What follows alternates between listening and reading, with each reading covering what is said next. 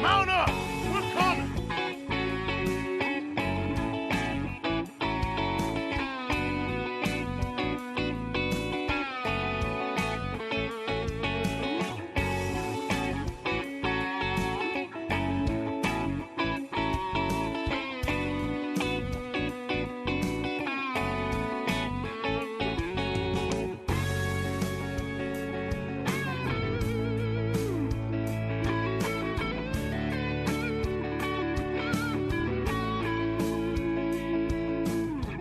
Hey everybody, welcome to evening 2 of the NFL Draft. Matthew Coller here, covering all things Minnesota Vikings, breaking down every pick, getting your reaction, and we'll also have Will Raggets popping in here for a discussion about Caleb Banks, some of the reaction, and we'll have a look at the best players available, lead you up to the second round pick, take you all the way through the rest of the night into the 2 or maybe more picks that the Minnesota Vikings have. Imagine us here on night 2 where there are actual draft picks. It feels like it's been a while for the Minnesota Vikings, but I'm ready. I got the Diet Dr. Pepper ready. The show is always presented by our friends at FanDuel, and I feel like that's a good place to start as we are only a couple of minutes away from the start of round 2 of the NFL Draft. Let's take a real quick look at who some of the favorites are to be taken here high, and we'll look at the best players available, who the Vikings might want to drop to them.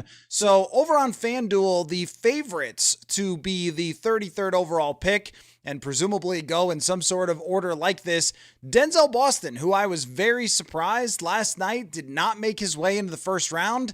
Omar Cooper Jr. was always connected with the Jets, so I guess that made sense, but I thought somebody would take Boston, but he is a good target for day number 2.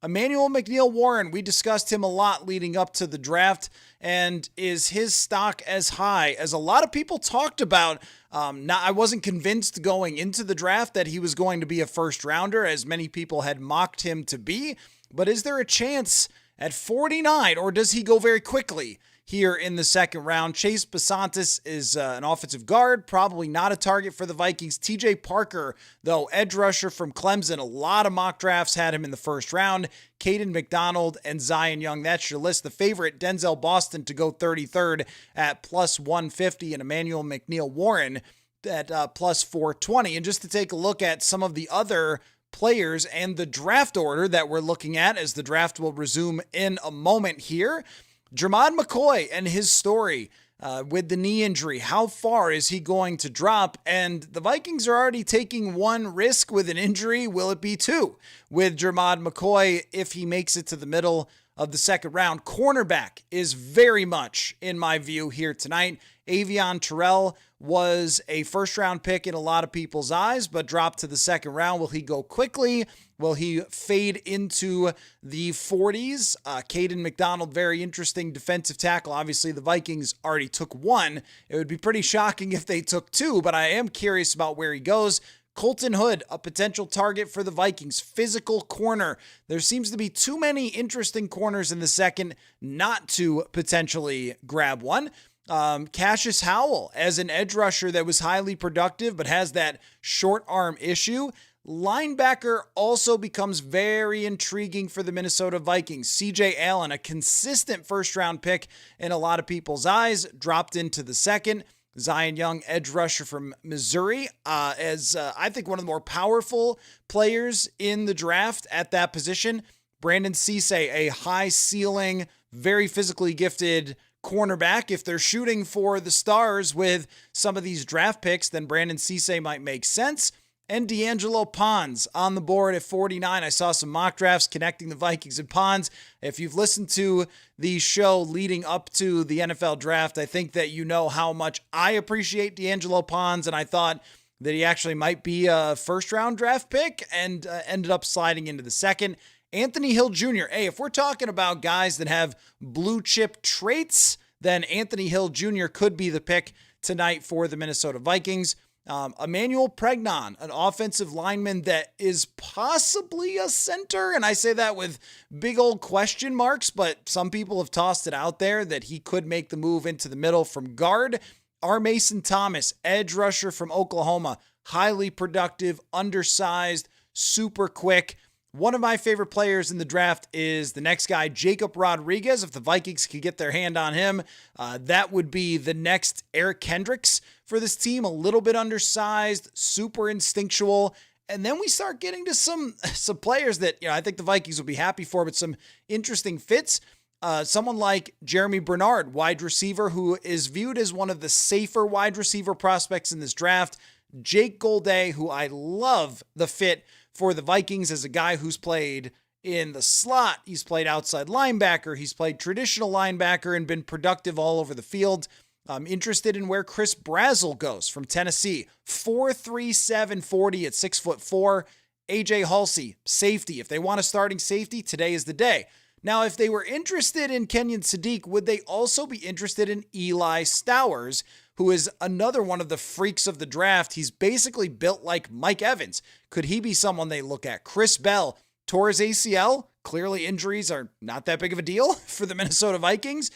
So he would be maybe on their target list. He is a hulking guy. Like, think kind of Deebo Samuel-ish, but taller in terms of like the big giant strength kind of look. Traden Stukes was hyped up as maybe even a first-round draft pick by some people. Highly productive Arizona nickel, like a big nickel, potential slot. Derek Moore, outside linebacker from Michigan, kind of a good fit potentially for the Vikings. I mean, look how far I'm going down the list and how many guys that you could see as being potentially good fits for the Vikings. Keontae Scott might be one to keep an eye on. Josiah Trotter, the linebacker from Missouri, is a little more of a thumper, but they might kind of want that. A very intriguing name maybe for the third round is Kyle Lewis. Super, super productive player, undersized, maybe presents a little bit more as a safety, but he's kind of a Josh Metellus. Dominique Orange, another defensive tackle. I'll be interested to see where he goes. Probably isn't the Vikings. But even if we get into the third round, there's some project players here. Dennis Sutton has insane athletic traits. You want to talk about a guy who is built like the Danielle Hunter of this draft? That's probably him. Elijah Surratt, wide receiver who catches everything. We get into the center discussions. Connor Liu, Jake Slaughter, Sam Hecht.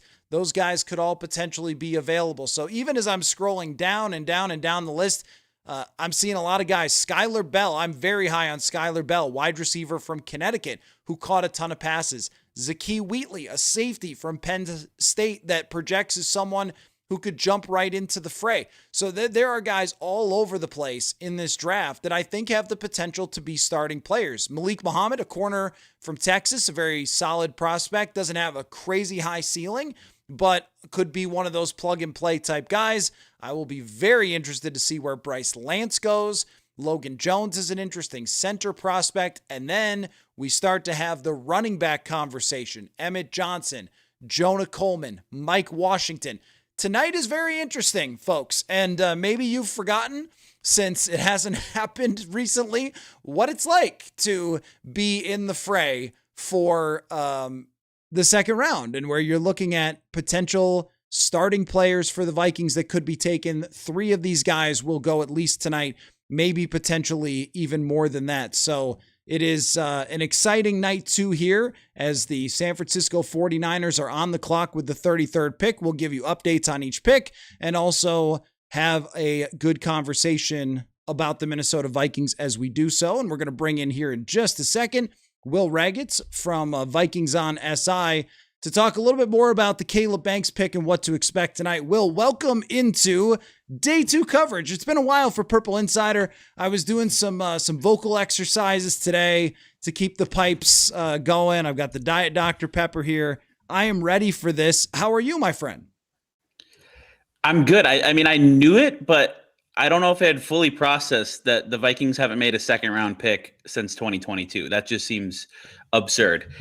So here we are. This is a really fun night. The first round gets all the hype and the headlines, and it's very important, especially interesting too when the Vikings make a pick like they did. But this is where they really have to find some building blocks, some starters, address some of their many needs. So I'm looking forward to seeing what they do. I did see a lot of people say last night, like, bring back Kwesi, because as I'm sure you noticed, the internet's response to drafting Caleb Banks was, I would say, shifted pretty heavily toward not positive. And yet Kwesi didn't have second and third round picks ever. So at least Rob Brzezinski has that going for him. But what did you make? Why don't we do reaction to the reaction first? And then we'll talk a little more about what we think the path is for Caleb Banks. What did you think about the way that Vikings fans and the media analysis universe at large, how they responded to the Vikings taking the big swing of the draft at number 18? Yeah, I guess I wasn't really surprised by some of the reaction. I mean, people look at these draft rankings and the consensus board, and people spend a lot of time familiarizing themselves with these prospects. And I just think the fact that this came out of nowhere, like Caleb Banks going back early in the process, like coming out of the Senior Bowl, was somebody who I thought made a ton of sense for the Vikings at 18, filling a need and having a really high ceiling. And then this injury happens and everybody's kind of like, all right, he's not going to go in the first round. He's going to fall to the second, where some team's going to have to take that risk on his foot. So for it to happen at 18, just being kind of a shock, I think was the first thing. And then, yeah, like I understand the frustration or maybe the disappointment or why a lot of people weren't thrilled by it and thought it was a reach. I think the risk thing is the obvious one, but then also just like the value. I think that's a fair question to ask. Were there all of these other teams who were prepared to take Banks shortly after the Vikings pick at 18? Could they not have found a way to move down a little bit? Of course, we don't know what the options were there, if they had any sort of option like that. You can't just kind of magically make that happen. But yeah, I guess I wasn't shocked by the reaction. I'm a little surprised it's maybe been as negative as it has been, just because I think, and I do this a lot, and I think a lot of people do this, like the fun thing about the draft is just talking yourself into it. And with Banks, if you can talk yourself into it, like the ceiling is immense. The upside is crazy. So I've seen some people who have kind of gotten on that side of things and are like, all right, if this works, watch out. But yeah, it's been a lot of negative. So that'll be interesting to kind of follow moving forward. This feels like if it was 14 years ago that Caleb Banks was drafted by the Minnesota Vikings, that the fans would have said, oh my God, we just got the freakiest freak in the draft, that he dropped us because of a foot injury. And I'm not saying that 14 years ago people didn't understand foot injuries, so that would have been a concern. But in terms of the height, weight, and where he went to college, that was a lot of the knowledge that you had going in. And then you would have listened to, well, this analyst liked him or that analyst, but it probably would have just been like Mel Kiper and one or two other people that had the biggest voices in that space, and then some draft magazines. And that's all we had. But now every one of us becomes a draft analyst, a draft evaluator throughout the process because of the amount of information. And I don't mean that in a sarcastic way. I mean that in a, fans have a more educated response to something like this than ever before. And I think what fans can see here, Will, is all of the potential pitfalls. I don't think anybody who says they know how this is going to play out can be taken seriously, because we never know this. We've seen projects turn into stars. We've seen sure things turn into absolutely nothing. So we know that until they get on that NFL field and in that NFL building, no one really knows. Not Brian Flores, not me, you, nobody. So we know that. But also through the years, if you reach, your risk is higher. If a guy has injuries, your risk is higher. And my biggest concern is production. If a defensive tackle who's taken in the first round doesn't have top-notch production, then the chances of them turning out to be a elite starter, a top-notch starter, a Pro Bowl, or even somebody that plays 700 to 800 snaps in the league effectively is not really that high. But that doesn't mean that those chances go to zero, because there's pitfalls. And I think people should understand that part of it, that it's not like just because this guy, and this guy in the draft previously didn't have successful results doesn't mean that this other person, Caleb Banks, can't succeed. And we talked to Brian Flores for about 20 minutes today about Caleb Banks. And one thing that I took away, Will, is that there is a very clear path for them in development. Like they have an idea of what he needs to do to get there, and they have identified those things. Can he get there? I have no idea. But I think in terms of an organization that gives Caleb Banks a chance to make it because of who's working with him, the Vikings probably give him the best shot. Yeah, I would agree with that. This is I don't know if cocky is the right word, but this is like a pick that the Vikings are making a big bet on themselves. They're making a big bet on Caleb Banks too, and how hard he's going to work to get to where he needs to be. But they're betting on their doctors, who they say are the best in the world, which is kind of funny, and maybe true to some degree. I don't know. And they're betting on their coaching staff, Ryan Nielsen and Brian Flores and everybody else, Pat Hill, who's going to be working with Caleb Banks, being able to get him to a point of being a starter and they hope a star in the NFL. Because, yeah, you make a good point. Like, it's not just the medicals that make this a risk. It's also he had one productive season.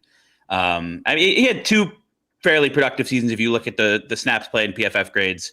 Only one where he really got on the stat sheet, which was in 2024 when he had 4.5 sacks, 7 total TFLs, a couple forced fumbles. So, like, it's not a glowing production profile, but you see the flashes, and that's what Banks has talked about and Kevin O'Connell's talked about. If they can unlock those flashes and get him some more consistency, like, you can see what the upside is. Now, teams say that about a lot of players, if he can just become more consistent. So when you pair that need to develop on a snap and to snap basis and become more consistent with the medical concern, like, I understand that there are risks involved. For me, it's just the reason I can get behind it is, like, at 18, there are no sure things. I mean, there's no sure things anywhere, but in the top 5, sometimes you feel pretty confident about a floor and a ceiling of a guy. At 18, like, there's going to be something you're sacrificing, ceiling, floor. There's going to be some risk. For a team that's never won the Super Bowl and wants to get to that point to become a legitimate contender, having watched the past 5 Super Bowl winners all have these freak defensive tackles, Aaron Donald and Chris Jones and Byron Murphy and Leonard Williams and Jalen Carter and Jordan Davis, like, these guys are all drafted in the first round. They don't fall out of the first round when they have traits like that. Now, the Banks, the medicals are their own thing, but, like, you draft those guys in the first round, you can't find them on, day 2 or day 3, certainly, outside of maybe very rare instances. So I don't hate the home run swing, even though it has a low floor and maybe won't pay off. I can get behind the idea of taking a shot on a guy who has a chance to be special, because frankly, I don't think that, like, Caden McDonald, for example, has a chance to be a special player. He might be an instant day 1 starter, a good run defender, a Harrison Phillips type of guy, but I don't think he has the upside, anywhere near the upside of Caleb Banks. So that is why I can understand what the Vikings are doing, even if in an ideal world, maybe they trade back and are able to do it in the mid-20s. Okay, first 2 picks of the second round. Dazon Stribling, the wide receiver from Ole Miss, talk about high ceiling players, goes to the San Francisco 49ers. So they are, once again, they are at it, getting wide receivers that maybe people thought were a little lower on the board, but I'm sure fit them in whatever way they see, and will probably be effective if they're going to San Francisco. And now the Cardinals go with a guard, Chase Bisontis, from Texas A&M. So those are the first 2 players off the board in the second round. And I thought the Vikings might. A few weeks ago, I wrote about some receivers, and I thought Stribling was, like, maybe an 82 candidate, if not a 49, and he goes 33. He's 99 on Arif's consensus board. So shout out to the 49ers. I like Dazon Stribling.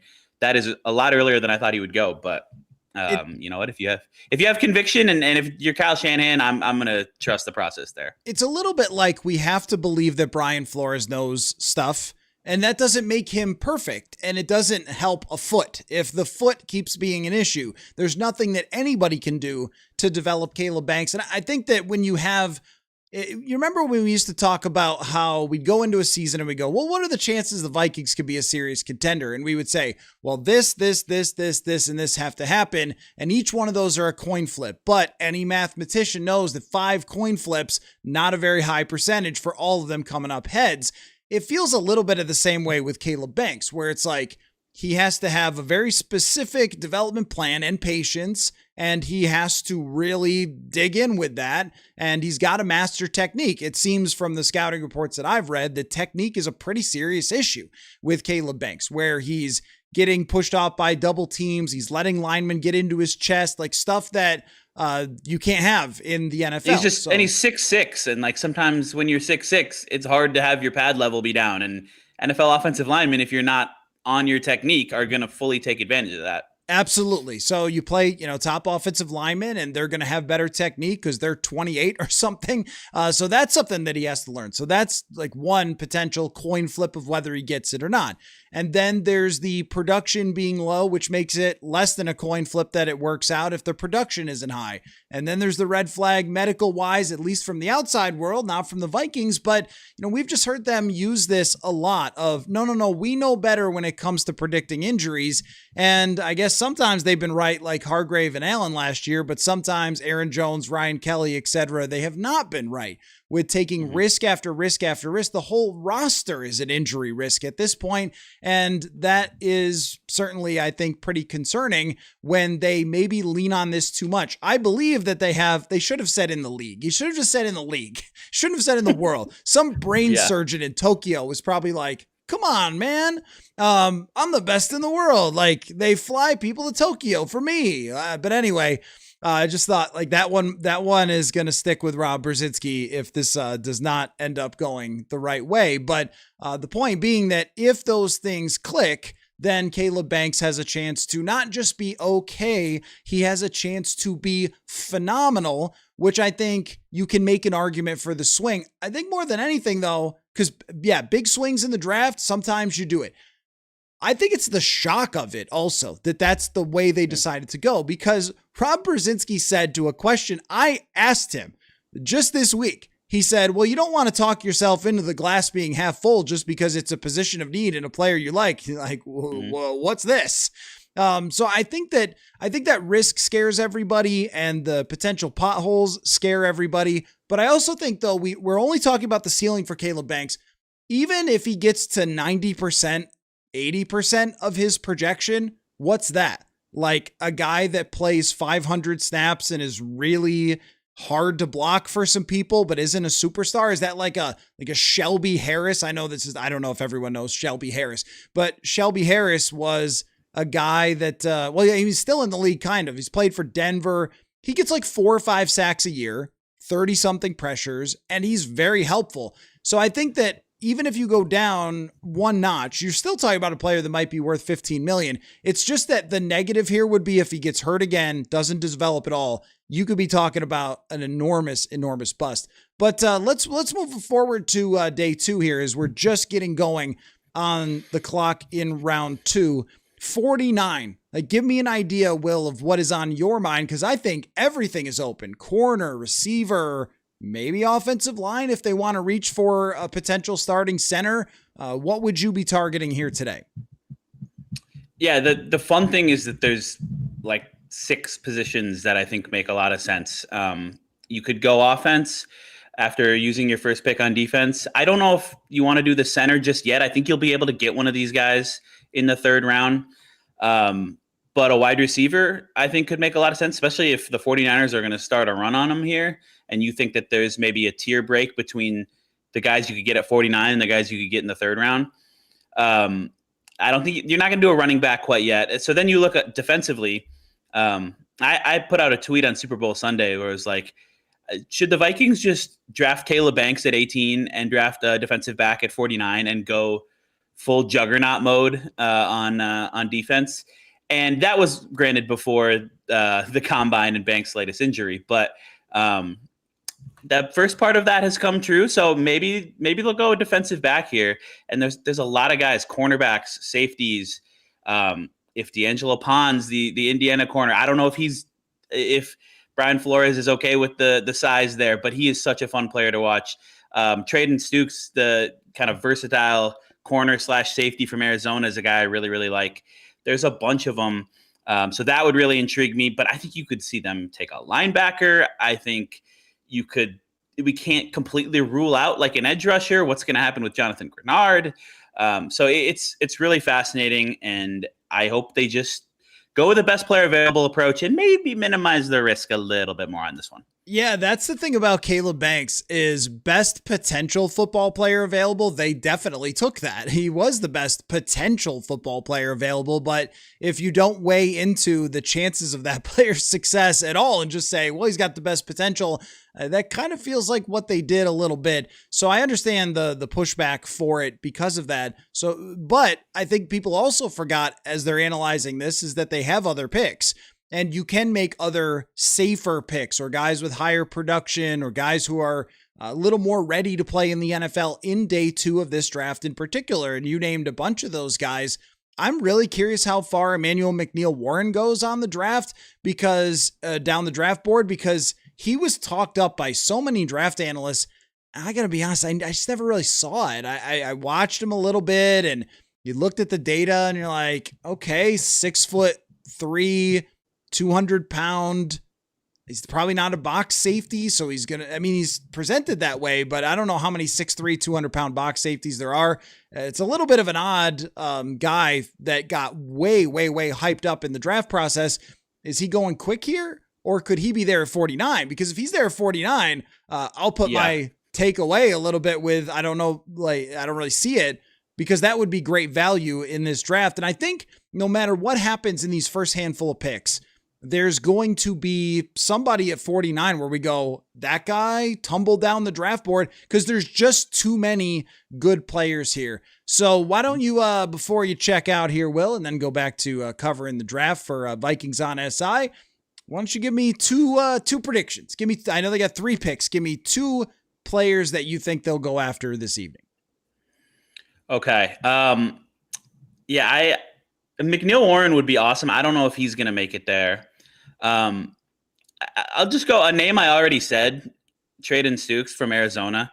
He just seems like such a Brian Flores defensive back to me, with his versatility, his ability to play multiple spots, his playmaking. He can play man-to-man in the slot or even out wide, and he can line up as a deep safety or as a box safety. And there's just a lot to like. He's an older prospect, but really experienced. I think that there's a real chance if he's there at 49 that fit makes a lot of sense for the Vikings. And then I don't know. There's offensively, there's a lot of wide receivers that we could talk about. There's the running backs, Mike Washington and Emmett Johnson on day 3 or in round 3.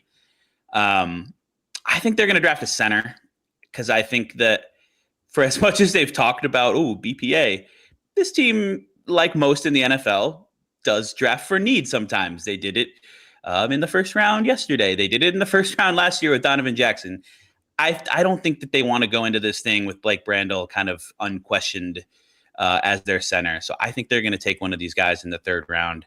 I really like Logan Jones from Iowa, another older prospect, but he was the best center in the country last year. He won the Remington Award. Really experienced, a little undersized, but there's a lot to like there. Sam Hecht out of Kansas State is another one. I guess I realize I'm not giving you a prediction, so I'll go Logan Jones from Iowa. That'll be my prediction. Traden Stukes and Logan Jones. If I get either one of those right, that's pretty good. I'll buy you a milkshake if you nail either one of those for the Minnesota Vikings. Will Ragatz, Vikings on SI. Always appreciate your coverage, man. People can go check that out. And thanks for popping in, dude. Really appreciate it. Yep. Have a good stream. All right. This will be fun. So Caden McDonald is off the board now.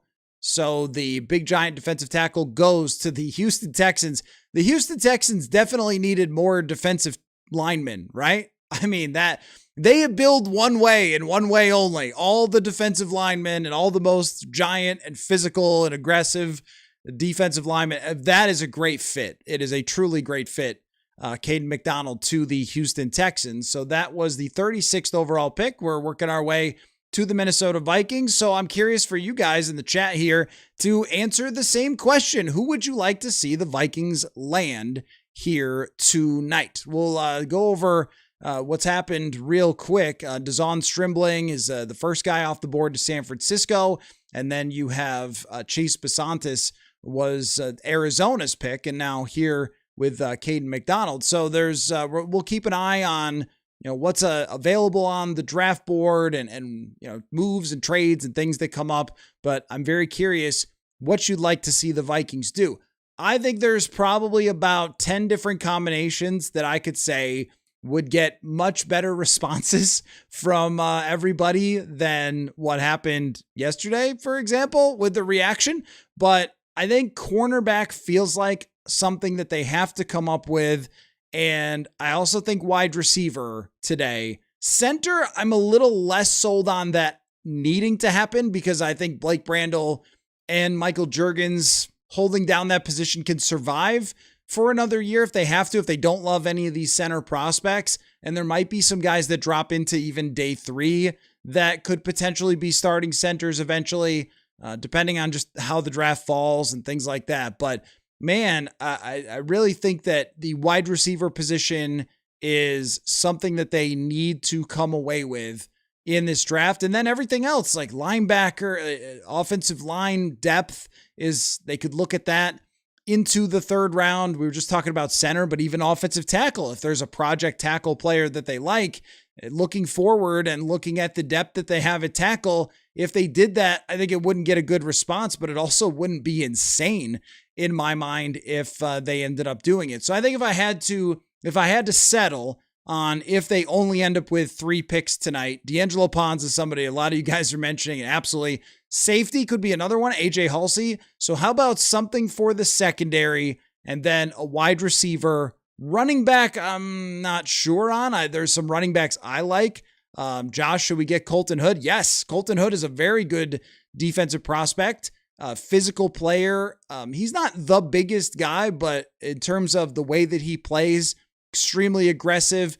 Doesn't have huge interception production, but has a lot of like pass breakups and very little success throwing into his coverage. So that might be somebody that they could look at potentially there. And even, linebacker is a position that right now they have, Ivan Pace is still under contract, but they really have 2 guys that are on the older side, and Cashman is still under contract. So there's going to be some linebackers there. How many linebackers were taken last night outside of Sonny Styles and Arvell Reese? And was it 0? So everybody else who plays linebacker in the draft here is in a good place. Not going to spoil picks again today. I know the broadcast does get a little bit behind when it compares to social media. And last night, I understand it was way behind, but I'm going to continue to do it that way. Is when I see the pick on television, that's when I'm going to talk about it for us. Just kind of makes it easier that way so you can line it up. But the New York Giants are here taking Colton Hood from Tennessee, the cornerback we were just talking about as somebody that I liked potentially for the Minnesota Vikings.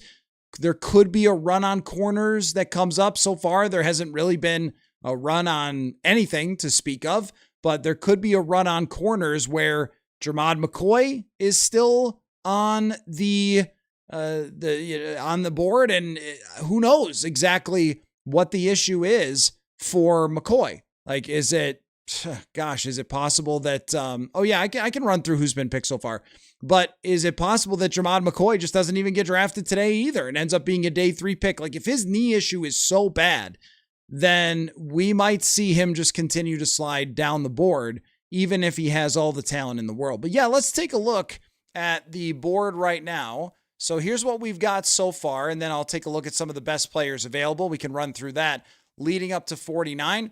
So far, Chase Bisontis, that's 34. Hold on. 33 was Dejon Stribling to the San Francisco 49ers. And Chase Bisontis goes number 34 to the Arizona Cardinals. TJ Parker was picked by the Buffalo Bills, and they made a trade there. Caden McDonald goes to the Houston Texans, and now Colton Hood to the New York Giants. And if we slide over here to look at the best players available, I got to scroll all the way back up. Jermod McCoy is the best on the board. If you're looking at this on the right side is where I have, and the order is not exactly right here, which is why I have two different screens. So, because some of the trades, this is actually the Raiders at 38. They made a trade with Houston.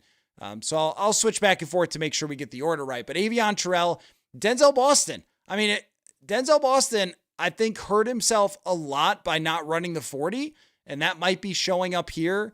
This would make a lot of sense for the Raiders to go Denzel Boston and add another wide receiver, but that may be one of the reasons he fell. His tape is very good. His production's very good, but sometimes when you don't do some of those drills, teams will hold it against you. Emmanuel McNeil-Warren, safety from Toledo, would be great to fall down the board to the Vikings, but there's some linebackers and edge players that I really like potentially at 49. Cassius Howell, super productive, really quick, tiny arms. What are you going to do? CJ Allen is more of a very athletic player. By the way, Will Raggets is going to be wrong here already for predicting traded Stukes going to the Raiders now and not the Minnesota Vikings. That was somebody that a lot of analysts said was going to go higher than expected, and he's going to go here to the Las Vegas Raiders. But, back to our list of guys available, I am really intrigued by Zion Young of Missouri. Great production, great strength. Maybe doesn't have the fastest quick twitch, if you will, but I think power is winning a lot in the NFL. D'Angelo Pons, we mentioned, linebacker. Anthony Hill is a potential here, and Jacob Rodriguez.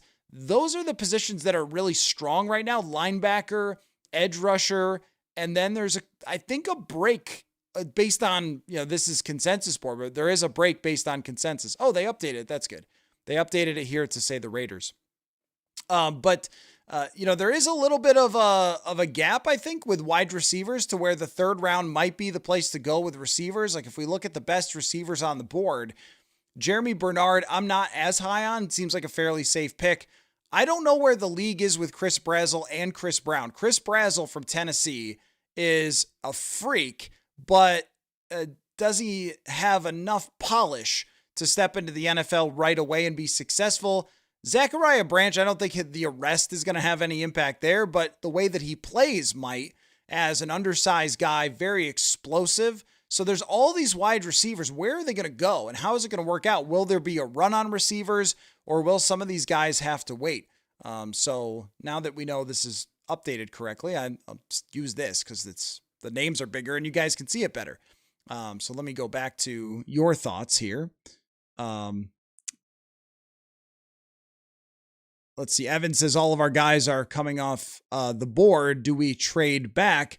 I mean, I don't know if I would describe the guys who came off the board as being Vikings targets. Stukes for sure, but Caden McDonald definitely was not, and Chase Besantis was definitely not. And we haven't seen a wide receiver other than Stribling, and I don't know if with the wide receiver position, I think I counted up 17 guys that I would be comfortable with, which I know there's not 17 players that are going to be really good in this draft, but I did come up with 17 players that I thought had some reason that they would be good fits for the Minnesota Vikings just when it comes to day two.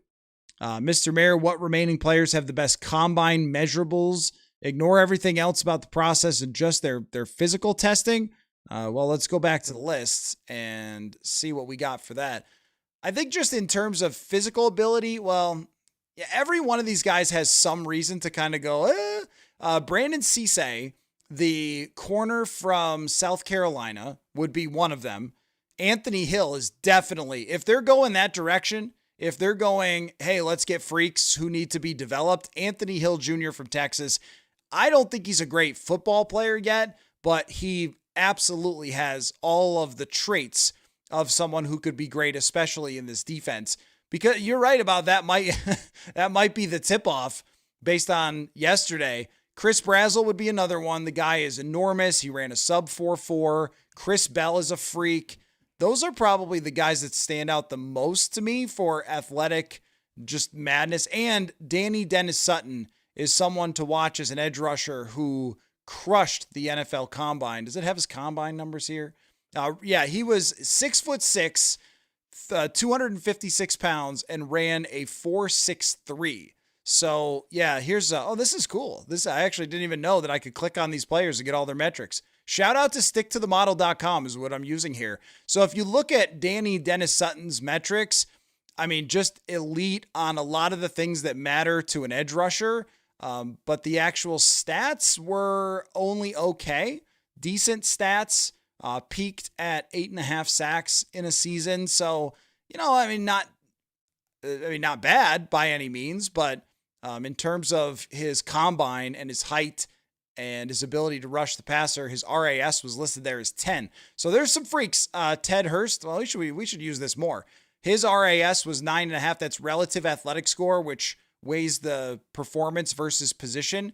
Ted Hurst from Georgia State, just, and kind of there's a lot here to work with.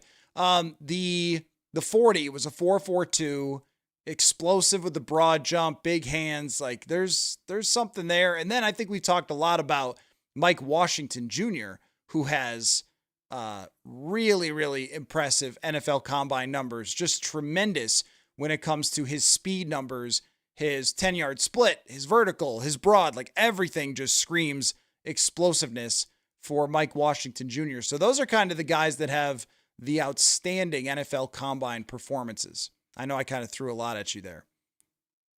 Looks like, okay, the Cleveland Browns here are headed up to make their selection.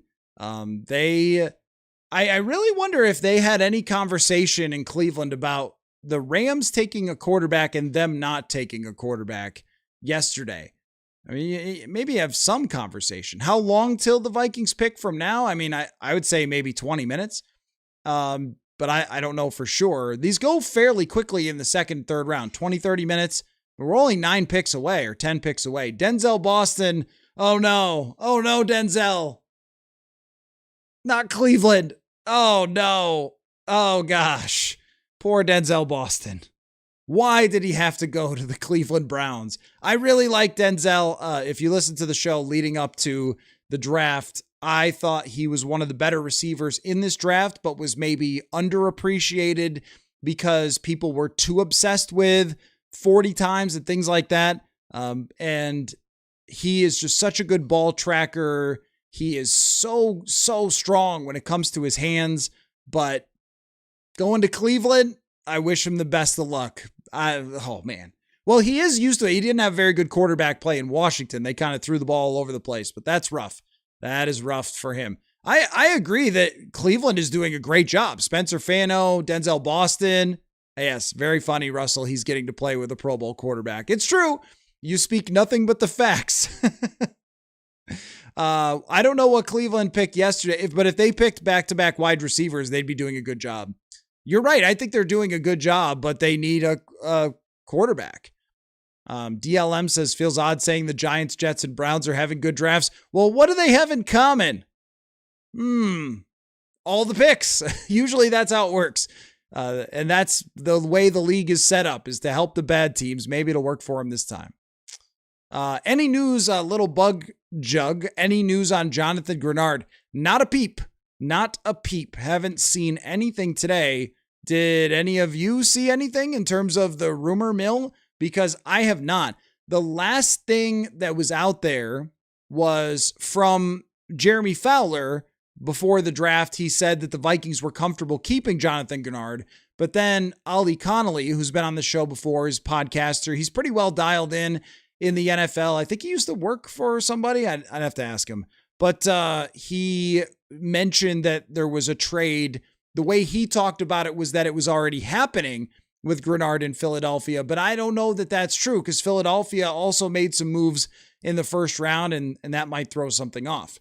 We've got at 40, the Kansas City Chiefs taking a player I was intrigued by, R. Mason Thomas, a very productive outside linebacker type that I thought would be a pretty good fit for the Vikings, 6'2", 240, so he doesn't have the exact profile that you would expect from a pass rusher, but he is super, super quick off the edge. I just thought this is like if you gave Eric Wilson another 10 pounds, and I mean that as a plus, not that he's a linebacker, but in the way that he's built and his quickness. I know he's more of a pass rusher than Eric Wilson, but that size with the quickness of someone like Eric Wilson, that's what our Mason Thomas kind of reminded me of. Had 6.5 sacks this year, third team all SEC, they're showing on TV, but he was a nasty player. I think if you saw him a lot, and I wonder about a run on edge rushers going into where the Vikings pick here. If we go back to our board. So coming up here is Cincinnati, New Orleans, Miami, and the Jets. And the edge rushers are a pretty good group here. Cassius Howell, Zion Young, Gabe Jaquez from Illinois, another very productive guy. I really like the fit of Derek Moore from Michigan. He doesn't exactly fit all the perfect specs, which I guess if they're doing that now, then, maybe that's not a fit, but had 9.5 sacks last year, was a very much an outside linebacker type. I thought based on watching him, he could be a potential good fit. So looking at the board, I'm very intrigued about where these edge rushers are going to end up going. And if the Vikings will have a chance to get one, or if somebody at the cornerback position will still be there. Avion Terrell has not been taken yet. I guess the NFL was maybe a little put off by his 4.6 performance at his pro day, even if that's not how he played. And even if there was a hamstring issue that may have caused that, still something like that can cause a player to drop down the board. I think that Terrell is a really good fit, and a lot of people have said that he's kind of like a Byron Murphy. All right, we've got Cassius Howell has been taken. I was just talking about him, another highly, highly productive guy with great speed, ran a 4.9 of 253 pounds, but has insanely short arms. These 0th percentile arms he has, 30 inches. I've never tried to measure my arm, but it's got to be 30 inches, right? I feel like the average adult male has a 30-inch arm or something. But in terms of his production, 12.5 sacks for Texas A&M for Cassius Howell. That is pretty good. So I am interested to see where it goes for Cassius Howell with Cincinnati. But that is a team that has totally revamped their defensive line in their front now with Howell and Dexter Lawrence there. So now just a couple picks before the Vikings. New Orleans coming up on the board here next. And looking at the players available, I've still got my eyes on Emmanuel McNeil-Warren and where he's going to land, because if that's somebody who is projected to go as high as the top half of the first round by some of the analysts, and he drops to 49, that would be a huge win. And that's why, with someone like Caleb Banks, if you flip around, there's some of these players that if you flipped around and Banks was at 49 and they took the other guy in the first round, some of these prospects you'd be like, okay. And I'm curious if it ends up working out that way here in this draft. So we'll keep an eye on that. Just T-Rex out there. I mean, that's crazy. That's crazy. That is crazy to have 30-inch arms. I can't believe it. Scamping around, sure hope they draft well so I could feel better about the Banks pick. The one thing about the Banks pick is I've just seen so much reaction today, and I understand maybe confusion. The Saints are going with Christian Miller here, a favorite of mine in the second round, a very strong, violent player, 6'4", 320 pounds. I like Christian Miller a lot. There's some issues there with injuries, I think, which may have caused him to drop. But in terms of an actual player, I thought there was a chance he could even go in the first round. That guy is a beast. And I know that, Caleb Banks is 6'4" and 330, and that's hard to replace size. This guy is 6'4", or Caleb Banks is 6'6". This guy's 6'4" and 330. So that's like a tank. Not quite Vita Vea size, but he's kind of like that. But another defensive lineman, and there's more edge talent out there, which means Emmanuel McNeil-Warren is continuing to fall. But just going back to the Caleb Banks stuff, I thought that it went a little too far with the reaction. It was such a surprise to everyone. And then when the first thing you hear is he's got injuries, it hits hard, I think, because the recent past of the Vikings taking guys with injury histories or signing guys with injury histories has not been great. And they clearly believe in their medical staff a lot, which is wonderful. And the investment from the Wilfs is terrific that they put into everything medical wise, but it doesn't mean that you can solve every single problem if someone, has a lingering foot injury that continues to come up. So I think it's a lot of just fear that you're not even going to end up seeing the guy because of the number of injuries. And I think it probably tipped a little too far. It tipped to, this is the worst draft pick and this guy will never make it and everything. I was like, whoa. One thing we know, even if the data is not friendly to this pick, even if the data is tipping the scales with the production, the injury, and some of the other stuff, just the amount he played in college, even if that's tipping the scales in the wrong way, and then you have on the other side his traits and his size and his quickness that tip the scales the other way, it's maybe a little less than a coin flip in terms of the chances that it works out. And if the coin flip really lands right, if you can, then it could work out insanely well for the Minnesota Vikings. So I don't think that it's quite a pick that you should be saying fire Rob Brzezinski, whatever else is the worst draft pick of all time. I don't think that we should go there. That to me is just classic overconfidence from all of us that we think, well, we read the reports and we saw what Daniel Jeremiah said and we, know all this information. And so we know the right answer and you don't. And that's a little bit too far. And I was on with Chad Hartman earlier today and he kind of compared it to the reaction to when the Wolves traded for Rudy Gobert, that analysts hated it. I don't think fans liked it very much. And I know that, Rudy Gobert was already a great NBA player when the Wolves traded for him, but it still was viewed as a pretty big risk because they gave up so much draft capital and so forth. And that's worked out brilliantly for the Wolves, especially last night. So we don't really truly ever know on the day that these things happen. Now, I was out there for Caleb Banks today. Seems like he has a great attitude toward life. Seems like a curious fellow, but also has, at least it felt like from the way he talked, a lot of support from his family and a development plan from the organization. And then we just see what happens. And that's all we can ever do, right? There have been guys, and Louis Cine is one to use as an example here because Louis Cine checked every single box. He had a 4.37 at 6'4", played for a great team, had no injury issues whatsoever. He played in the back end. He looked like the perfect Harrison Smith partner. He could fly upfield and make big hits. He could pick off passes in the deep middle of the field, and it just didn't work out. But then there are other guys that felt risky that have worked out. Brian O'Neill is probably my favorite example of that. Brian O'Neill felt like a huge risk when they drafted him. A 270-pound guy. Like, really? That's what you're taking here. So you never know. And I think in terms of the Caleb Banks reaction, it probably went too far. Like, I'm on your side of this is very risky and this is a surprising home run swing. But I also thought that it went a little bit toward the, wow, they made the worst draft pick of all time. I don't think that that's a fair assessment when you're talking about someone who has this much size and power. So I think you can fall into the category of being very concerned that that was the pick and very concerned that it won't work out because of the red flags, while also recognizing that we don't actually know on draft night how it's going to work out. It's just kind of a reminder that there's a lot of, we got a trade here, huh? The Lions are trading up with the Jets, so I'm interested to see what the Lions are going to do there. But it's just, it's always worth a reminder. So they're moving up from 50 to 44. They trade up 6 spots. So that's going to come up after Miami. Interesting. That'll be the Detroit Lions.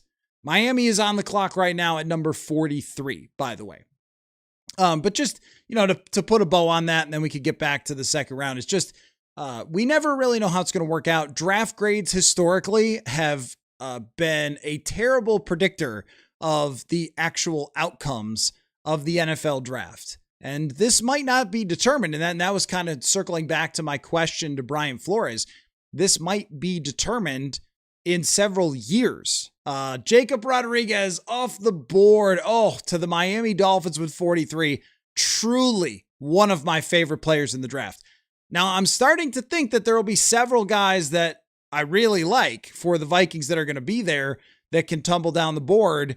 But Jacob Rodriguez was one that I had circled as go get this guy because he is a playmaker. He is instinctual. He is a leader. He's tough. He can do it all. And because I got to watch a few of his games, and he's one of those guys. So I don't usually watch college football to try to like scout. I just try to enjoy the madness of college football. But there were a few guys watching this last year that you could just, draft that person. I don't know what his 40 is. I don't know, whatever, but he is a dominant player. And that was Jacob Rodriguez for me. And then it also turned out that he had a great 40 and a great combine and everything else. So he ends up going to the Miami Dolphins. And now we will find out who the Detroit Lions are trading up to get. Well, let's circle back to our draft board here. As Jacob Rodriguez goes to the Dolphins, this isn't updated yet to have Detroit here at 44 with the trade. But as we start to project out to 49, we're at 44. So it's Baltimore, Tampa Bay, Indianapolis, Atlanta, and then, of course, Minnesota. And Detroit has jumped up to 44. You have Avion Terrell. You have Emmanuel McNeil-Warren on the board. You have edge rushers and linebackers here still available. CJ Allen and Anthony Hill Jr. if they want that. And the other corner is Brandon Cisse and D'Angelo Ponce. So if they want a corner, I mean, I doubt all three of these guys are going to go before they get to 49 with the Vikings. So they should be able to get a corner if they want to get one. And another guy that I have my eyes on for the edge rushers is Zion Young from Missouri. Let's take a closer look at him. Zion Young, a 4.75 40 at 262 pounds. That is pretty rare. And statistically speaking, 6.5 sacks, but had 15.5 TFLs, productive there. And an experienced player at Michigan State. He's gotten better and better. 6'6", 262 pounds, and is just a lot of strength when you watch him play. So he doesn't have the highest ever RAS, but he is a strong, strong player, created a lot of pressure as well. So the Lions are trading up to get Derek Moore. And Derek Moore was a target of mine. He was one of those that I liked a lot as a potential fit for the Minnesota Vikings as an outside linebacker, but he ends up going to Detroit at number 44. He is a little bit, now he was very, very productive this year. A lot of highlights, 10 sacks. He's got quickness to him off the edge. He's very good when it comes to running stunts and kind of slipping his way through and getting to the quarterback.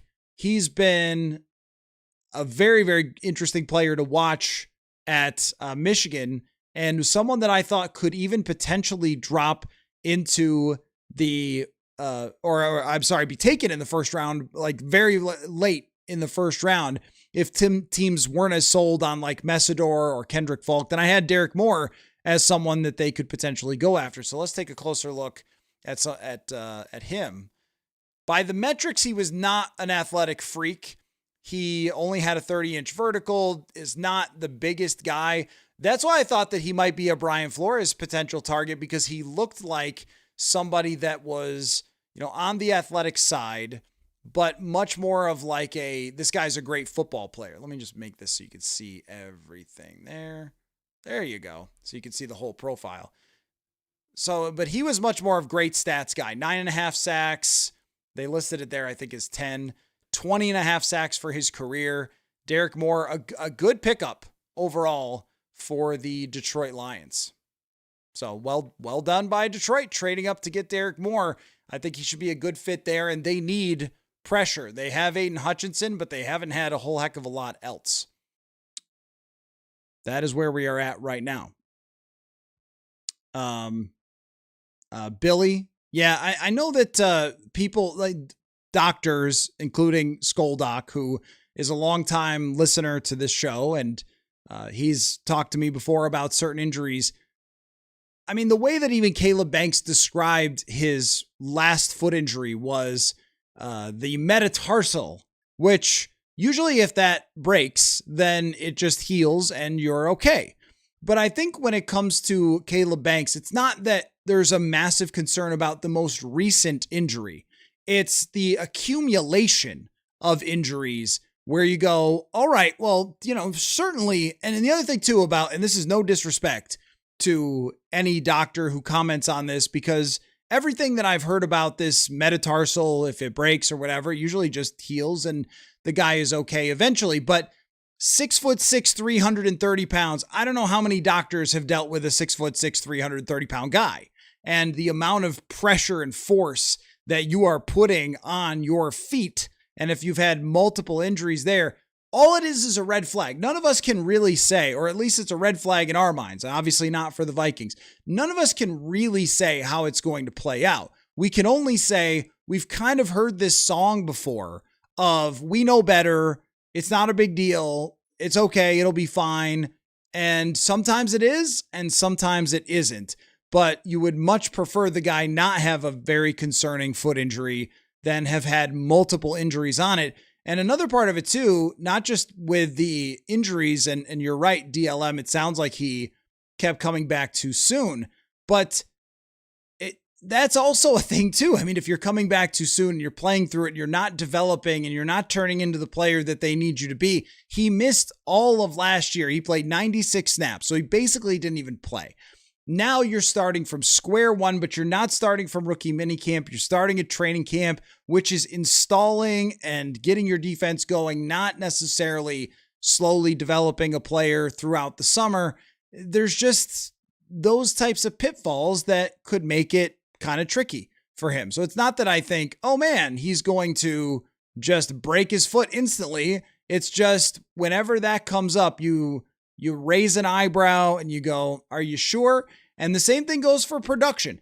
There's no guarantee that Caleb Banks won't be way better in the NFL than college, but it doesn't happen that often. Danielle Hunter, of course, is the best example. I believe Sharif Floyd wasn't that productive in college and ended up being a good NFL player till he got hurt.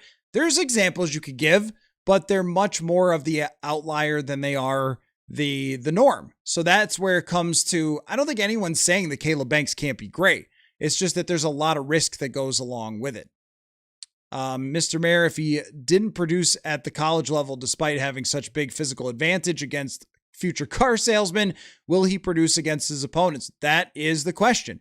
That is not borne out very well. It hasn't worked out very well when it comes to guys who didn't produce in college across every position and then turning out to be good NFL players. But I'll give you a weird example that you could almost compare Caleb Banks to would be Josh Allen, because Josh Allen had bad production in college and then became great because he's a physical freak. And I would guess that the only guys who have ever done that, the only players who have ever had bad production in college, then become great in the NFL, are probably physical freaks. So at least you took one that has a chance to do that. Feline master, I will say that Banks' highlights are some of the most preposterous things I've ever seen. That's right. Then that's why he's drafted, is because the highlight reel and the raw ability is just irreplaceable when it's somebody that size. Call it ability or just call it traits or whatever you want. You just cannot make it up anywhere else. You can't find it in free agency. You can't trade for it. So that's why they're going after him. Doomer says the Vikings have the best coaches in the country, if not the world. So they can teach him to be productive. They do have a good coaching staff. That's what I mean by being fair, by being measured about this draft pick and not just deciding today that it's not going to work out. Because for every one of these things, like, yeah, the foot doctor guy does say that this injury shouldn't be a massive problem. Okay, well, we'll see. It's a concern though, and it's a reasonable concern, but there are clearly medical professionals who have studied his actual foot and said this should be okay. Now, that doesn't mean you can't be concerned about it. And the production is the same thing. Like, you can absolutely be concerned about the production. And Danielle Hunter is the ultimate example. But the problem is Danielle Hunter was drafted 11 years ago, and we're still using Danielle Hunter as the example. That's the problem. It's like every one of these things they're bad omens for a pick being a hit, but it doesn't mean for sure it's not going to work out. Zion Young to the Ravens. Oof. That's a player that I really, really liked. And they're highlighting his ability to set the edge. I mean, it's just so good, so strong. I tend to tune into Missouri sometimes just because Alec Lewis went there. So just to see what they're doing. But I watched him in highlight reels and a little bit more of him because I thought it was a realistic possibility for the Vikings. And he isn't the most blazing fast quick twitch guy, but he's just so strong. And it reminded me a little bit of a guy that we don't mention on the show, Jared Verse. People get too mad. But it reminded me a bit of him, like that overpowering force. You could see what a big dude he is. Thank you so much, Scamping Around, for the super chat. Really appreciate that, my friend. Says level-headed analysis, one of the reasons you've been listening for years. Well, thank you. Thank you. Would like to watch the Williams Wall again with Redmond and Banks, Wolves in 5. I think Wolves in 5 is very realistic. But to your point, the interior of the defensive line, and I know that, thank you so much, Julian, as well, for the super chat. Do you think that we should draft our next pick? Personally, I think cornerback. Who do I think? Yeah, let's take a look at the board here real quick. Thank you again for the super chat. Now that we have another player off the board, let's go take a look. Josiah Trotter is going to the Tampa Bay Bucks here. That's being announced right now by Rondé Barber. So the board is looking kind of great.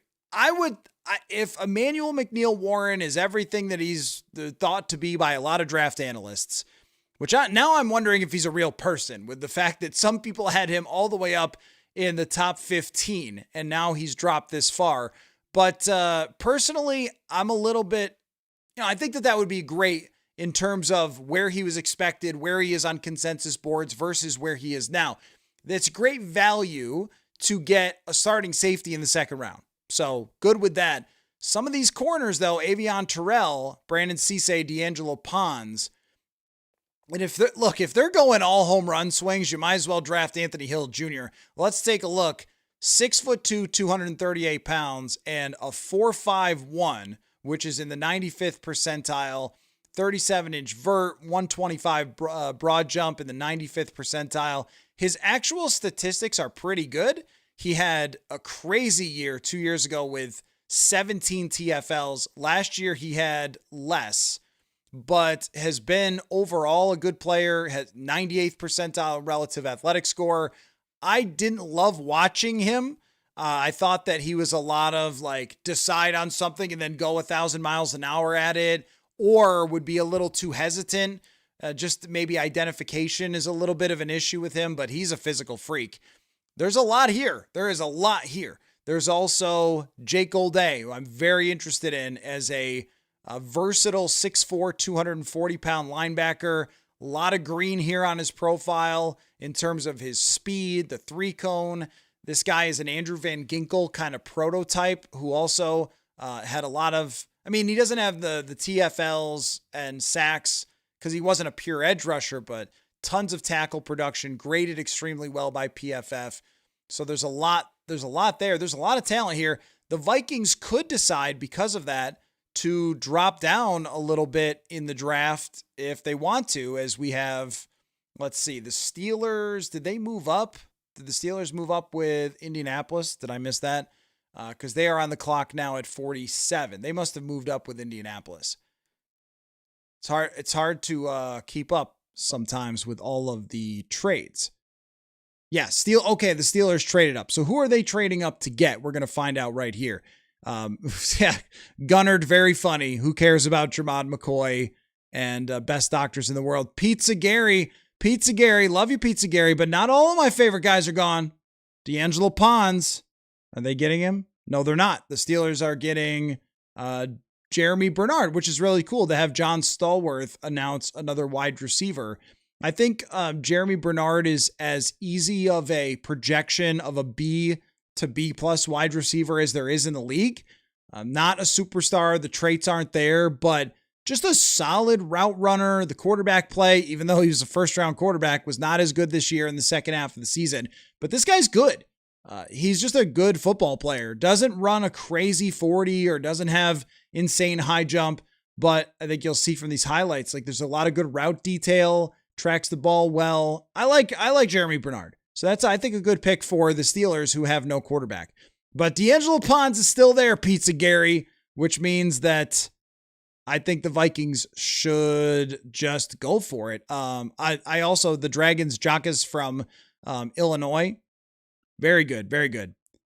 Steven, great to have you there. Really appreciate that. Thank you. I'm glad you like the sign in the background. Yeah, I used the internet to order it. I think, what did I use to get it? Whatever website it is. Etsy. Somebody on Etsy did that for me. So that was nice. All right. So we're getting closer and closer here as Atlanta is on the board and at number 48. So we're one away from the Minnesota Vikings. Let's take a look at what we got here as Jeremy Bernard goes off to the Pittsburgh Steelers. And you can see from his numbers, very fast, very fast. I don't know if 4.48 is actually, I guess it is 95th percentile. Quickness had pretty good numbers, but maybe not the best wide receiver in the draft. Pittsburgh needed more talent though, and there's no quarterback for them to draft, so they might as well. But there's going to be a lot here, a lot of talent on the board for the Vikings. And there is one guy who's on the board that I think if you're in the chat, you might be rolling your eyes a little bit, and that's Lee Hunter. I really liked Lee Hunter's fit in the second for the Vikings. You want Mike Washington? Okay, Mike Washington would be an interesting pick. I mean, hey, if they went all in for the most athletic running back, then whatever, that's fine. I was not the biggest fan of watching him play, but I also was blown away by his NFL combine, and I know that they need way more explosiveness. Brandon Cisse, yeah. He could also be a potential pick here. That's traits. Cisse is more of a traits guy. Pons versus Cisse versus Emmanuel McNeil-Warren. What you just said right there is maybe a reason to trade down a little bit. If they can move down a couple spots and get one of those guys. Avion Terrell, still a guy who's a first round projection by a lot. This board is falling very, very nicely. Jay Suffolk, don't care who we drafted as long as it's a cornerback. Draft is a crapshoot at some point. You need to grab for need just as much as the best available. Yeah, I mean, I understand where you're coming from there. Cornerback, though, there's guys that are both best available and a potential need. Just not a guy coming off an injury. Right. They don't have enough doctors for 2 draft picks. If you have the best in the world, I know. I'm not going to make fun of Rob too much. It's his first draft. He was very excited. If he had just said in the league, then everyone would have agreed. They do. They have great medical professionals.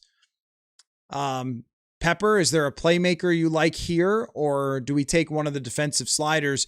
So there are receivers, yes. Someone like Chris Bell, who I know is coming off an injury. I don't know. There's a lot of guys who get hurt. It's football. But Chris Bell is one that's thought to have a very high ceiling. Extremely explosive. He's like 225, 230 pounds. That might be somebody you put the ball in his hands and he can make plays. Is Rodgers coming back? Maybe a second round draft pick wide receiver is a little bit of a nudge. It's kind of felt like that. They made no effort whatsoever to get a quarterback. It's kind of felt like they know, right? Javier, if they take someone that's a nobody is projected in the 4th, I'm going to lose it. Well, I will say of Caleb Banks, the only reason that Caleb Banks was projected, if you go back and you look at big boards, maybe we can do this.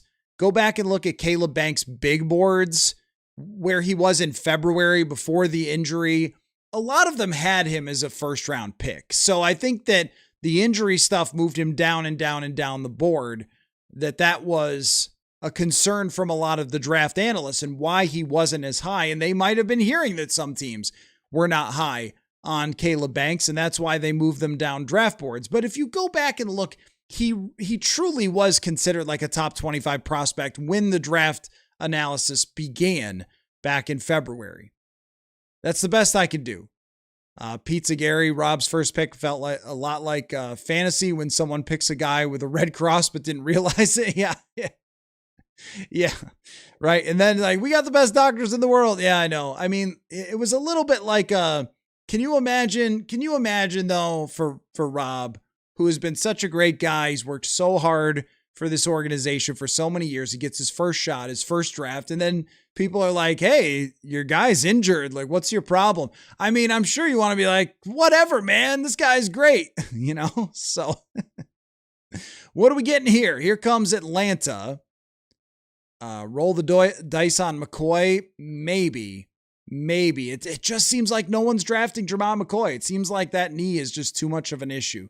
There are so many players on the board right now for the Vikings to look at as Atlanta is up and they're making their pick. For me, it's probably D'Angelo Pons, but if it's Emmanuel McNeil-Warren, that will be a big steal. Oh, Avion Terrell goes to Atlanta. That's AJ Terrell, Avion Terrell, maybe the obvious decision here for them to go with AJ Terrell's brother and just pair those guys up. Okay. But Terrell was a guy who was ranked in the top. So it's just a good pick, just a smart decision for the Atlanta Falcons to start rebuilding their defense. That's really cool for them. That is very cool for them to be paired up with the Atlanta Falcons. The unfortunate part is that they have to play for the Atlanta Falcons, but those are two very good players. All right, there's a lot on the board for the Minnesota Vikings. Emmanuel McNeil-Warren is probably my favorite pick here, but D'Angelo Pons, Brandon Cisse, two really good corners. Pons is a ball player, which is why I like him, but Cisse's got the traits. I would not be shocked if it's Anthony Hill Jr. Talk about physical traits through the roof. Jake Golday, Chris Brazzell if they want a wide receiver. AJ Halsey, Eli Stowers. Eli Stowers has dropped into the second. Absolute physical freak tight end. Haven't even brought him up, but he was just as much of a freak as Kenyon Sadiq. It's just that he really didn't block a whole heck of a lot. But there's a lot of talent here on the board for the Vikings. And there it is. They are trading back to get wait. Now, come on. They're trading back with the Panthers a couple of positions, but my update from Adam Schefter. Okay, here's the trade. Now, the Vikings are moving from 49 to 51, and they are, receiving pick 159, and they are giving up and 196. Okay, so they are getting... All right, let me get this right. Carolina's trade up to 49, receiving pick 159. Okay, so they are getting 49 and 159 for 51 and 196, if that makes sense. So the Vikings are... Geez, this is confusing, Adam Schefter. Trading up to 49 while receiving pick 159 from the Vikings for 51 and 196. Okay. All right. So they move back 2 spots. That's the bottom line. Moving back 2 spots. I'm kind of not fully understanding the swap of picks because I feel like shouldn't the Vikings be getting the higher? Shouldn't they be getting the higher pick? I think you might have that like slightly off. But anyway, I'm sure maybe Jonathan who's watching can. Yeah, okay, they got 159. Right, that's what I thought. Because the way that it's written is like the Vikings like moved back twice was the way it was written. But anyway, so they get 59 and 159, 51 and 159, and then move back. Sorry for the confusion, but we'll have to wait a couple of more minutes. This makes a ton of sense, though, for the Vikings to make this trade. They also get 196. So, okay, so they get, yeah. I think that's right, Evan, that they are moving up. Yes, we've got it right. I'm sorry. Oh, man, the Schefter tweet just was backward, I think. And they moved from 196 to 159. So they move back 2 spots, but move up 40 spots later. If you've got all that resolved, and we can, hey, I haven't even opened, I'm opening the Diet Dr. Pepper here. I'm curious to see who the Panthers traded up to get. This is the first Diet Dr. Pepper. We need a deep breath. Lee Hunter. They move up to get Lee Hunter. Good player. Good player that now we know would have been on the board for the Vikings to get a defensive tackle at 49, which makes the Caleb Banks decision a little bit tougher. I think Hunter is much more of a right away type of guy. If you watch him play, he should be step in, make an impact. He's quick. He can get to the backfield. He would have been a safer pick, but the fact that they could have gotten a top DT at 49 is a little bit of a tough move. Yeah. Okay. So thank you, Russell, that it wasn't just me. It was actually Schefter kind of had it squirrely, where the Vikings move back 2 spots, but then they move up later from 196 to 150 something. So the 196 to 150, was it 3 or whatever? Yeah. So now you've got it. You're moving up later to move back 2 spots now.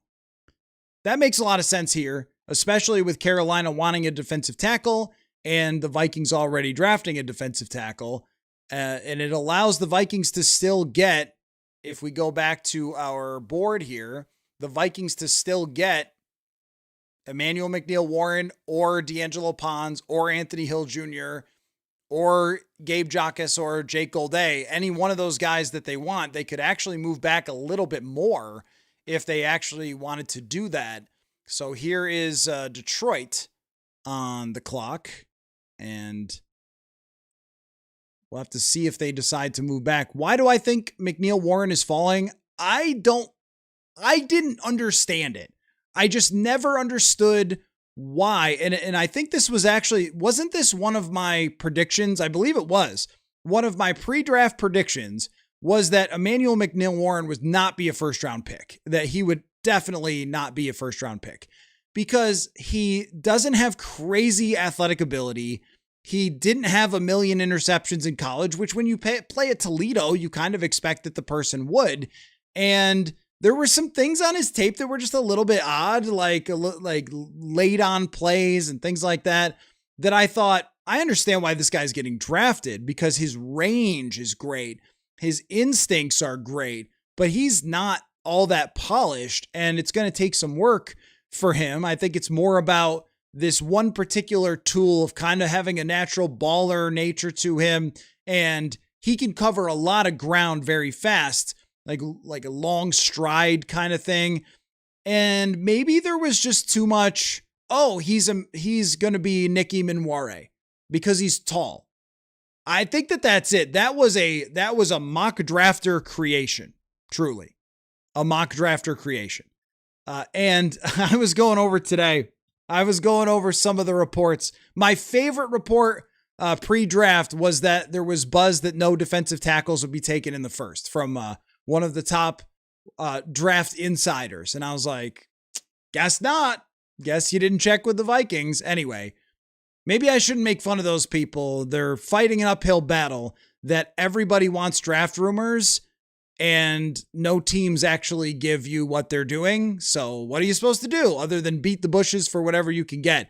But it's fun to compare draft night with this is going to happen. This team loves this guy. This team's going to take that guy. And then it's all blown up as soon as we arrive. And maybe Emmanuel McNeil-Warren was just never a great prospect, but I think that he's actually in his right slot here.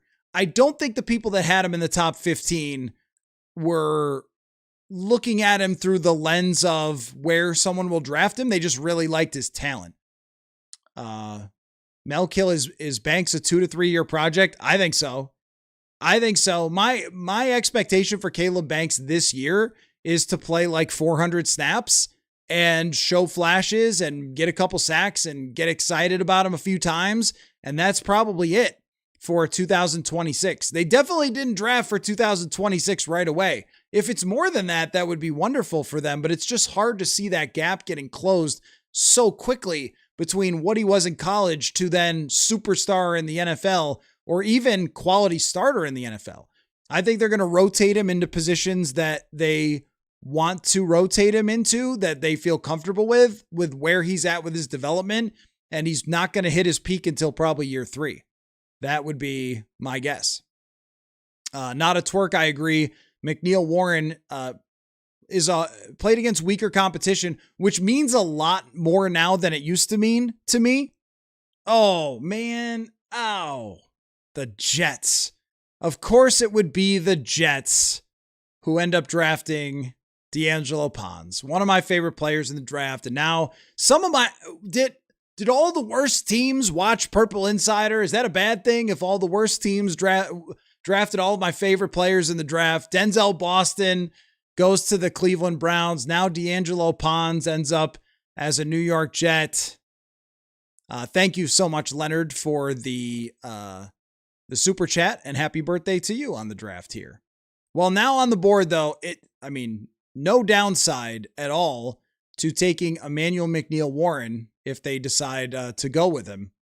But there's Jake Golday, Anthony Hill Jr., ton of players on the board. Any wide receiver you want, really. The only two receivers that are gone, the second round was supposed to be receiver crazy early in the second round, but the only two receivers that are gone are Jeremy Bernard and Dazon Stribling. Those are the only two guys that are gone. If they want Eli Stowers, he's a freak. They could do it. They could go with a guy who is essentially the next kind of TJ Hawkinson-like player. That's how Stowers looks at it. So McNeil-Warren is, I think, a really... Okay, you guys are funny. Mythneil-Warren is good. Mythneil-Warren, that's pretty good. Not a twerk wanted Stribling. Apparently, he was one of those guys that more people wanted than was expected. The Vikings moved back. Yeah, they moved back the two spots, and they just swapped a 5th for a 6th to make it simpler. So Ted Hurst is a good option here. I also agree with you that D'Angelo Pons at 49 would have been good, but getting a little bit of extra draft capital, not a bad thing. So here you go. The pick is in for the Minnesota Vikings. No spoilers, guys. Wait till it shows up on TV. I'm not gonna scroll the chat. Last night there were a lot of Adam Schefters in the chat breaking the pick. So let's see who the Vikings go with. I think this board has fallen great to them. They have as many options as they want, and if they had wanted to trade down 5 more spots, they could have, and still had a ton of talent. This is, when I looked at this draft going into this, every time my conclusion was exactly the same, which is there is a lot of talent in the second round. And that doesn't mean that it's superstar talent, but it means starter talent. It means playmaker talent potentially.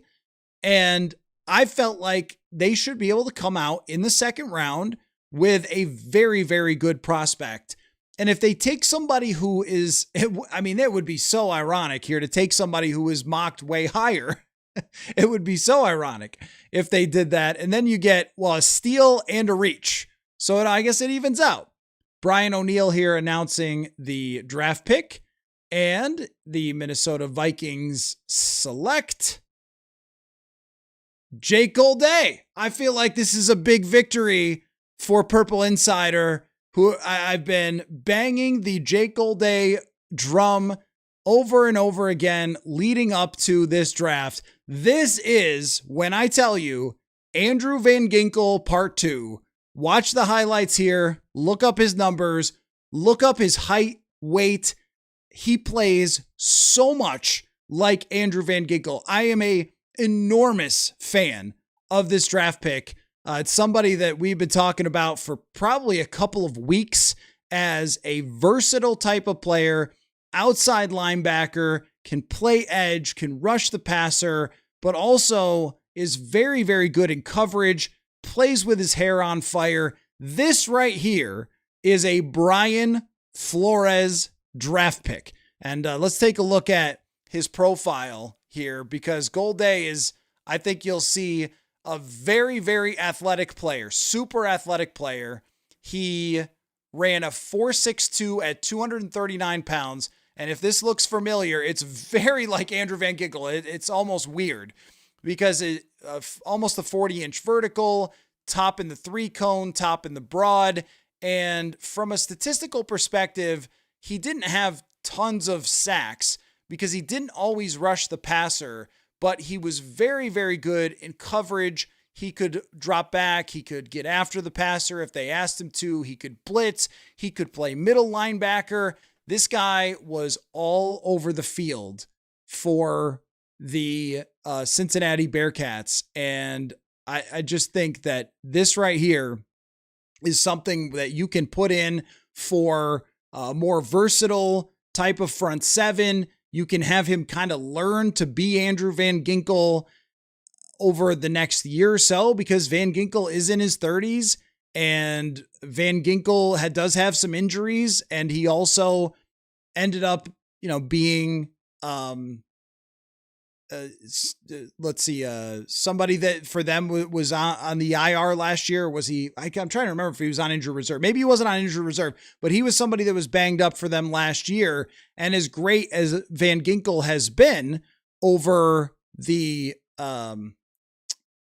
over his time with Minnesota, like, all things come to an end at some point, and they have a guy that plays very much like him. And this right here now is a draft that is focusing on stocking up on the defense. And Golday can help them right away, for sure. As a rotational player, he has a multiple level of skills where you could work him in to be outside linebacker, to be inside linebacker, to put his hand in the dirt and rush if you need, to have him rush up the middle on third down if you need, even if he's not in the game, to play special teams, which is kind of important these days with the kickoff as well.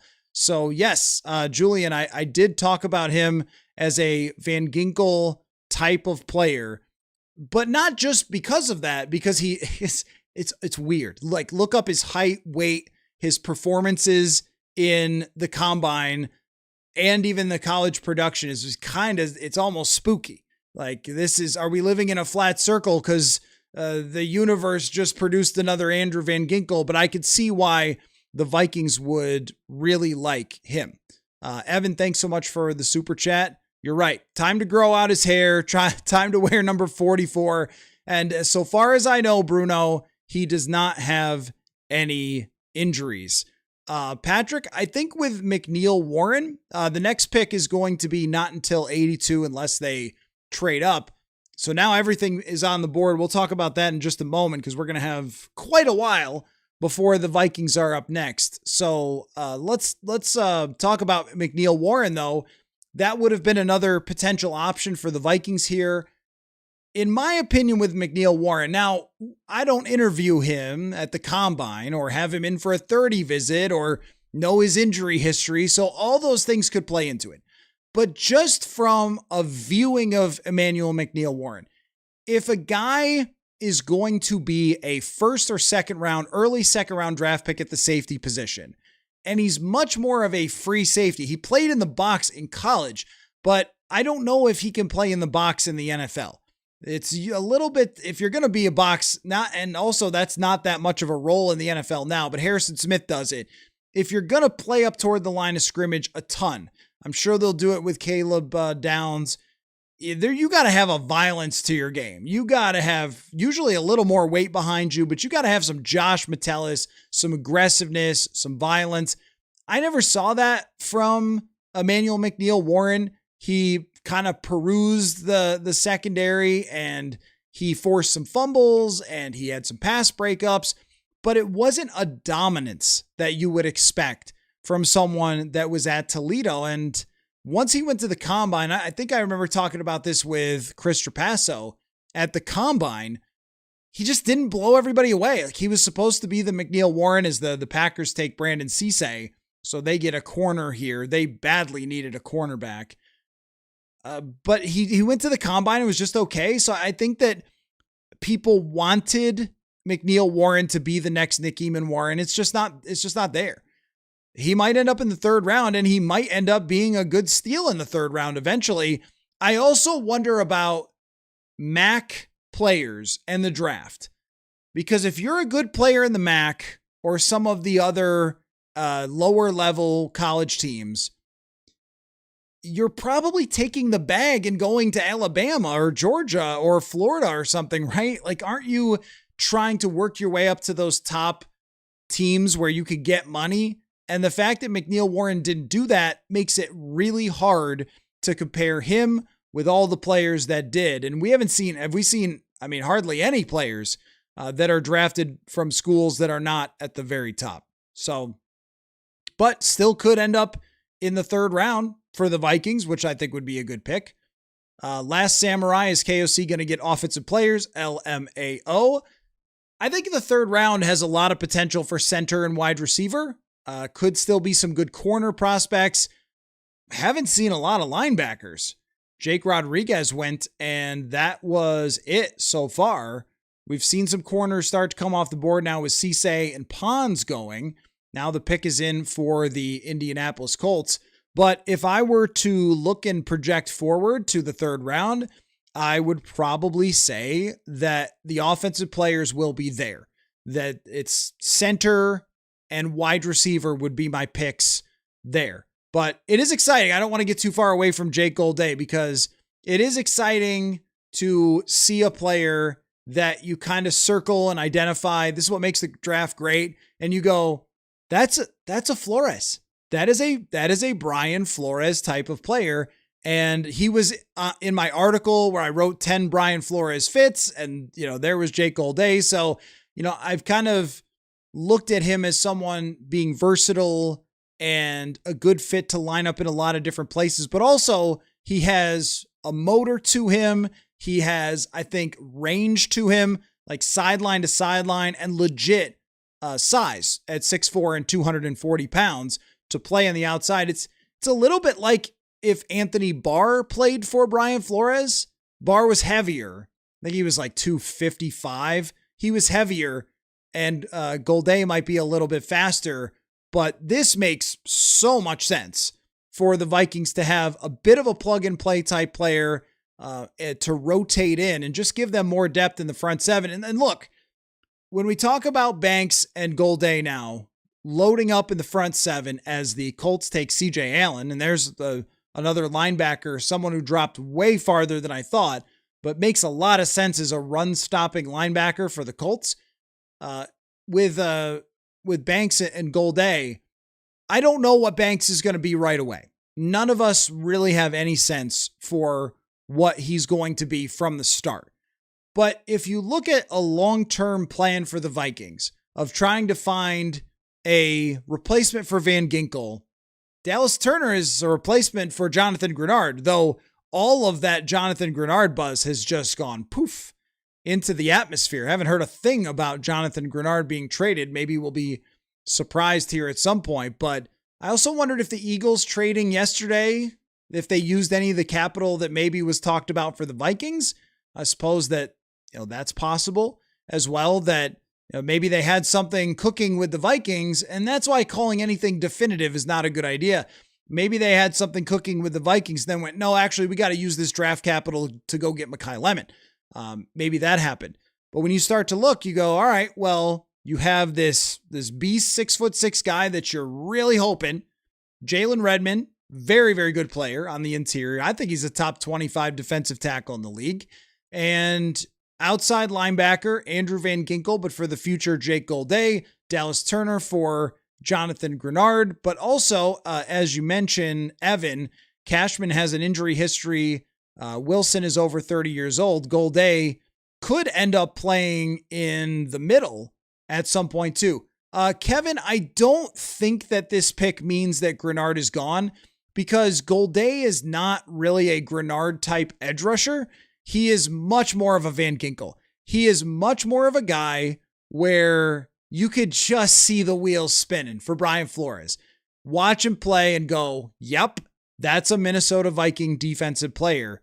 And he makes so much sense for all the things he could do, but he's a great athlete and he's got great range. That was what stood out to me the most when I watched him, because I ended up kind of being a bit captivated by Jake Golday throughout this draft time. And finally, a bad team didn't draft one of the players that I had on my guys, as the Eagles get Eli Stowers. So that's kind of their replacement for Dallas Goedert. Yeah. Eli Stowers is actually kind of just like Dallas Goedert. Goes to the Philadelphia Eagles. These teams, they have their vision.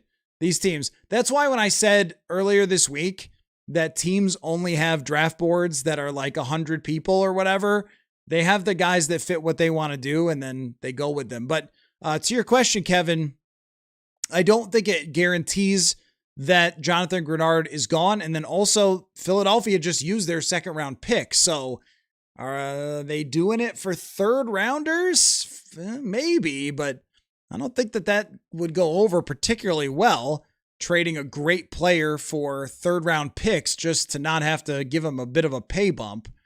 So I don't know. And yeah, he's huge. He's like 6'4", 6'5", goal day and 240 pounds and runs extremely well. And that's what I was talking about, is why he's not like a Greenard. This is not a put your hand in the dirt, go chase the pass. That's not goal day. He is much more of a stand up. Oh, why is he over there? Look at his usage. He actually lined up in the slot like 200 times or something. Like, oh, he's over there. Oh, he's right over the quarterback. Oh, he's got his hand in the dirt. Like, he did a lot of different stuff there, and it makes a ton of sense. Dave wants to package 82 and 97 together to move up. Yeah, I'd rather just have two players. I mean, the way the board is going, and I know we're a long way away from this, but there's a lot of wide receivers. No centers have been taken so far, and a lot of wide receivers that are still on the board. A lot. Aaron, KOC starting to get the shakes with two defenders taken, but I like where they are with just their overall front seven. The secondary has its questions, but one thing I wondered about in the secondary is, A, can you get one in the third if you want to? But also, I mean, Jay Ward and Theo Jackson are guys that they've developed. Josh Metellus is someone they trust to do just about anything.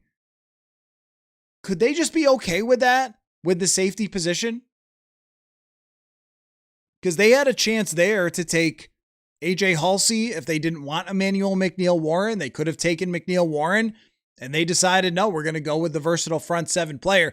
I also view it as, when you do look at the Seahawks and you do look at the Eagles over the last couple years, teams that had freakish front sevens with big rotations and a lot of talent coming off the bench, staying fresh, they did well.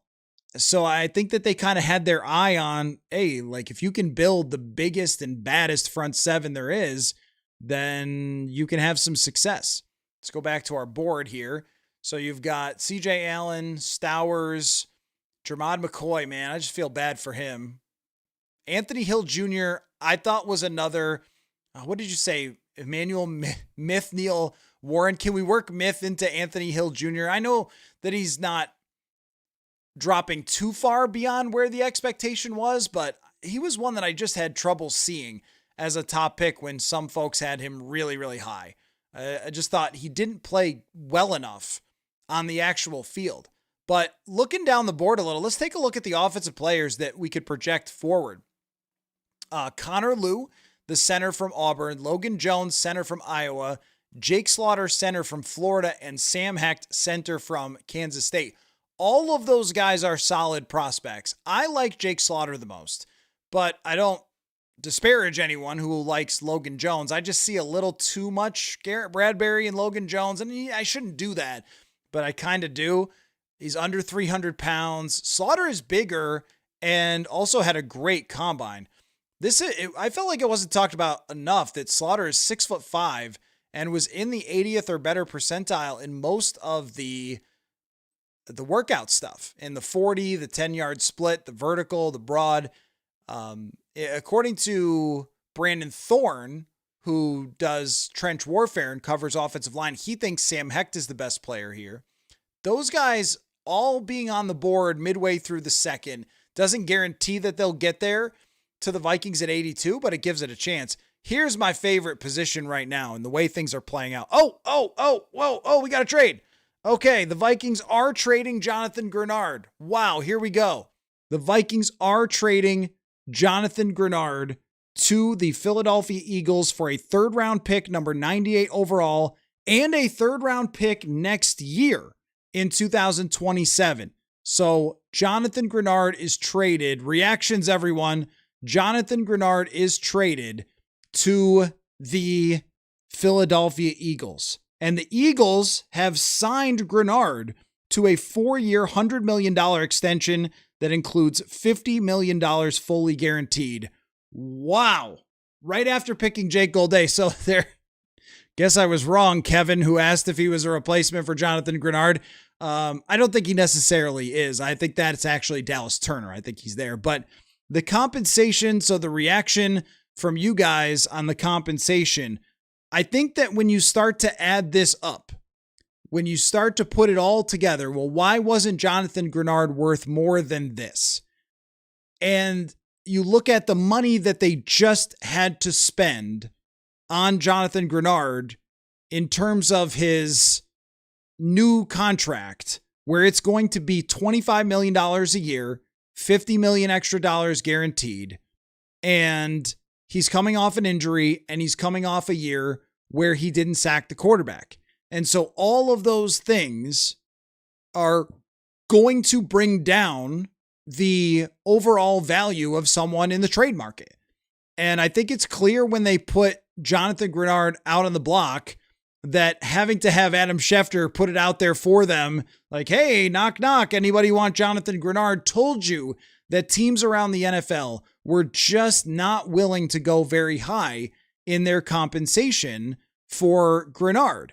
And I had heard from another team that 4th round picks were thrown around a lot for Greenard because everybody knew once you get him, you have to give him a huge amount of money, which the Philadelphia Eagles did. I'll give you the two sides of this. I think in terms of the compensation, considering that the offers were not good and considering that all of those things knocked down injury, lack of production last year, things like that, wanting a new contract, getting 2/3 is not a disaster for the Vikings.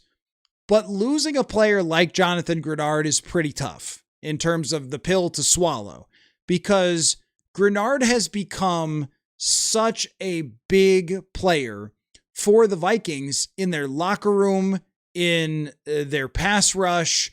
He brought a motor that was ridiculous. He brought drive, intelligence, intensity to their locker room that they needed. He was a tremendous, tremendous culture player for the Vikings, but not just culture as in he's a great guy, culture as in a driving force to the defense, somebody who's going to give you everything he's got. I'm remembering him chasing Caleb Williams around in 2024, and I think they had to call a timeout because he was so gassed, but they needed him on the field, and then he goes and gets a big sack. He's a great player, and being around someone like Jonathan Greenard, there were times where I would ask him, like, hey, teach me a pass rush move. And then he would take me through the long arm technique or the swim or something, just, messing around in the locker room. But a really intelligent guy, was a pleasure to be around for the last couple years and to watch him play football. It is not good when you lose a player of that caliber. It's hard to lose a player of that caliber. And I think with Kyler Murray being a Viking and the fact that you could actually compete and you could actually win this year, win the NFC North, trading Greenard doesn't feel great. And I started to not like the idea very much after they signed Kyler Murray, because I think, like, dude, you could have a top 12 offense, and with Greenard and everything else that they have, you could also have a top 5, top 7 type of defense, and there you are. You're a serious contender. And all you get back is 2 third-round picks. It is hard to get starters in the 3rd round. Next year, it is supposed to be a little bit of a stronger draft, but 3rd round might not apply to that. Thank you so much, Willie. Appreciate that. He was a fun watch, and he was also just a really, really good player. But I think that a part of this that has to be brought up is that Dallas Turner last year, when he was put into Jonathan Greenard's role, he was a beast. He played his best football. He ended up leading the team in sacks, and most of those sacks came when Dallas Turner was replacing Jonathan Greenard. So they traded the farm for Dallas Turner, and doing that to have him sit behind Jonathan Greenard on an extension, that just doesn't really fit, right? If you had Dallas Turner just trying to fit in somewhere, hey, this guy's injured, play over there. This guy's injured, play over there. Well, that's what his last year was. I mean, they didn't trade all that stuff up to get Dallas Turner to have him be a fill-in player. They traded for him to be a star. And now we're going to find out what Dallas Turner can do and whether he can be a star. That has to be factored in the conversation about Jonathan Greenard. Now, the return is not great, but when every other team in the league was saying day 3 picks for Greenard, and the league was not excited to pay Greenard $100 million. I mean, this also, by the way, this is important too, that this opens up, and I think Schefter just tweeted it. Let me take a look. That this opens up a bunch of cap space for the Vikings. If I can find this tweet that he just threw out there, because I think he just tweeted about how much cap space they have. So he mentions, Schefter mentions Dallas Turner. Yes, wow. This trade, this is actually kind of crazy. Saves the Vikings $34 million in cap space? What? Is that true? Or does he mean like total over the next 2 years? He probably means total over the next 2 years. But nonetheless, when they talked about keeping the powder dry, that is got to be part of it, right? Of they could go out now into free agency and get more talent. That there's still free agents who are out there. There's wide receivers who are out there in free agency. There's still some skilled players that they can now spend some of their money, and they can maybe, give extensions to players they want to extend to. But, that cap space matters too. So the Vikings don't just get 2/3.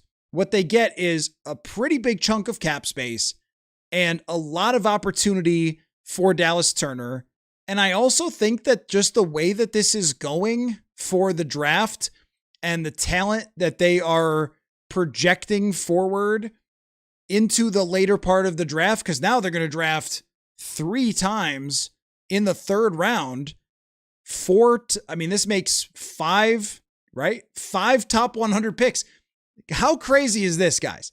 That the Vikings drafted 8 times in the top 100 during Kwesi Adolfo-Mensah's time here. 8. They're going to draft 5 times in the top 100 this year. This is how you build for the longer term. And this offseason has really been how you build for the now and the later, because they've set up certain players' contracts to not hurt them later, like TJ Hawkinson or Aaron Jones. And they have also found a way to get a lot of extra now cap space that they didn't have before. And they have kept, their players that they can win with and gotten a lot more draft capital. So this is splitting the difference. And maybe you could call it a competitive rebuild. No, this isn't a competitive rebuild. This is splitting the difference though. This is not going into tear it all down mode, but also not going all in mode on 2026, especially since you get more of a development project in the 1st round, and trading away Jonathan Greenard, which I think is a really, really hard thing to do, just looking at his resume and what he's meant to the Vikings over the last couple years. But it does have a lot of benefits to it. And a 3rd round pick in this draft, where maybe you use it to move up. I mean, the Vikings could still try to use 97 and 98 to move up. They could also move 82 and 98 to move up. So getting that draft pick this year and a 3rd for next year just allows them to do a little bit more. And this, especially on the offensive side, as we go into the 3rd round here eventually. I mean, the 3rd round could have starting center, wide receiver, running back, as somebody mentioned Mike Washington. It's a competitive rejuvenation. I like that. Competitive rejuvenation. What it really is something I've said quite a bit over the last, how long? I don't know. Since Rob Brzezinski took over, is that Rob Brzezinski has a sense for this franchise continuing to exist after the year 2026. And he has protected that. That is one thing that is clear. Now, I didn't think that they would take the big swing for Caleb Banks, but Caleb Banks is not necessarily a pick for 2026. He's a long-term pick, and trading Greenard is a long-term move. And I think it's a hard one to swallow for Vikings fans, because he has been a fan favorite. He's become a great player here. Whoa, wow.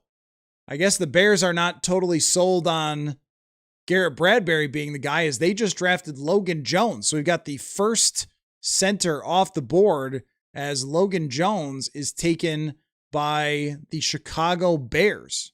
Interesting. That would be a reach right there. That would be a reach, but that is the first center off the board in this draft. Interesting. That's a Ben Johnson player if I have ever seen one. He is lightning quick out of his stance. He's actually kind of a Drew Dahlman clone. Lightning out of his stance. Great in terms of the zone blocking, getting to the next level. Like, that's Logan Jones. So he goes to the Chicago Bears. Infinite Nova. Greenard is a great player, but great move. Seems like they never move off players not in the long-term plans while they still have values. This is a great point, Infinite Nova, that the Vikings so often in their previous iteration and even pretty soon or similarly recently have most often held on to their assets too long. And I'll give you a really good example when those guys weren't going to be long-term. The best example of that in recent history is Danielle Hunter. Danielle Hunter, Kirk Cousins gets hurt. They're going into the trade deadline. Teams are offering, I don't know, call it a second round pick. And the Vikings are saying, no, we need to try to make the playoffs. We'll get that pick back as a comp pick, which I don't know that they ever got because they signed a bunch of free agents. But the potential was right there to trade a player while you're not in a Super Bowl mode. I think that this Vikings team is in a win the division type of mode, that's what their aim is to do, but they're also really believing in Dallas Turner taking a big step forward, and they get, now the Browns go with McNeil Warren here at number 58. So, but I think that they are really buying the idea of Dallas Turner, Andrew Van Ginkel, Jake Golday, who is much more of a Van Ginkel type player, but they could still get another edge rusher at some point in this draft, and they could still also sign somebody. They could also trade for someone. Like, now the options for what to do after the draft and after June 1st, they all just come alive because they actually have the cap space to do it. And, you know, we talked about that Dexter Lawrence potential deal. One of the reasons why Dexter Lawrence would have been a really tough deal is they just didn't have the cap space to do it. Thank you, Evan, for the super chat. Did the Bears take Jones because we took Banks? Could be. I think he's a guy that's going to get run over by Caleb Banks in the best case scenario in terms of the size differential, but I think they took him because of Drew Dahlman.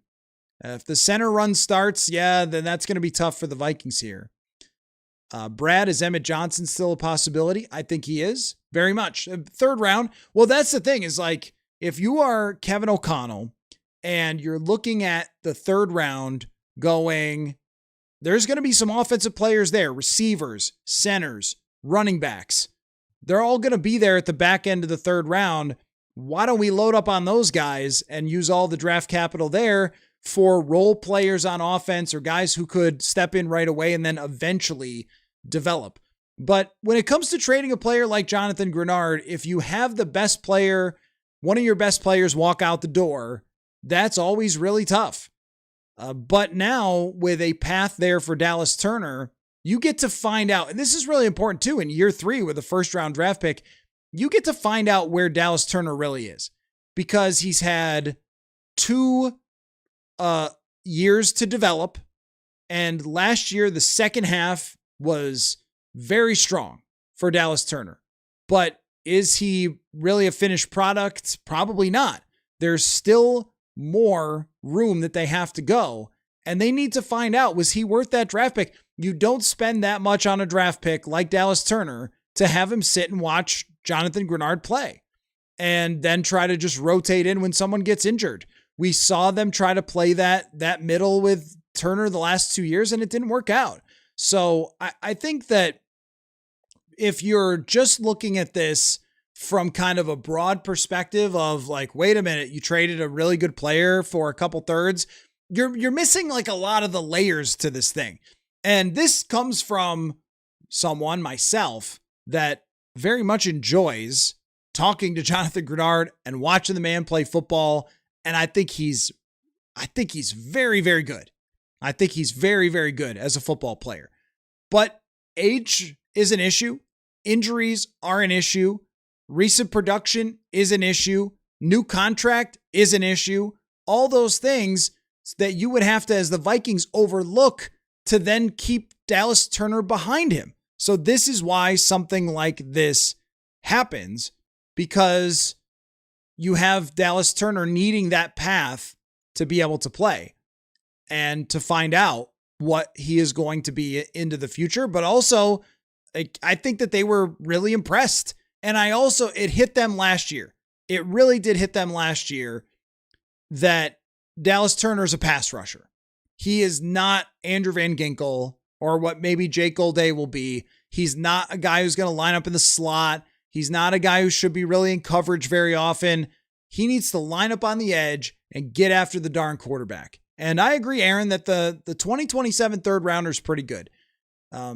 So overall, when it comes to this trade, the saving of a ton of cap space, multiple draft picks, including a day 2 pick this year, giving Dallas Turner a chance, I think this is the best you could do. I think this is the best you could do because I didn't get any sense at any point leading up to this draft that the Vikings were getting a ton of attention for Jonathan Greenard. So it would have been nice had they been able to keep him because it is a year where they can, potentially win the division. But I think that trading him doesn't preclude you from potentially winning the division still if Dallas Turner takes that step. And if he does, then it could be very good. I mean, you might get the same type of production out of him that you got from Jonathan Greenard. And then you have a foundational player. And if you don't, then you have to replace him in the future and that you blew it. What are the edge options in the third round? Let's take a look. Also, I wanted to peek over at FanDuel here, what we got. I don't think any of the odds, let me reload and see if we got some draft stuff there or what? Some rookie numbers. Interesting. Okay. I would assume the Vikings numbers have not changed from 8.5 wins. That's right. They're 8.5 wins on FanDuel. Well, I guess that's a FanDuel question of the day. We haven't had one of those for the draft coverage, but without Jonathan Greenard, is your win total different? So if you're very angry about that would be a good test, right? A good a litmus test would be if you're very angry about the Vikings trading Jonathan Greenard for a couple thirds and cap space, would you change the over-under number? Because I wouldn't just with that trade. But let's look at the board. So we're at number 60 now. That means we're 22 picks away from the Vikings unless they trade up. The best players on the board, Jermod McCoy. Oh, man. He is the guy. Oh, that's tough for Jermod McCoy. Just to not be drafted yet. But let's take a look at the edge rushers. So Joshua Josephs is a productive, I think. No, I guess not. Guess was not a productive player, but maybe he's more of a, Joshua Josephs is more of a ceiling projection, more of an athletic freak type of player at 6'3", 242, good numbers in the NFL Combine, but not necessarily huge numbers in terms of production. Danny Dennis Sutton is one to watch. He is kind of built a little bit like Danielle Hunter. I know that that's like a weird thing to say, but his numbers in the Combine are similar. And he did have sacks the last 2 years, a lot of them. 8.5 2 years ago, 7.5 last year. That's somebody that I'd be looking at. Also, Romello Height, again, very productive player, 9.5 sacks this year from Texas Tech. And he ran a 4.64, super fast, a little bit undersized at 239 pounds. I really like Jayshawn Barham for the Vikings as a very physical player, maybe a little bit more of a run defender, but he's versatile like Jake Golday. Not the exact type of player, but he could kind of be linebacker or outside linebacker. And Kieran Crawford is a guy that I'm surprised was not ranked a little higher. Maybe it's because he didn't do the combine stuff, but had a good number of sacks, kind of exploded on the scene this year, Kieran Crawford. There's options, and I'll give you a deep cut that I don't know where he's going to go, but Nadami Tucker had crazy numbers, 14.5 sacks for Western Michigan. I don't think he's going to go super high, but I think Danny Dennis Sutton, Romello Height, Kieran Crawford, and Jayshawn Barham are the guys to look at. Finally off the board, we have Anthony Hill Jr. going to the Tennessee Titans. So now the Rams are on the clock, and maybe they'll surprise their head coach again with a pick. So let me get back to your reactions. So how are you guys feeling about the Greenard trade? I think that there is probably a mixed reaction of, if you are, like, think about it this way. If you are somebody that really, really studies the team building element, and you think in terms of cap space, and you think in terms of draft capital and those types of things, then I think a trade like this is for you, because you're going to look at 2 draft picks, 2027 third. I mean, heck, you got that. You could trade that at some point for somebody, right? If you're having a trade conversation after June 1st, and hey, I want that third thrown in there so you can get it. Well, that might help you. Or even next year, moving up, moving down, it's another player that you could potentially build with. And the cap space, when you go to the free agent list and you see guys that are available that could help the Vikings still, I don't know, DeAndre Hopkins is the first one that comes to mind, then you could see where you could spend some of this money that you just got for Greenard. So you don't just get a third and another third, you also get cap space that you can use now and next year, and you didn't have to sign him to a big contract extension. So you get a lot in return for Jonathan Greenard that is not just, oh, we traded him for a third. Well, then not exactly. You also traded him for $34 million in cap space, which is very helpful. And they signed him to a deal that upped his pay quite a bit, $50 million more guaranteed. So you really traded for actually more cap space than you even got over the next 2 years. That's a lot to have to explain, though. If you're not in that camp of looking at all these things in a really like front office-y way, in a mathematical way, and you look at it as in, Greenard's a great player. They don't have a lot of depth at that position. They drafted Jake Golday, who I know is more of a Van Ginkel, but okay, that's great. They now have only those guys. Bo Richter, Chaz Chambliss. I don't know how much those guys will play other than special teams. So where are you going to get an edge player like him? And you could say, well, they've got Dallas Turner. Well, what if somebody gets banged up? And then what have you got? Not much. And this is a team that's been dealing with a talented but thin roster for several years. So those are kind of the two ways to look at it, is that, wait a minute, there is a wait a minute, you just got Kyler Murray to help you get back in action as an offense and win with defense, and then you give away defense. So, I think that Jonathan Greenard was a really good player. And if you look at it that way of, hey, you just gave away the best player, then I could see where it'd be pretty disappointing, especially if you are a huge fan of Greenard's in general. And a lot of times there's the old saying, if you gave up the best player, you lost, and they gave up the best player. I'm just going to go with Hans here. Hans in that camp, but we did not need to extend him just because the player wants more money. That is true. And I understand where you're coming from with that. Yeah, if you wanted to fight it out with him, normally, though, you try not to.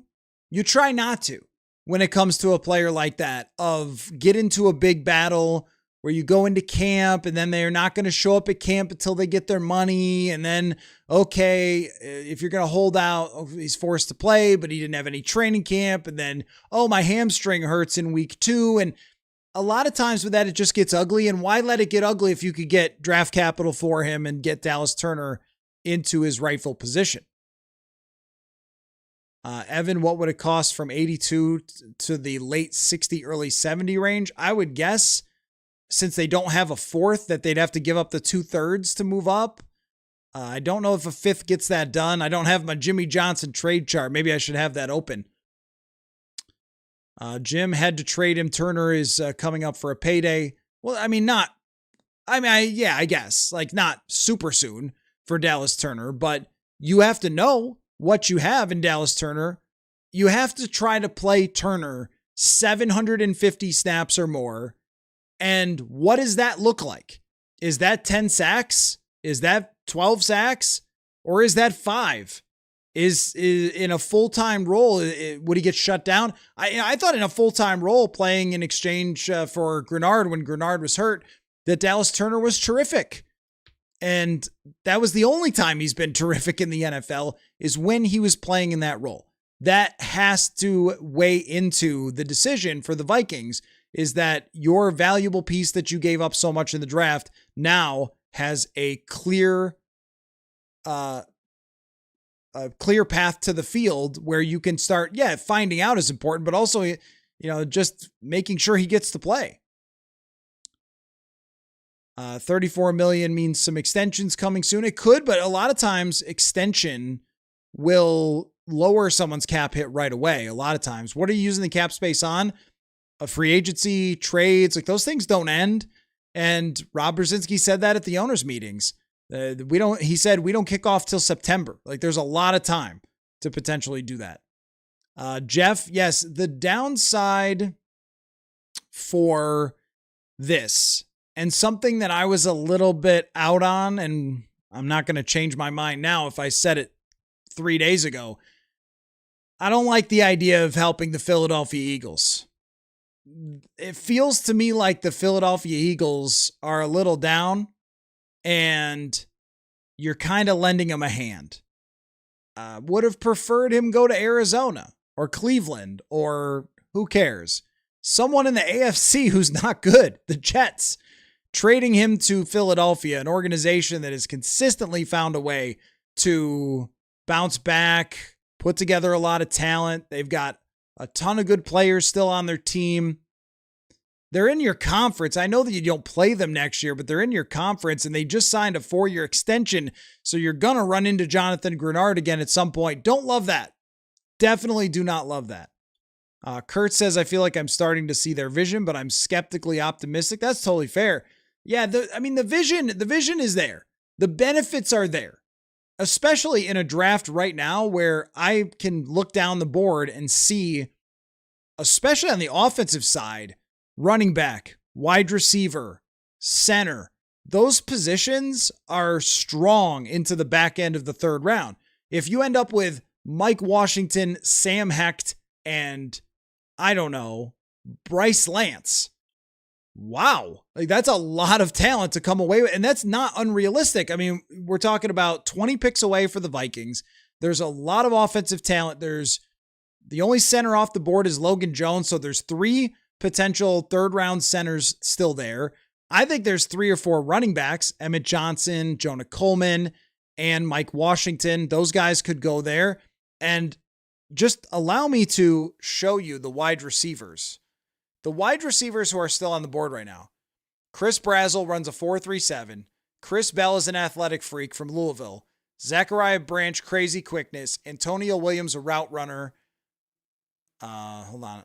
Mixed with edge rushers. Okay. Elijah Surratt, contested catch guy. Malachi Fields is 6'4". Ted Hurst, crazy fast. Skylar Bell, crazy productive. Bryce Lance, crazy fast. Brandon Thompson, crazy fast. There's dudes. There's plenty. There's only 20 picks till they select next. And here there are probably 8 or 9 wide receivers that would make sense for them. And in the running back room, all the guys that are not the top running backs, Mike Washington, Jonah Coleman, Emmett Johnson, Katron Allen, they're all there. And even if we go over to like the cornerback position or safety, I mean, if the Vikings want a safety, they could potentially look into that as well because AJ Halsey has not gone off the board. Keith Abney has not gone off the board. He's listed here as a corner. Might be maybe I guess he's a corner, but Keontae Scott is more from Miami, is more of a safety. There's Kyle Lewis is another guy who could potentially play safety. There is a lot of talent here that is left on the board that if the Vikings end up with 3 third round draft picks and 5 top 100s is how you build a team for the long term. So yeah, the vision is there. And if they ended up with, think about it this way. I know Banks is like the big pick, big in many ways, but that's like the big pick is the number 1 guy. But if they ended up with, 4 of the 5 players that have production, good numbers in the combine, make a good fit for the Vikings like Jake Golday, how much can we complain about the one pick that was a reach if all the other picks end up being, pretty darn solid? Lots of talent left to avoid. The second pick for them was great, I think. Jake Golday. I think it was a great pick for the Vikings. So, Phenom Viking fanboys crying about JG. I don't think that you can criticize anybody for not liking the idea of moving on from Jonathan Greenard, because going into this draft, talked about it and said, maybe you should just keep him. Maybe you should just give him a little extension, but 4 years and $50 million guaranteed. That's rich. That's very rich for my blood with Jonathan Greenard. Knowing that he's got an injury history, the Vikings got the most out of him injury-wise, but in Houston, he had some injury problems. And then he gets hurt again this year. So the actual contract they gave him was a lot. But I don't blame, there's Jake Slaughter off the board. If there's a center run here, this could be tough for the Vikings. This is what I was talking about earlier, is like Jake Slaughter, to me, was a round 2 level prospect. 6'5", tremendous NFL combine, outside zone type guy. That's a good pick for the Los Angeles Chargers of Los Angeles. But now that's 2 centers off the board. Sam Hecht is still there. Connor Lew is still there. Lew has the injury, ACL. Sam Hecht is some people's favorite prospect at the center position in the draft. But if you're the type of person who's looking at Jonathan Greenard and saying, man, how can you give up that guy? That's pretty tough. I don't blame you. And I'm not going to lecture you about how you need to understand that $34 million in cap space is huge. Like, that's pretty tough. It is the explanation, because they have to do that. Like, this is how, if you're in the front office, you have to operate with these assets. Cap space and draft picks are gold. And this guy, who's really productive when we like him, wants more money. So this is the best way to even it out. That's economics NFL. But if you look at it from, who was anybody to criticize a fan reaction to one of their favorite players being sent out to one of their least favorite teams? I can't blame anybody for that. I'm not going to criticize any fan who's like, whoa, wait, what?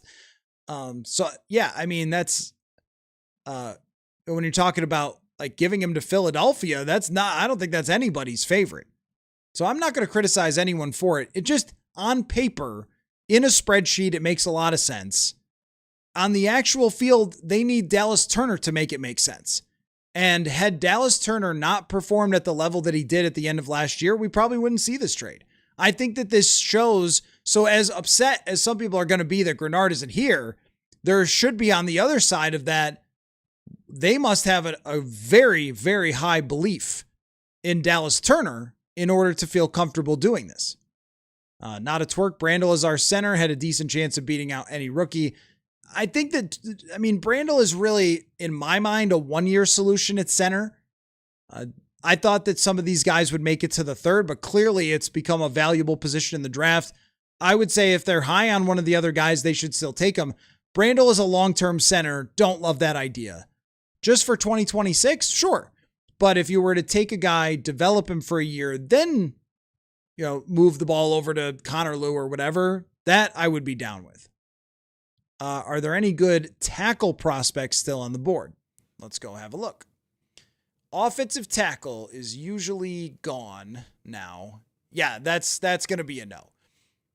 I'm not familiar with Caleb Tiernan. Markel Bell is an interesting one. I think the Vikings met with Markel Bell. Gigantic dude, 6'9", 6'9" and 346 pounds. Holy cow, Markel Bell. Enormous fella. But no, the answer is definitely no. If you want one in the 4th, 5th round, I guess you could take a project, but that's the thing about tackles.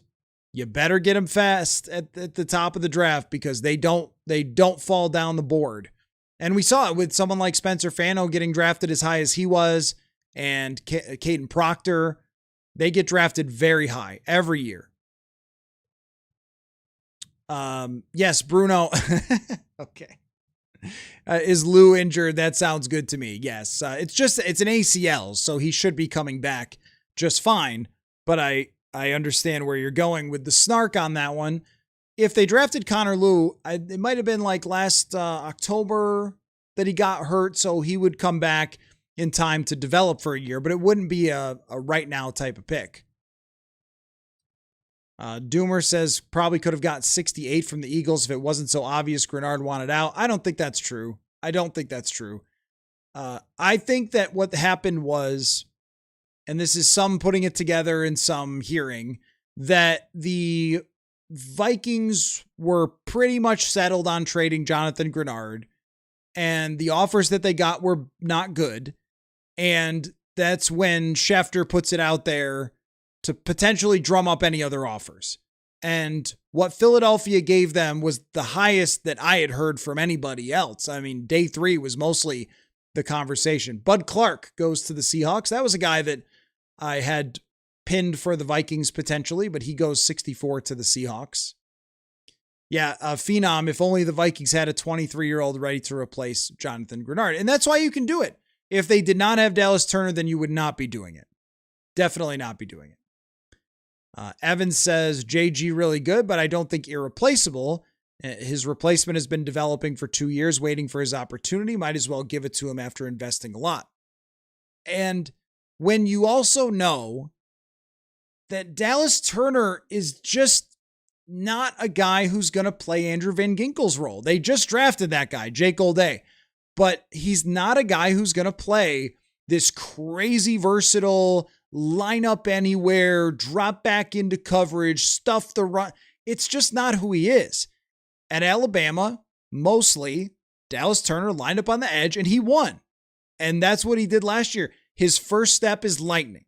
He is not the biggest. He's strong, but he's not Jared Verse, but he's strong, but he's not the strongest. He wins with quickness off the edge. And he's been developing his pass rush moves, and they've been working with him on the schematic stuff and edge rusher. Setting the edges has been a big deal for Dallas Turner. His progress last year made this possible. George, injuries, pay raise, and social media antics. Hard to hitch the wagon when we're going through growing pains. I liked watching JG, but felt it was the right thing to do.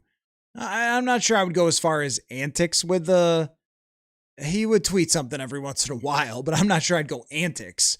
I think that's maybe a little too far. But in terms of the injuries, pay raise, and I think, can we replace antics on social media? It wasn't much. I would replace that with just sack production. If someone hasn't gotten a lot of sacks, it matters. Sometimes I'll hear this, and it's one of those galaxy brain things where people are like, actually, pressures are more important than sacks. Like, actually, that's not true. Actually, sacks are the most important. Pressure is wonderful, and pressure is a better predictor. So if somebody has 50 pressures one year and 20 sacks, and then 50 pressures the next year and 10 sacks, they didn't get way worse. They were getting after the quarterback.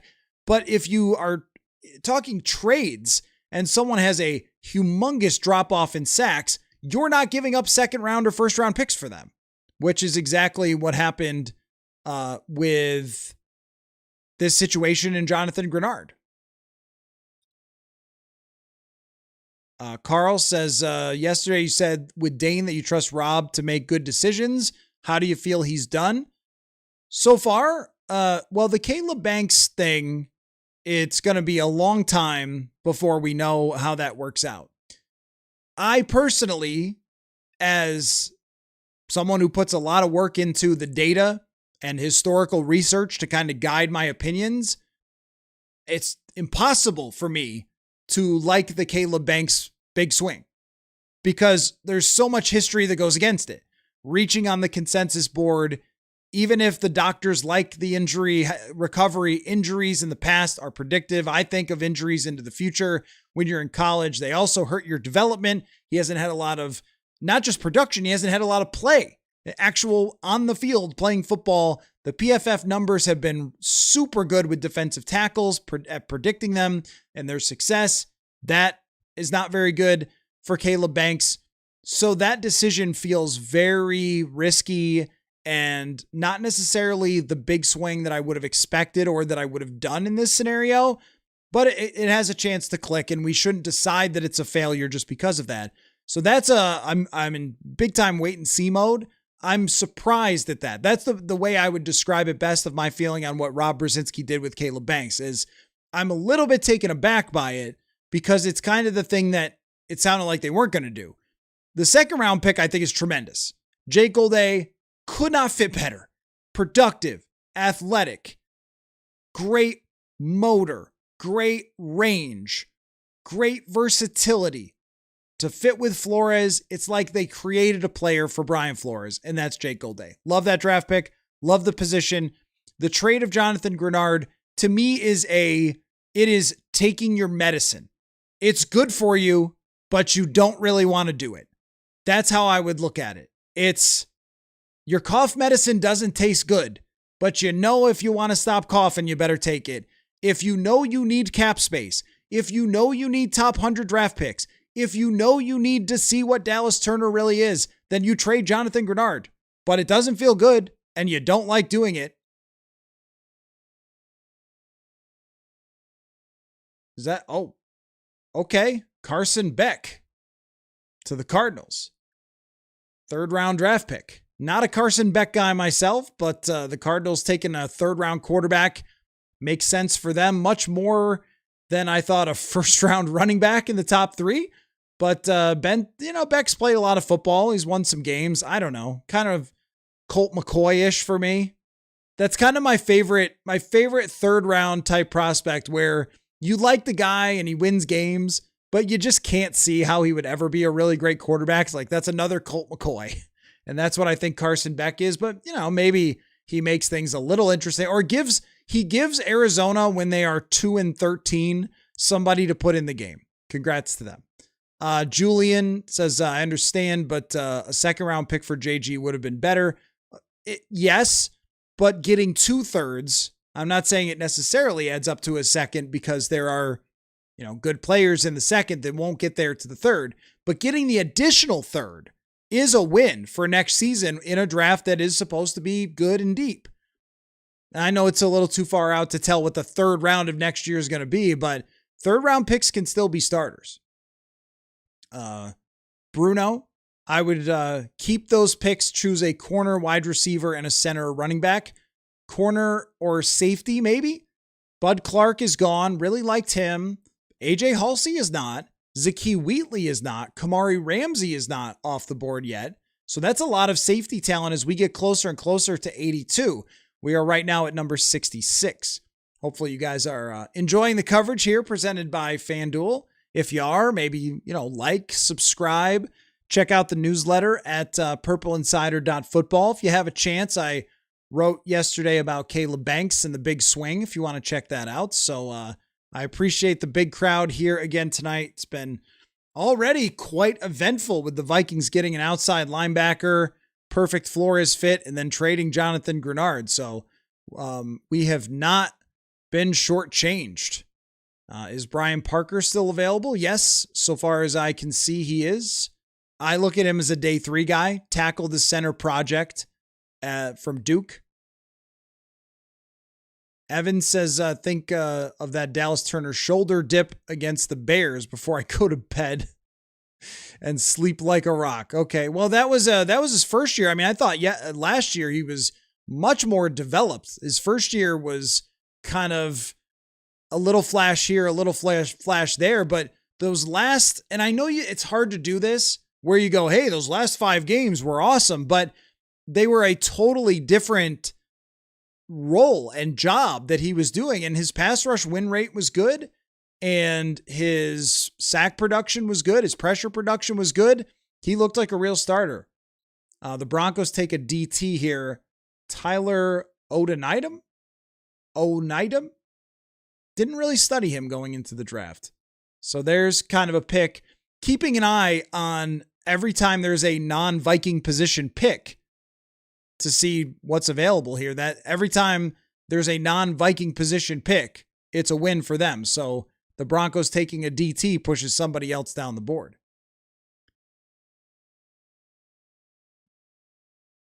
Kings of the North says, what do you think the Vikings will get at safety now? Let's take a look at what's on the board at safety. Need to do this. Does that screw stuff up a little bit? Let's see. Safety position is AJ Halsey is the top guy there. Halsey is a very productive.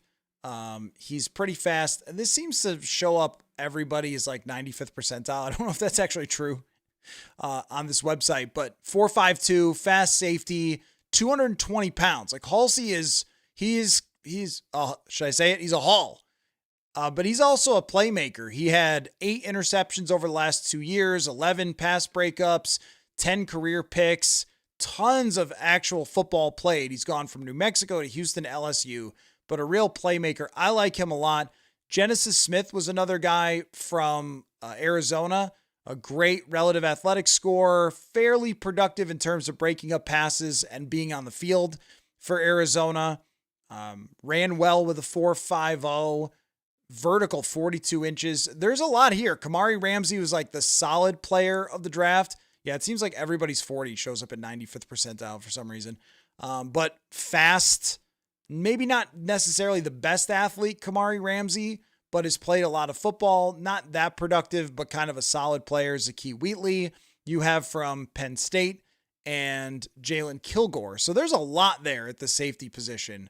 If the Vikings want to go there, they should probably wait even deeper into the third round. Kieran Crawford was somebody I looked at for the Vikings as an edge rusher, and he is off the board now to the Raiders as we get closer and closer to the Vikings pick. Number 68, Philadelphia, is coming up next. But a lot still on the board, and poor Jermod McCoy. Man, the reporting was that he was in tough shape, but I didn't think he would drop this far. So, well, we got plenty of room for, get my chair right. Plenty of room for more discussion about the Greenard trade, where they should go next, because we'll have another, 14 picks until the Vikings are back on the board. So the question that was posed to me just a few minutes ago was, how do I think Rob Brzezinski has handled this thing so far? And let me toss that out to you guys. How do you guys think? Now that we have the trade, now that we have the goal day pick, how do you guys think that Rob Brzezinski has handled this thus far? Last night, I'm surprised that when I got to TCO Performance Center, there weren't picketers the way that people acted about the Caleb Banks pick. And I know I'm concerned about it myself, but there was a little bit of on the overreaction side, I think. Hunter said, hate the Banks pick, but that doesn't make him bound to fail. That's all we can do when it comes to these drafts, is we can look at what history says about these players. We can look at what the guy's data says, what the downsides might be, what the upsides might be, and we can form an opinion right after draft day. But I think one thing we always have to keep in mind is the value of all that stuff can only tell you so much. It doesn't tell you how the guy is going to respond to coaching. It doesn't tell you if he's going to stay healthy in the NFL, because truly, Lewis Cine was healthy and then broke his leg. Who would have ever expected? It was over in London in that crazy turf, and I don't know if that had anything to do with it, but he breaks his leg. How was anybody in the world supposed to predict that? And there have been other players that were injured coming out. And somebody mentioned, I think it was Seifert, and not that Adrian Peterson is a similar level of prospect of Caleb Banks, but I think Seifert mentioned Adrian Peterson and how the collarbone was supposed to be an issue. The upright running style was supposed to be an issue. And Adrian only dropped to 7, so it's not the same as dropping to 18 and being overdrafted by 30 spots. But there have been lots of players who've come out in the draft over the years that had red flags, injuries, lack of production, whatever it might be, and they've worked out. So it doesn't guarantee anything. It's really more of a wait and see. If they had drafted Dylan Thieneman, I think I very easily could have said, this is what Dylan Thieneman's going to be. But with Caleb Banks, I don't know.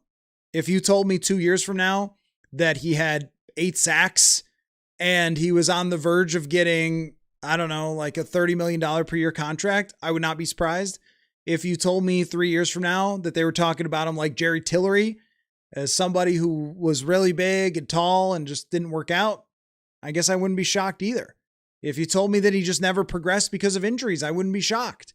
If any of those outcomes happen, but at least there are with this player outcomes that go beyond what most players in the middle of the first round in this particular draft. I think that I just got the sense from listening to them talk that was a major factor. Is look around this draft, look who's on the board. How do we project these players? Do you see anybody who could become a Pro Bowler? And I think their answer was basically no. Curtis, let one of those Penn State running backs, let's get one of them, Nick Singleton or Katron Allen. Katron Allen, wow, this is a surprise. And I guess it's not because tackles go high. The Eagles getting Markel Bell, the 6'9" offensive lineman from Miami. Huge human being. But another guy that was projected like day 3 and ends up going day 2 because he is an offensive tackle and they are hard to find. So he goes to the Eagles. But in terms of Katron Allen and Nick Singleton, there's reasons to like them and there's reasons not to. Katron Allen was very productive, average over 6 yards per carry, but there's maybe some limitations there physically. Can he really be that at the NFL level? And with Singleton, he has great physical traits, but when you watch him, he runs into his linemen and looks like it reminded me actually of Ty Chandler, because there were just times where Ty Chandler didn't know where to run. And that's what Singleton looked like, but he's got explosion. And that's what they're looking for. That those guys could both be in the back end of the third.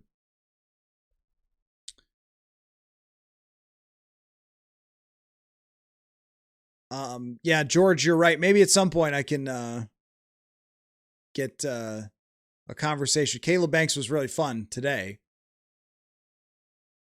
However you feel about our draft, the Cardinals are doing worse. Well, that's everything. The Cardinals are doing worse on everything. The Cardinals, guys, I hate to break it to you, are a bad organization. And that's why if you're high on the idea of Kyler Murray, one of the reasons that you're high on that idea is your belief that the Arizona Cardinals are a bad organization, and a third round quarterback is often a waste of a pick, not what you want to do when you're fully rebuilding. Running back number 3 overall sounds great, but I've seen some people say, well, hey, look, it worked out for Bijan. It worked out for this running back, worked out for that running back. It's like, can we just check that first real quick?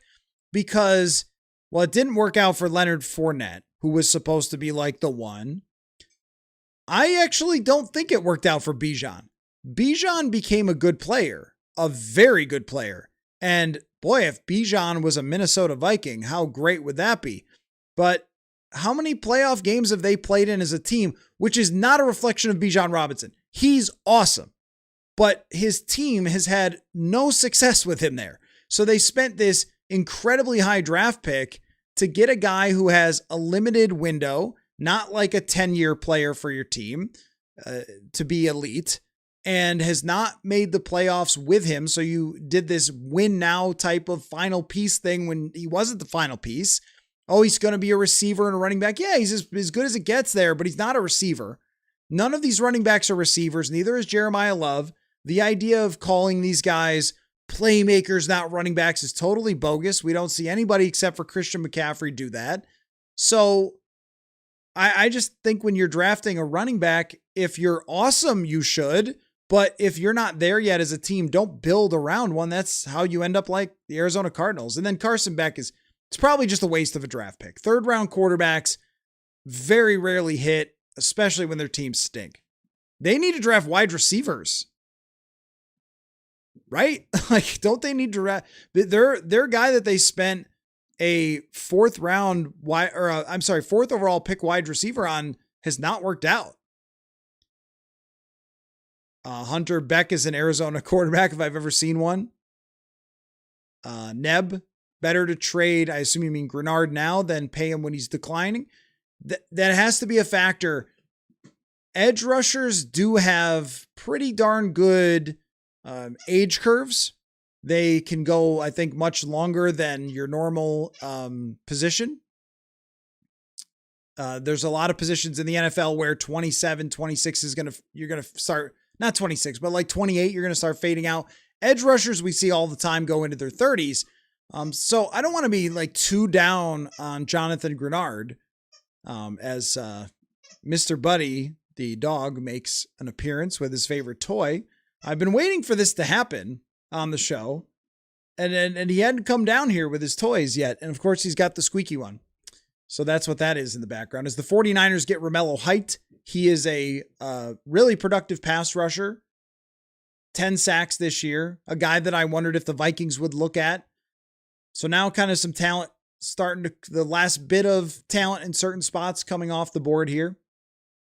But the point with Greenard is he'll probably do pretty well for the Philadelphia Eagles. Like, he wasn't about to fall off the edge of the earth. I think it has a lot to do with the expense and a desire for a new contract and a commitment. I think what he was looking for is, hey, commit guaranteed dollars to me. Make me your guy, because you got Dallas Turner here. And what are you doing with him? And from his perspective, it's the right thing to do. He wants some certainty. He had run out of guaranteed money. And that's how in the NFL, you kind of just end up at these impasses sometimes where the team needs X, they need flexibility, they need to not be locked into you, and Greenard wants stability. And when you get two teams at odds, that's when you get a trade. And that's what they have. Russell, like the Gold Day pick, concerned about the Banks pick, not thrilled or pissed at the Greenard trade. I think that's a really fair way to put it about the Greenard trade. I think if you're thrilled by it, you're like, well, okay, I mean, it's 2 third-round picks. Like, let's not throw a party here. But if you're not irritated by it and think that it's insane, well, yeah, that's probably right too. It is a, okay, get it kind of trade. It's not a, I have a crazy, insane, hot take kind of trade, at least the way I look at it. Steven says, after last night, wasn't confident the front office knew what they were doing, but after today, changing my tune a bit. Well, I think it's going to turn out to be a draft that at very least gives them a chance to get guys that are going to be here for a long time. And this is something they just have not done at all. Look across the roster.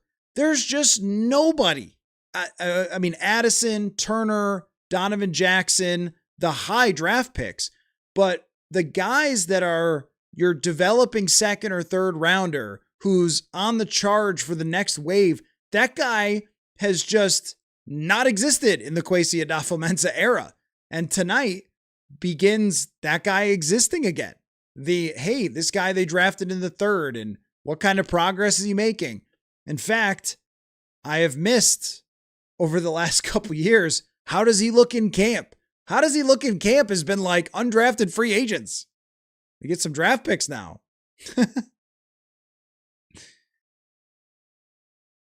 Greenard says, or Gunnard, think the Gold Day pick is a premium position at linebacker if he's used like Van Ginkel, not a typical off-ball linebacker. I agree with you. I look at him as more of a Van Ginkel dynamic edge. Can we call it that? They used Eric Wilson in the, can I coin it? I got to ask Cody Alexander, my defensive guru at Match Quarters. If you haven't heard of him, he's phenomenal when it comes to defense. If dynamic edge is something that I can maybe coin for players that can play at linebacker, regular linebacker positions, but also even then, middle second round linebacker, even if he ends up playing Blake Cashman's position. If that's what Jake Golday becomes and not Van Ginkel and he becomes Cashman or Wilson, okay, you would take that in the second round. I was into the idea of Jacob Rodriguez, or even if they decided to kind of make a big swing with Anthony Hill. A linebacker's a position they need, but this guy does more, which I like. ACM for all. Why has Pregnon fallen so much? The guard from Oregon. I think one would be he's a guard, and unless you're an amazing guard, teams aren't running to get you his production was good and his size is really good. So I don't know. I mean, it could just be that there's other players that they've just valued higher, which I guess that's obvious they have because they've drafted them. But I think that third round is probably the right spot for him. I think that's where he was mostly mocked. And then some people had him a little bit higher. But I'm not really sure. It might just be that he does not have like a mobility element to him, like a quickness element. And a lot of teams are doing outside zone stuff. Eric says, who we looking at for third rounders? We could start to have that conversation, Eric. Let's go over, take a look here for who might be available within the next 10 picks. So Pregnon, Emmanuel Pregnon, the guard from Oregon, is on the board still. As if he wanted to play center, that makes it more interesting. But I don't love the idea of you've never played center before, so play center. It's like a thing. You kind of grow up a center. There are some guys who move from tackle into the middle, but I feel like there's a center mentality. There's a way of thinking about the game, seeing the game at the center position that you would want someone who's played there for their entire career. I don't have data though on how often it works out where guys move. Wide receiver, safety are some positions that I really like here, especially wide receiver. There must be a receiver run coming, but the wide receivers are crazy right now. Guys who were predicted to go in the 50s and 60s. There's a bunch of them that are available. Chris Brazzell, Chris Bell, Zachariah Branch, Antonio Williams, Elijah Surratt, Malachi Fields, Ted Hurst, Skylar Bell. And for all the Ted Hurst hype, everybody knows he's probably going to be more of a project over a couple of years. Not that I dislike the idea, but at some point it became almost a little silly. Like, yeah, teams aren't going to draft the Georgia State guy like early in the second round. That's just too much of a big swing. But we've only seen Stribling and Bernard come off the board. If I'm not mistaken, there's no other wide receivers. This is a deep receiver draft. Yeah, there are no other wide receivers who have gone except those two. The receivers right now are, unless they're going to go on a run here, a really good position to take a look at. But otherwise, corner and safety are still fairly strong. Keon Scott makes a lot of sense. Oh, there goes Antonio Williams. Another Purple Insider favorite, Antonio Williams. Really good route runner. He goes to Washington. That'll work out really well for them, I think. Williams and Jaden Daniels. So is this the run on receivers? Should the Vikings try to move up? Knowing that they have all these top 100 picks, should they try to move up to potentially get one of these wide receivers if they're worried that they're going to start flying off the board? Cincinnati probably won't take one. Maybe New Orleans. Well, maybe not, because New Orleans, Cleveland, I could see Miami. I could definitely see Miami taking a wide receiver, but these next couple teams aren't really wide receiver teams. AJ Halsey still being on the board is interesting to me. So is Genesis Smith, the safety from Arizona. Jayshon Barham from Michigan, I like as a Flores type player, but I think you're going to start looking off. Malik Muhammad is a third round type cornerback. He ran a 4.42, very high relative athletic score. I think that he would be an interesting one if they wanted to look at cornerback. So now the Bengals are on the board at 72, 10 picks away from the Minnesota Vikings. Let's get back to the chat. So I think like there's a lot of talent there. I agree with you, P3T. There are a lot of good players left. A lot of players that were projected higher, and that's the interesting part. On the third down, or on the in the third round, then you do start talking about whether Jermod McCoy is just worth it. Okay, corner goes off the board here. Takario Davis, which I know Chris Trapasso was higher on. We didn't even mention his name just now. Chris Trapasso was much higher on him than a lot of other people, so that's a good call by Chris. But you do get to some point if you got, and I know people will make a lot of jokes. If the Vikings draft Caleb Banks and Jermod McCoy, there will be jokes. But if you're taking him in the 80s, in the 90s, a top 15 player, even if he's got a knee problem, I mean, my gosh, if you're swinging for the fences, then that would make sense. Mike Washington is 6'2". Mike Washington's crazy. He's crazy athletic. and hasn't gone off the board yet because I don't think he's a great running back.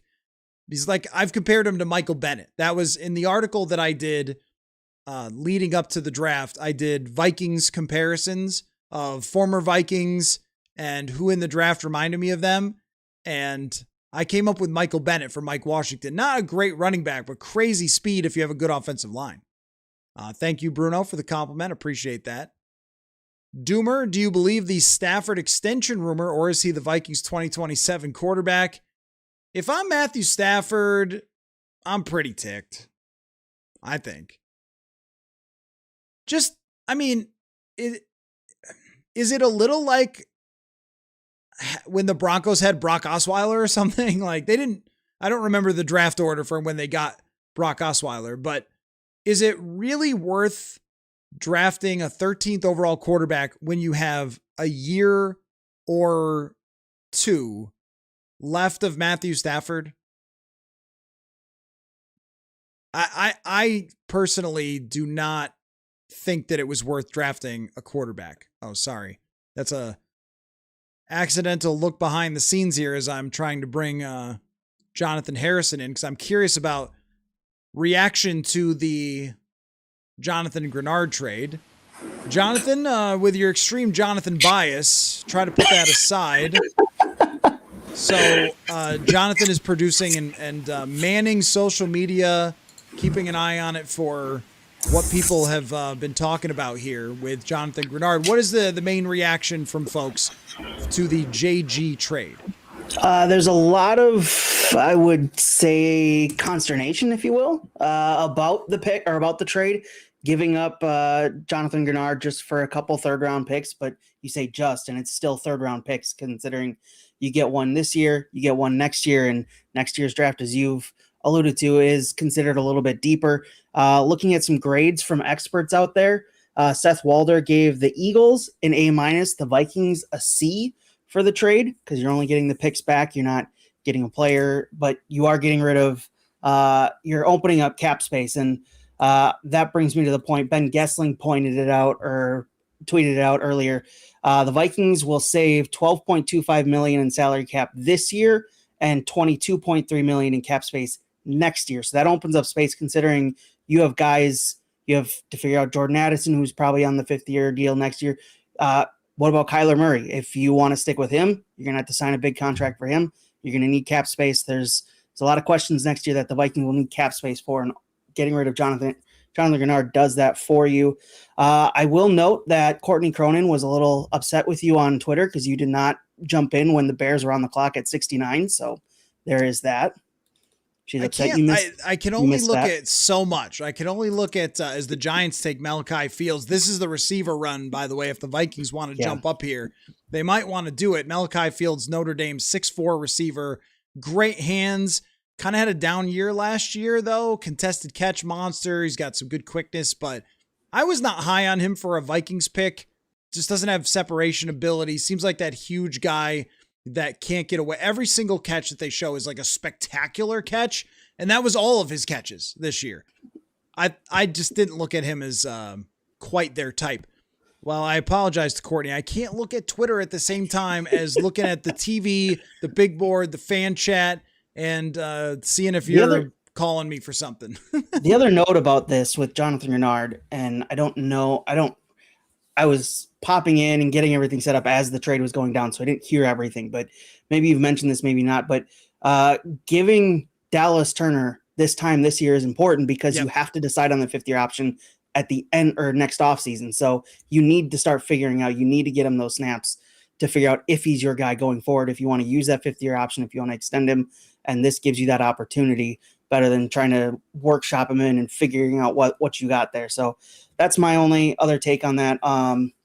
There is a note from Dan Graziano about Jermod McCoy and his injury, and how in this now that we're into the 3rd round, it becomes a little bit easier for teams to take that risk financially because the only guaranteed money in a rookie contract is the signing bonus.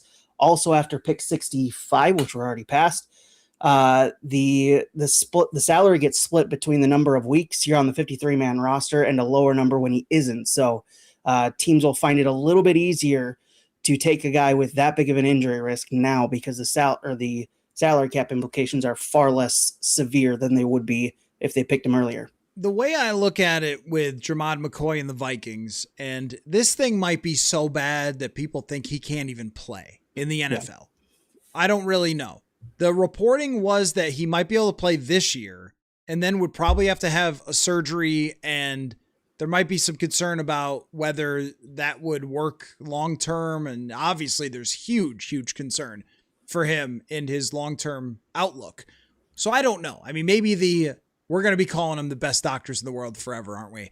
But maybe the best doctors in the world are going, no. Caleb Banks-Foot's probably fine, but stay away from this guy. But with this many third rounders, is there a point where as the Vikings you go, we kind of have to? It's a top 15 talent. Some people thought he might have been the best corner in the draft if he had been 100% healthy for an entire year. If you take him at number 98, what is the harm in that? And hey, if he never ends up turning out because he has this injury, then okay, well, it was a third round pick. You drafted Alexander Madison in the third round. Like, it's just not, or at the back end, you drafted Ty Felton, you drafted Jalen Holmes. Like, when you talk about the big swing, this was probably one of the issues that people had about the big swing for Caleb Banks, is that you're doing it at 18. That is a big risk, big swing in the middle of the first round where you could get a lot of starting caliber talent and you don't have to take on the risk with all the other guys that were first round graded. In the third round, I kind of don't care what you do. I mean, yes, I'd like to see them get a running back. I'd like to see them get a receiver. If they don't get a receiver, I may flip a table at the end of this draft just because of how much I studied this group and talked about all these third round wide receivers to be locked in because I was fully convinced that they were doing it. So they need that. Center, there's a couple of centers that have gone off the board already, and they may feel a desperation to do that.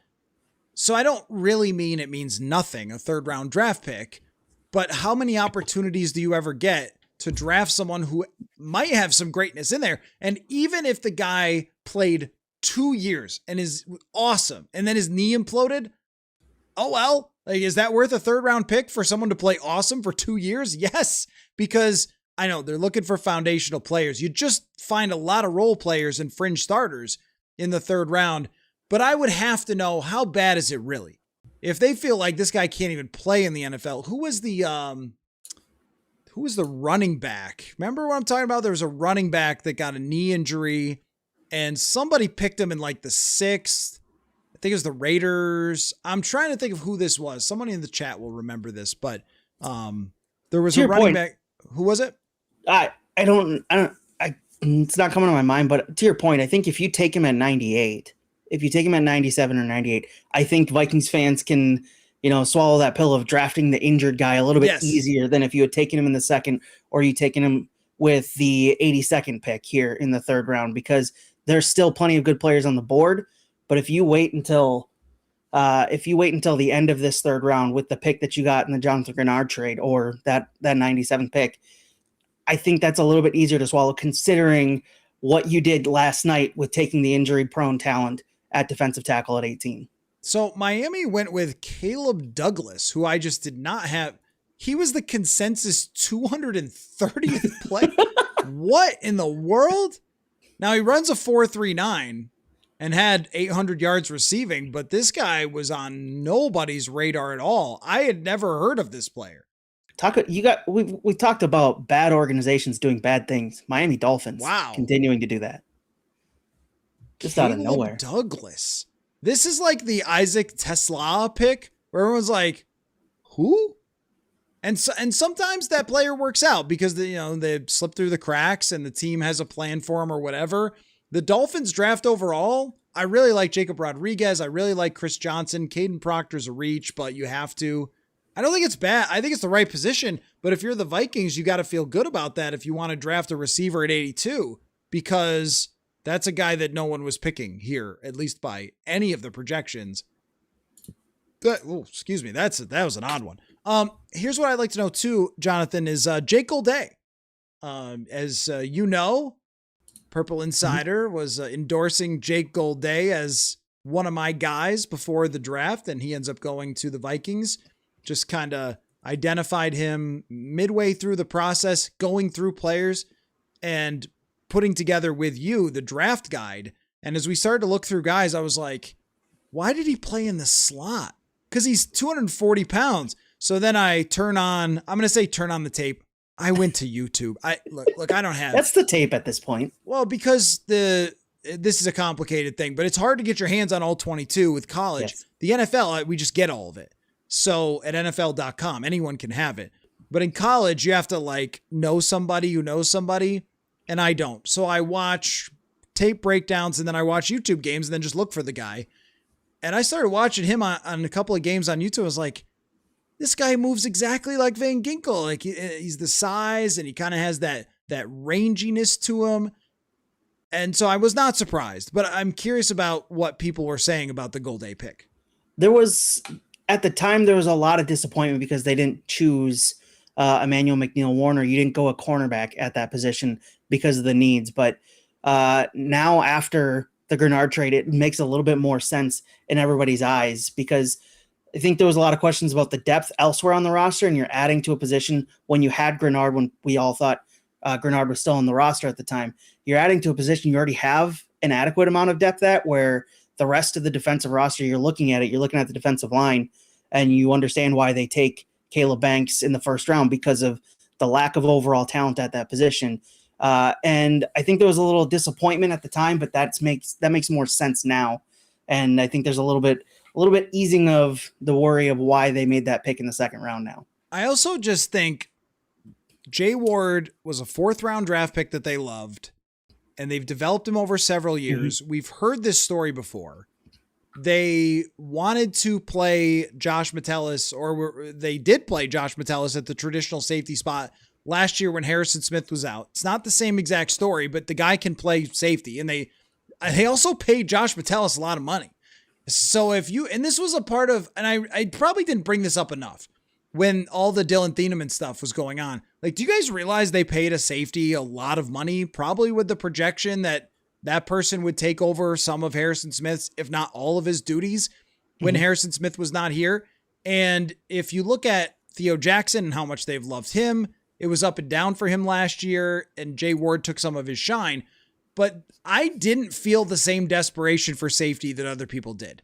And there's even probably a couple guys in free agency that could still end up with the Vikings as veteran backups. They've been able to find those at times. Like Bobby McCain came in here, the Fabian Morrow at cornerback. I think they believe in themselves with stuff with that position, at being able to find veterans to take those spots. I also just didn't think McNeil-Warren was a very good prospect. I predicted that he wouldn't be a 1st round draft pick, and I'm wrong as much as anybody else with predictions, but I just didn't see it. They would show his highlights, and I'd be like, okay, I mean, he's playing in the MAC, and he's got 2 interceptions or something. It's just, tell me what I'm missing here. Dylan Thieneman, I could totally get it. He had 6 picks a couple of years ago with Purdue. That's a good competition. He had 8 interceptions overall for his career, and ran a 4.3, but McNeil-Warren ran a 4.5. It's not anything all that impressive. So I think when you start to dig into Golday and his physical attributes and his size, his versatility, this is a guy that could do a lot of good things for them and probably gets to develop. But somebody asked in the chat right after it happened, does this mean that Greenard's getting traded? And I was like, well, not necessarily. And then 2 seconds later, it's just okay, Kevin, you got me. You're right. It was. But I don't think that position is necessarily has much to do with Greenard as it does another piece on the board for Brian Flores. And I don't know if you've seen much for people's reaction, but going defense in this draft, you get Kyler Murray in here. The offense is largely set, but not entirely. I think that their projection must be that with the late 3rd round picks here, that there's going to be a lot of offense on the board as the Packers take Chris McClellan. I kind of like him.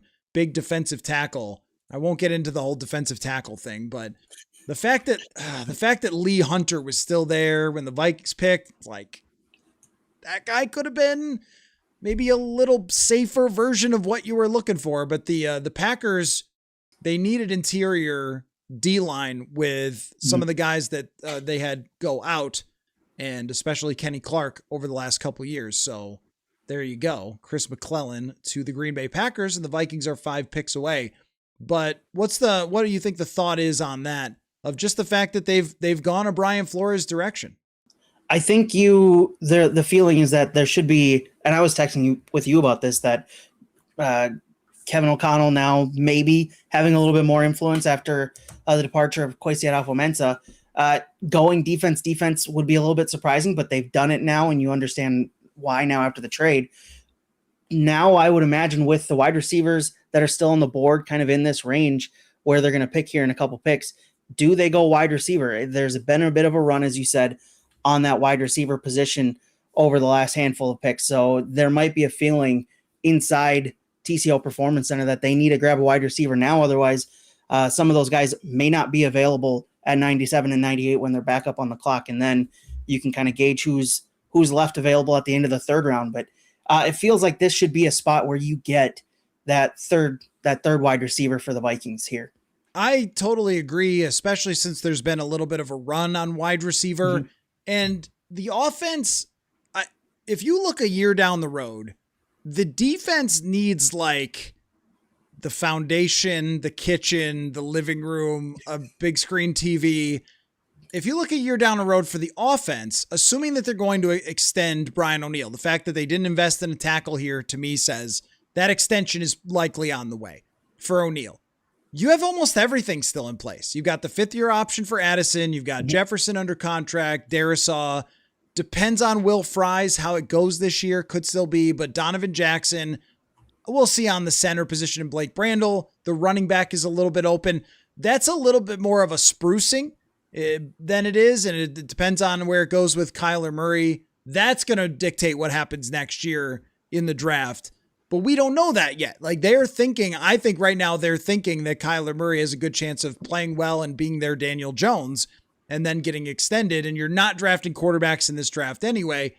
So they're looking at it like, let's try a 3rd-round running back. Let's try a 3rd-round receiver. Let's try a 3rd-round maybe center or offensive lineman and see what happens with those positions. But a year down the road on defense is like everything is on fire. Like the interior defensive line is totally shot. The edge rusher position before the Greenard trade, you still looked a year down the road and went, who's going to be here? Linebacker, it's not 100% that Cashman will be here long-term. Safety and corner still need addressing too. That's all the positions, Jonathan. So they needed to add players who could potentially be not just pieces of a defense, but big pieces. So I can absolutely make sense of that. The Caleb Banks thing is so hard. Jonathan, you saw it last night. I mean, people just losing their minds about Caleb Banks. I thought that the reaction deserved some concern and maybe some shock.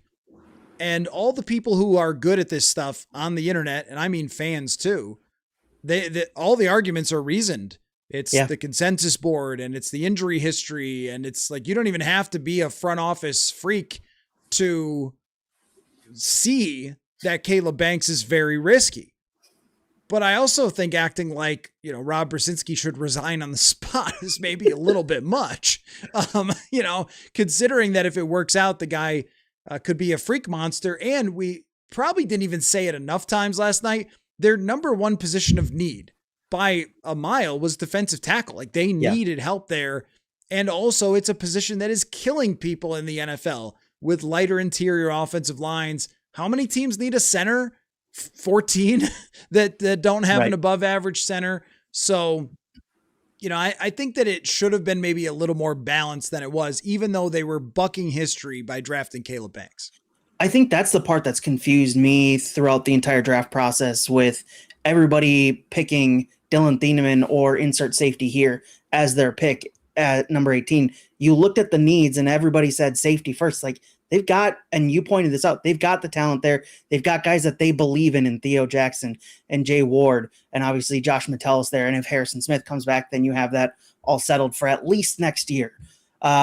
But when you look at the defensive line, it is thin beyond Jalen Redmond. That is not a deep group. That is a part of the defense that needed the help the most, and you would have expected a high pick. And I think when you choose the guy who has the injury history and the injury risk that he does, I think that's the reason why there's the concern and the outrage. But and you look at the production and everything else kind of screams this was a bit of a reach. The consensus, as you said, showed it a bit of a reach. I think maybe a lot of the outrage was a little bit much, but there's a part of obviously this fan base that has been burned by the draft over the past couple of years that was seeping out, and that came out last night. And you got a acting GM making his first ever pick as that position. So, and it being a risky one, that doesn't scream a whole lot of confidence in the guy who may be the front runner for the position after the draft. We'll see how that news all breaks out, but I think the reaction was a little bit much, but I get it. I really do get it. I also think that there are things we don't know. We certainly don't know his medical reports, but no one knows who's going to get hurt in the NFL. And if you've already been hurt multiple times, you cannot convince me that that's just fine. Like, it's not. And there's some sort of like, it's not a great visual, but it's like every time they cut you open, it gets worse. Like, well, that's true, right? Every time you have a surgery, your odds of a longer career go down. But the one thing that we really don't know, that it sounds like the Vikings did a ton of work on, is the guy, the actual person, Caleb Banks. You saw today that he's got a very interesting personality as AJ Halsey goes off the board. That is a very big personality on Caleb Banks. It is, yes. Once we got him rolling, he kind of forgot he was up there, and then he just started playing rock, paper, scissors with Dane Mizutani, and he's talking about his animals or whatever. Zachariah Branch goes to the Atlanta Falcons with the 79th pick, so he gets to he was at Georgia already, so he gets to stay home. I think that's a good pick for them. The Falcons have done a good job. Avion Terrell, Zachariah Branch, these are two guys that were mocked a little bit higher. It's a new leadership there. And, obviously, if you read the details of Zachariah Branch's recent arrest, it was just idiotic. He was standing in the sidewalk and someone told him to move and he didn't and then got arrested, which, okay, that's a law, I guess. But he's a very dynamic player that I think when they add to everything that they have offensively with Bijan Robinson, that they can get yards after catch out of screen game. And I think that their quarterback, Gunnar Stockton for Georgia, is terrible. So I feel like a lot of the reason that they did all the stuff with him for the screens was because their quarterback was bad. But, maybe that's just an excuse. Either way, here comes the wide receivers and they're coming off the board. But the point that I was getting to on Banks is just, you don't know the person. You don't know how he's going to learn. You don't know how he's going to adapt. You don't know how he gels with the coaching staff, the D-line coach, Flores. And they do a lot of work on something like that when they're going to take a big risk on a player. So at very least, what you could say with the Vikings in picking Caleb Banks, and this is where you have to give them some credit. If you're going to buck history in 4 different areas, in production, in consensus board, in injury, and it's, I guess I could say production, run and pass. Like, if you're going to buck the history there, then you better do a lot of research. And they obviously did that with the medical people, and they had their defensive line coach go down to meet him in Florida. And he was here on a 30 visit. They spent a lot of time with this guy. So they didn't just wake up on draft day and pull up a magazine and be like, this guy's huge. We should draft him. I mean, they put so much effort into this, and historically speaking, reaches don't always do great. But usually when they pay off, and this has been a consensus board thing for a while, if they pay off big. That is often how it has worked with reaches. Okay, receiver run is happening. Jacoby Lane from USC. All right. You got to grab a receiver here. Yeah, I think so. The Vikings 2 picks away. So thank you, Jonathan, for that. We'll check in a little later with you for more reaction. Yep. All right, good stuff. Jonathan Harrison producing the last 2 nights here. And Jonathan, if anything pops up, jump in my ear as well. Oops, that's the wrong thing I'm looking at. And there we go.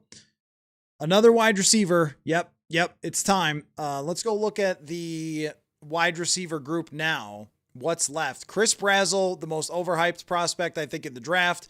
He is tall and he is fast, but I didn't think that he was going to go as high as some people had him, maybe second round. Chris Bell coming off the ACL. He is 6'1" and 222. This guy is a freaking tank. And he's listed as having a 4.4 40. Did he run the 40? Maybe at a pro day? I don't know.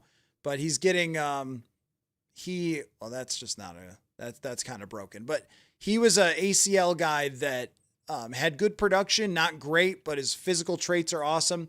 Elijah Surratt is a contested catch monster. I really like Skylar Bell from Connecticut. Skylar Bell is not insanely fast, 4.4. I guess actually he has a better RAS than I expected, but crazy production for, let me go back and see if the production is there. Okay, it's not, but he had something like 111 catches or something like that, 106 catches at Connecticut. And he's one of those guys where when you watch him, wide open all the time, route running, contested catch, he's faster than everybody on the field, but he's also quicker.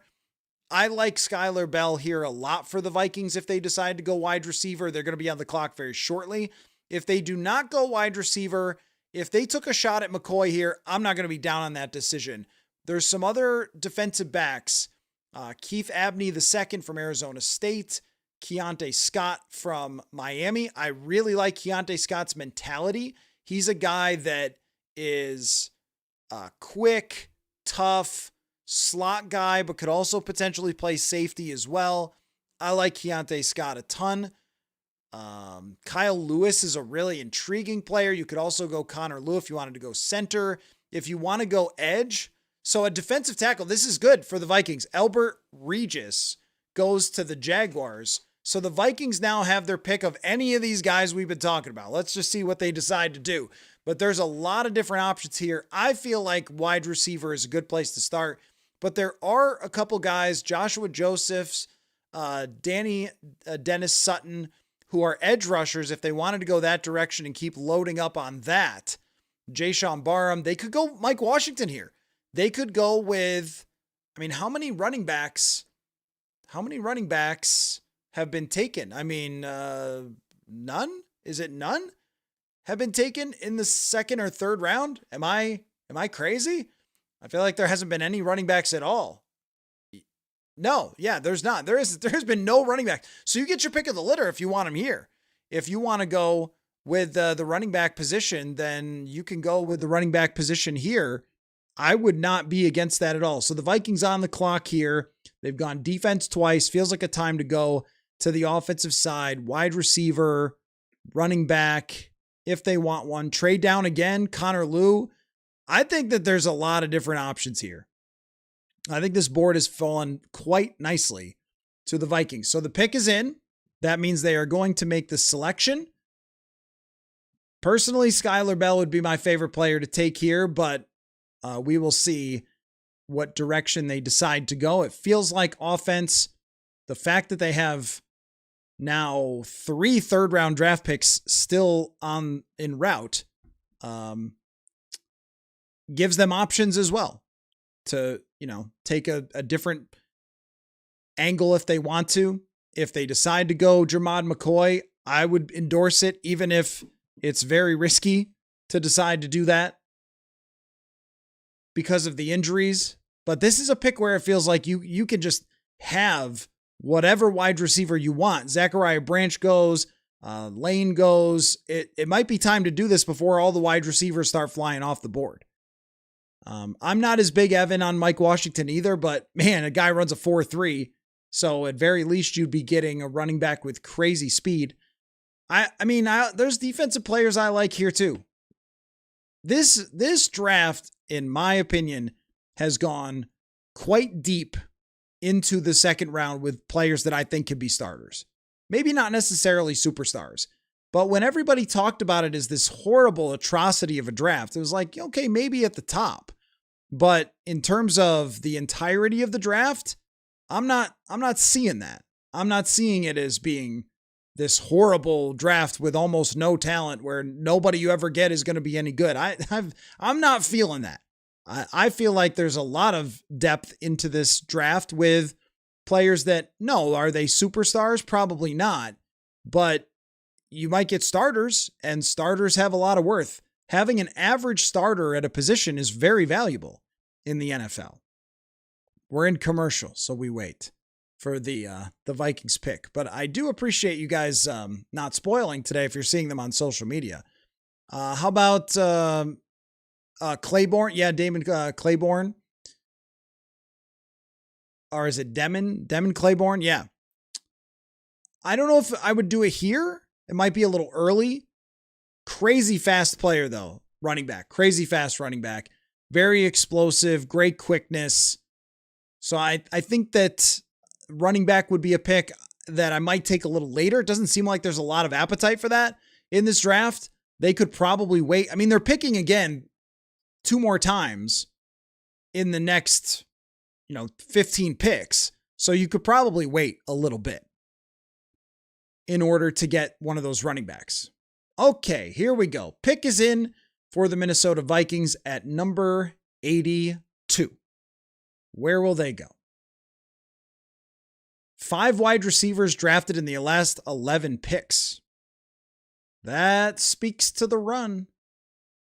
All right, Brian O'Neill, a man who will most certainly be getting a contract extension very soon. He can buy an even better suit.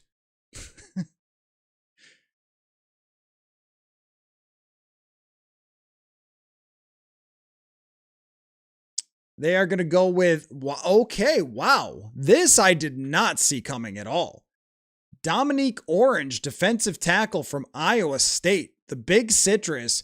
We did discuss the Big Citrus as a player that they could go with. I mean, this is a massive guy. We are talking about a true zero technique nose tackle with some unique movement skill and some serious power. But I gotta say, I'm pretty shocked that they're going with another defensive tackle after drafting Caleb Banks. They are completely leaning into building the defense, and it feels like a little bit of trying to fill these positions for right now because they did have a serious need with 2 defensive tackles coming off of the board. Is KOC and witness protection is very funny. I'm pretty surprised. This was, of all the players that we just went through, and I think other than the Jake Golday thing, most things that have happened here have been kind of surprising. Dominique Orange is the defensive tackle that the Vikings have not had since Brian Flores got here.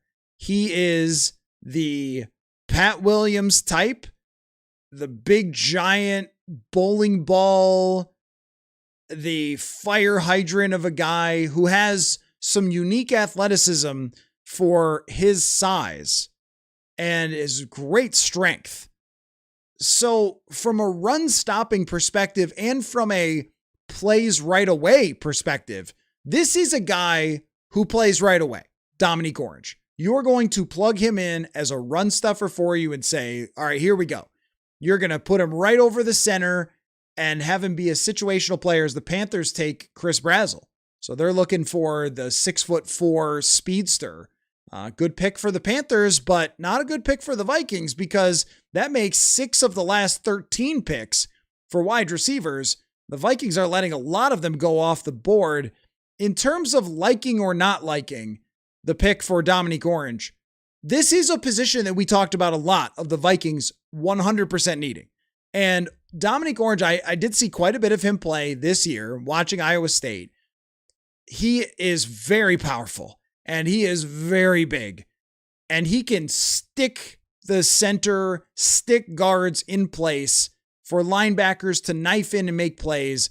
They did not have this last year and they really could have used it. So I could see why. I mean, he's a good prospect. He's picked about where he was expected to go for a guy that doesn't have much pass rush upside, but is a freaky type of size and is going to be very difficult to play against for offensive linemen. But to not go wide receiver or running back is a little bit surprising, or maybe even center or defensive back, positions that I felt like they needed a little bit more. Dominique Orange's ceiling is, saying Pat Williams is a little unfair to anyone because Pat Williams is so good. Pat Williams was insanely good. So yeah, that's a little much. And for whatever reason, Gilbert Brown comes to mind as someone who was like gigantic. You can envision this player as he's not ever going to be a pass rusher, but he can completely eat the middle of an offensive line. I think if you remember Casey Hampton, thank you, Evan, for the super chat. Bears are playing Garrett Bradbury and Logan Jones. Yeah. If you remember Casey Hampton in Pittsburgh, that classic nose tackle that just pushed into people and held the line and made it very difficult to run around, then that's kind of what I see Dominique Orange trying to be. He has great strength, great power. And yeah, that's exactly what I'm getting at, Purple Kool-Aid, that Casey Hampton is the prototype for this. And if you look who they just hired as a defensive assistant, a guy from Pittsburgh, and Brian Flores was in Pittsburgh with Mike Tomlin. So there may be some influence there of the players that they're kind of looking to emulate. And we were just discussing this with the defensive side where, what did I say? They need a foundation. They need windows. They need a living room. It's everything. It's not sprucing up. It's not a little bit of, let's add a little new coat of paint. It's like they need everything. But the run stuffing DT, it's not overdrafted here, but after you already draft another defensive tackle, it's not what I expected to happen. I think Dominique Orange could become a very important player for them. And I've always been a believer that defensive tackle is huge. And the reason I bring up Casey Hampton is because Casey Hampton was amazing. And he was a big difference maker on all of those Pittsburgh defenses, just the way that Gilbert Brown was, just the way that Pat Williams was. I am a very big believer in the giant man in the middle because I think teams hate to play against it. The other teams in the Vikings division, this might have to be considered as well. Oh, Jerry Ball, great pull. Yeah, look, throw out your Ted Washingtons, all the names you could come up with that played for the Vikings or in the division. I like this type of player. Darrell Jackson was another one I was looking at throughout the process. This is a type of player that I think has an underrated impact on teams. Bill Belichick always had this guy. He had Danny Shelton. He had Alan Branch. I've mentioned those guys throughout the years. And it always surprised me a little bit that the Vikings did not have, with Brian Flores, this kind of defensive tackle. Because the 3-4, which is where this is rooted, usually that guy is there. And Harrison Phillips was not that guy. Neither was Jonathan Bullard. And Dominique Orange does have unique traits, unique size, unique power, and they got run over a lot. This does allow Caleb Banks long-term, as who was asking that? Andrew, to be moved around and Redmond to be moved around. Overall, I like the player. I thought he was a little overrated going into the draft season because I saw him second round pick, and I didn't think that people do that very often. If you're telling me that your main strategy here is to rebuild the front seven and try to dominate that way, it's really hard to say I hate that because look around. Is this your shorter Jordan Davis, Vince Wilfork? Yeah, that's the best example of this type of defense. It's really hard to say that you hate a pick for a guy that can take up blocks and can totally overhaul the interior of a defensive line that's been pushed around quite a bit. Ted Hurst goes to the Tampa Bay Buccaneers, but this is the concern, is that all these receivers, there goes Brazel, there goes Hurst. Who are you going to get in the third round here with these picks? at the wide receiver position as these picks are going off the board. But I don't want to say, and Zimbardo, thank you so much for the super chat, front seven. It's very hard for me to say that it's a bad idea to stockpile interior defensive linemen who have unique elements to their game. Just like with Golday, it's very hard for me to say that it's a bad idea for Jake Golday to be drafted where he can be a dynamic player and play inside, outside linebacker, cover a lot of ground, blitz, rush off the edge. Like, these things are really good for Brian Flores. So I'm not going to be down on the Dominique Orange pick. I'm just a little surprised by it. And now, Aaron, you say Bryce Lance, Brendan Thompson. These are guys who are potentially still wide receivers on the board. And that might be something for them that influence them to wait, as we're going to be coming up very shortly on more Vikings draft picks here within the next 15 picks or so, is they may have looked at it and said, yeah, sure, we could get Elijah Surratt or whatever and take him now, but maybe you want to wait and those guys will still be on the board after this mini run here.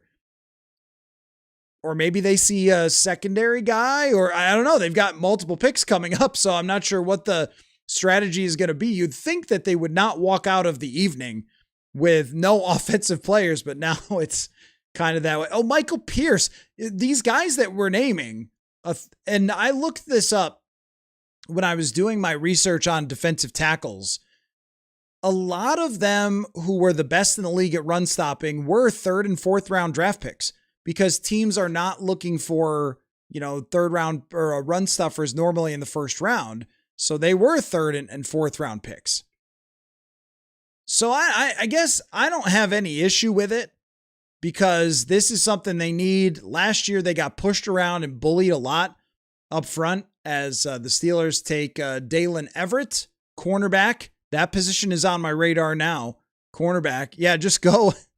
Well, that's an interesting idea. The cap space, Jawan Jennings is still out there for wide receiver 3. And that's what we don't know either, is what are the Vikings options in free agency that might influence where they decide to go. But yeah, Vince Wilfork, Michael Pierce, these guys are difference makers in the 3-4 defense. Last year when they played Pittsburgh, they could run wherever they wanted. When they played the Chargers, they could run wherever they wanted. This is a division that's going to run the ball. Jahmyr Gibbs, Josh Jacobs, Ben Johnson and his run scheme.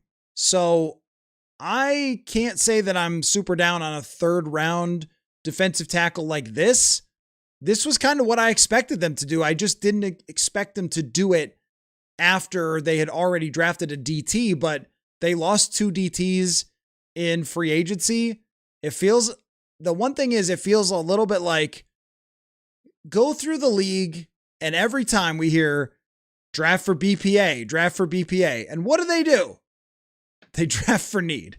Everybody drafts for need. It's just how it goes. Let me get Jonathan Harrison in here and just give me an idea of what the reaction is to Dominique Orange. I don't think I can hear you, Jonathan. Are you muted? There we go. I had my mic muted. Put out a poll in the chat, and through 156 votes, it is a B, with 45% of the vote coming in as a B, 38% coming as an A. This feels like the most positive reaction to a pick we've had so far for the Vikings.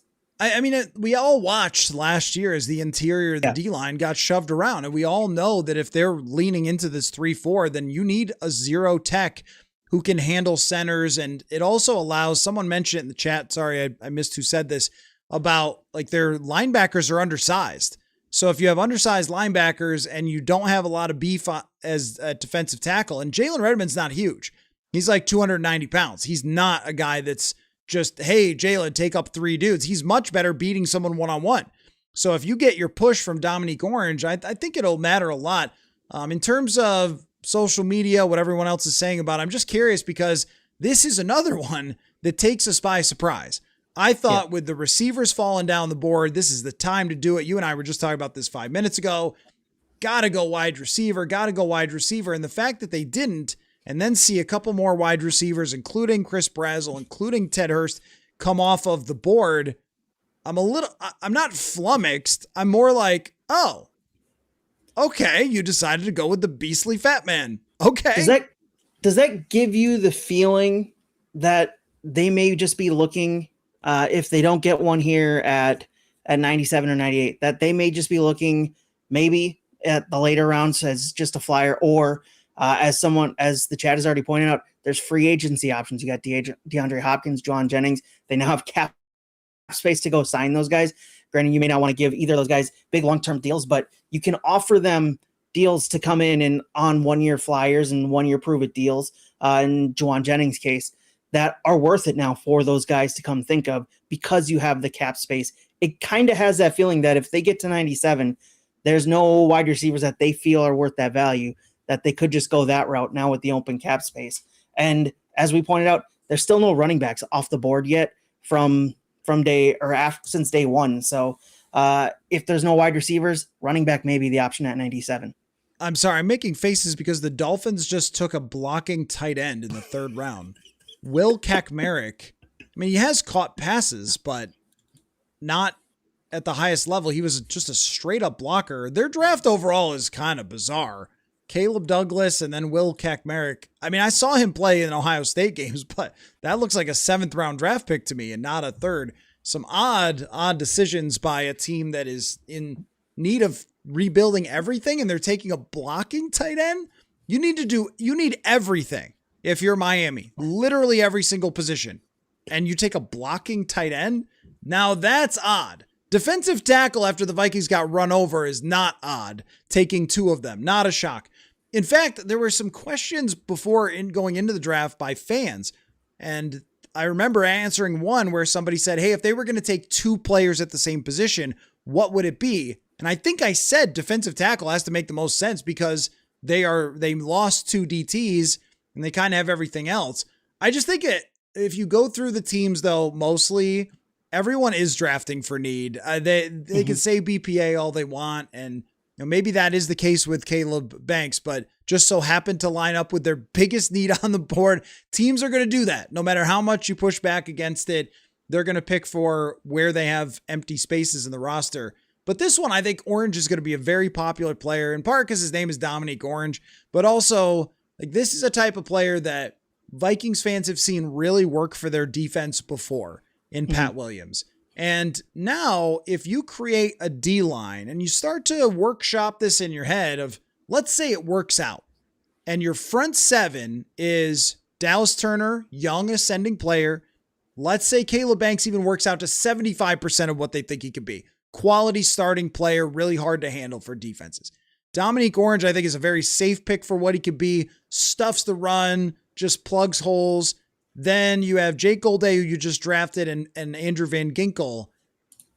I mean, that looks pretty darn good with Cashman and then Wilson under contract. There's just a lot there for Brian Flores to work with, and this gives a new element to where if another team runs up the middle a lot and you're trying to get that, or even to the outside with a run stuffer like this, if you could just pound them backward, this allows them to do some more stuff, I think, where teams can't just say, we're going to run on first down against the Vikings. And I think that's what happened last year. The Vikings faced the fewest number of passes in the entire NFL last year. Teams were saying, we can run on this team. Yeah. And at the end of the year, they had good stats against the run overall, but early in the year, it was a big problem. So run stuffing in a league that's running more, in a conference or in a division that runs a lot, I don't have an issue with that. But you should really get a wide receiver here at some point pretty darn soon. Okay, Jonathan, great stuff. Anything else you wanna toss out there? No, it just feels like when you look at this pick and you look at the picks that they've had, this feels like maybe they're just trying to have insurance. They're trying to hedge their bets, considering the injury history of Caleb Banks at that defensive tackle pick in the 1st round. So getting another guy at that position kind of helps them. If Banks can't go right away, you're not completely left out at that position. Also, where does he line up? Big Citrus as the best nickname on the team. I'm voting first. Yeah, I mean, Rip Van Ginkel is pretty good. Rip Van Ginkel. Hitman Harry's pretty good, but if he doesn't come back, yeah, Big Citrus has got to be up there. Hitman for Harrison Smith is an all-timer. So yeah, big citrus is great. I don't know how many, I probably said every single time I talked about run guys during the draft process, I was always bringing them up, mostly for the nickname, but now for the fit with the Minnesota Vikings. Emmanuel Pregnon off the board for the Jaguars. Thank you, Jonathan. We'll check back in after the next 2 picks. Appreciate you, my friend. All right. So what's the reaction? It does seem like you're right, KMC. It really feels like Jermod McCoy is probably day 3. Caleb, is this bad for a Jalen Redmond extension? I don't think so. When I was going through the front 7, I left Jalen Redmond out. Sorry about that. He should have been in the conversation we were talking about, because if it's a 3-4 defense, you can either rotate guys depending on the situation, or if it all works out, you can have Redmond, Banks, and Orange, and Redmond and Banks are playing basically like the 5 techs in a very much 3-4 defense. This is something we haven't seen a lot in the NFL in recent years, of teams really playing an actual base defense, but Flores did it last year, where he was using Eric Wilson as an outside linebacker sometimes, and they were putting Redmond, Hargrave, and Allen on the field all at the same time. And Banks is quick enough to where he could play against tackles and potentially beat them. And then you have outside linebackers. Golday can cover, and Van Ginkel, of course, can cover. And then you have Dallas Turner, who's going to be rushing the passer. So you could play like a 3-4 type of defense, because that Golday / Andrew Van Ginkel position gives you flexibility to treat that like a linebacker, or even kind of a giant safety, because Golday has so much coverage there. If the Vikings plan, as another wide receiver goes off the board, Xavier Thomas, another one I didn't really have on my radar, is going this high. But the wide receiver run has been crazy here in the back end of the 3rd round.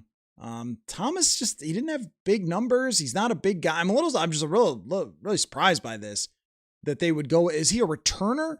Could they be considering that? Not sure. Interesting pick for the Chicago Bears to go with Xavier Thomas. But if the plan is to build a front 7 that is really nasty, and I don't know that if it has an impact or not on a Jalen Redmond extension. I would not think so, because they just created a bunch of cap space for themselves. I think they want to extend Jalen Redmond. I think they really, really like him. So I'm going to guess that the cap space is going to help them do something like that with Jalen Redmond. My guess is what they want to say is, look, we've got the premier defensive coordinator in the NFL. Give him some talent to work with that is younger, to build for the future, and not just throw a bunch of more free agent talent at it. DeAndre Hopkins certainly could be in the conversation. Evan, do we take Jermod McCoy? I mean, at this point, it feels like Jermod McCoy's not going to get taken until day 3. But if they do, I think it'll be a good pick, because you're taking the risk with almost no downside. It just feels like if we've gotten to this point, no one's taken him, then the risk must be enormous. Danny says, been asking for D tackles for a while now and finally taking them seriously. This is a great point, Danny, that it's hard to be too upset when last year they spent stupid amounts of money on the defensive tackle position. I've been talking about for weeks leading up to this draft how hard these guys are to find in free agency. Now, run stuffers are available.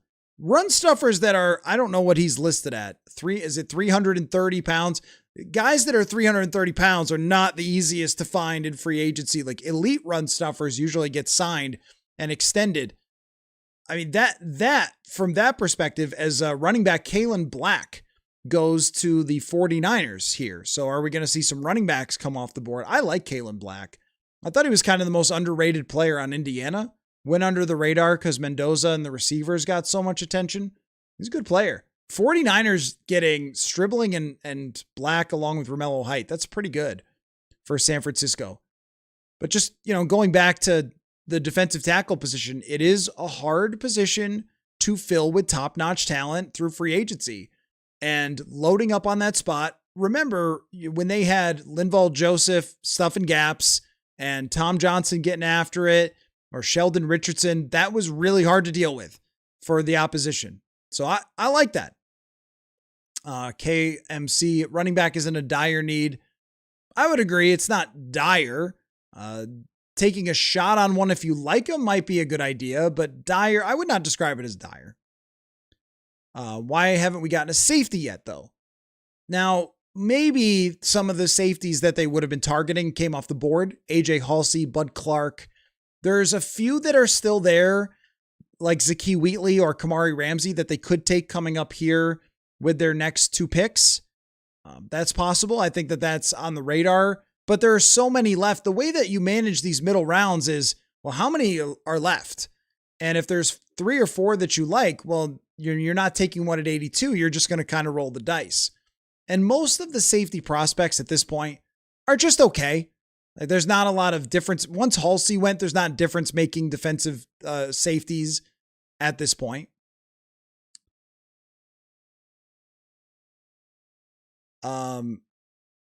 Kekmeric was Chris Trapasso's tight end 14. It's a weird pick. Teams do weird picks here. Poor Malik Willis. Dolphins doing weird things. Val Sung, Big Citrus will keep Banks from being an every down guy, which will reduce the injury risk. No, I'm not sure that's quite it. I think they want to play them together. I don't think they want to play Caleb Banks less, ultimately. I think they want them together with different skill sets. One guy at zero tech right over the center. The other guy probably at like an inside shade to the tackle. So like a 4-eye or a 5-eye. Is that a 5-eye? Inside the tackle, right? Something like that. I mean, loading up on DT talent is not something I'm going to be too upset about. It's just a little bit of a surprise when there was talent on the board at some of the skill positions. Hunter, hard to hate the overall philosophy of building the trenches. That's what they're trying to do here. They are trying to build the trenches. Bryce Lance and Sam Hecht are still there. Yeah, Hecht could be an option here as we go down the stretch toward the Vikings. Hey, how interesting is it for the Vikings to have picks? Isn't it? Let's take a look at the board here. Let's also take a quick look at Friends of FanDuel. The show, of course, is presented by FanDuel. And if they've got anything for the draft right now, let's see. Okay, not at this moment. So let's go over to the rookies, what their expectations are for rookies. Top players. I'm curious about what they think Jeremiah Love or Kenyon Sadiq. Kenyon Sadiq's over-under for receiving is 450.5. That's interesting. I wonder if anyone's line has moved for wins and losses. The Vikings wouldn't move today, but over-under 8.5 is interesting. That was the sort of FanDuel question of the day was, did Jonathan Greenard being traded move the needle for you? Did it change your expectation for 2026? Was the FanDuel question of the day. Because I've checked several times. The Vikings line didn't move at 8.5 with the Jonathan Greenard trade. Not that I expected it to, but it didn't. So on the board right now, some defensive backs. Keontae Scott is very interesting to me. Chris Bell. At this point, Chris Bell, very talented wide receiver who's kind of built like a house at 6'1" and 220. Would be interested in that. Kyle Lewis from Pittsburgh would be like, did Brian Flores take over TCO Performance Center, lock himself in the draft room, and no one is allowed in? Is that what's happening? Connor Lew, you got some edge rush talent. Still some receivers on the board that I like. Bell, Surratt, and Skylar Bell.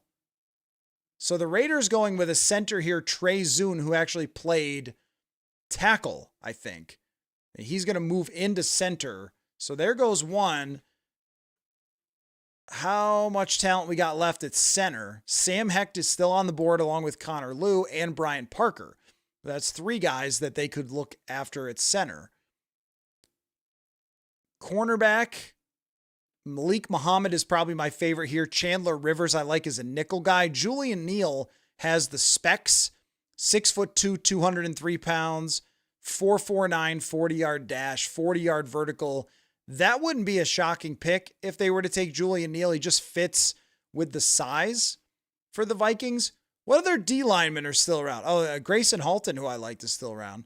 I'm just joking, but for edge rushers, they actually do have two guys that I think are great fits for them. Jayshon Barham and Dennis Sutton. The linebacker spot, they already took one. Don't love what's on the board for them right there. Let's see what is happening at safety.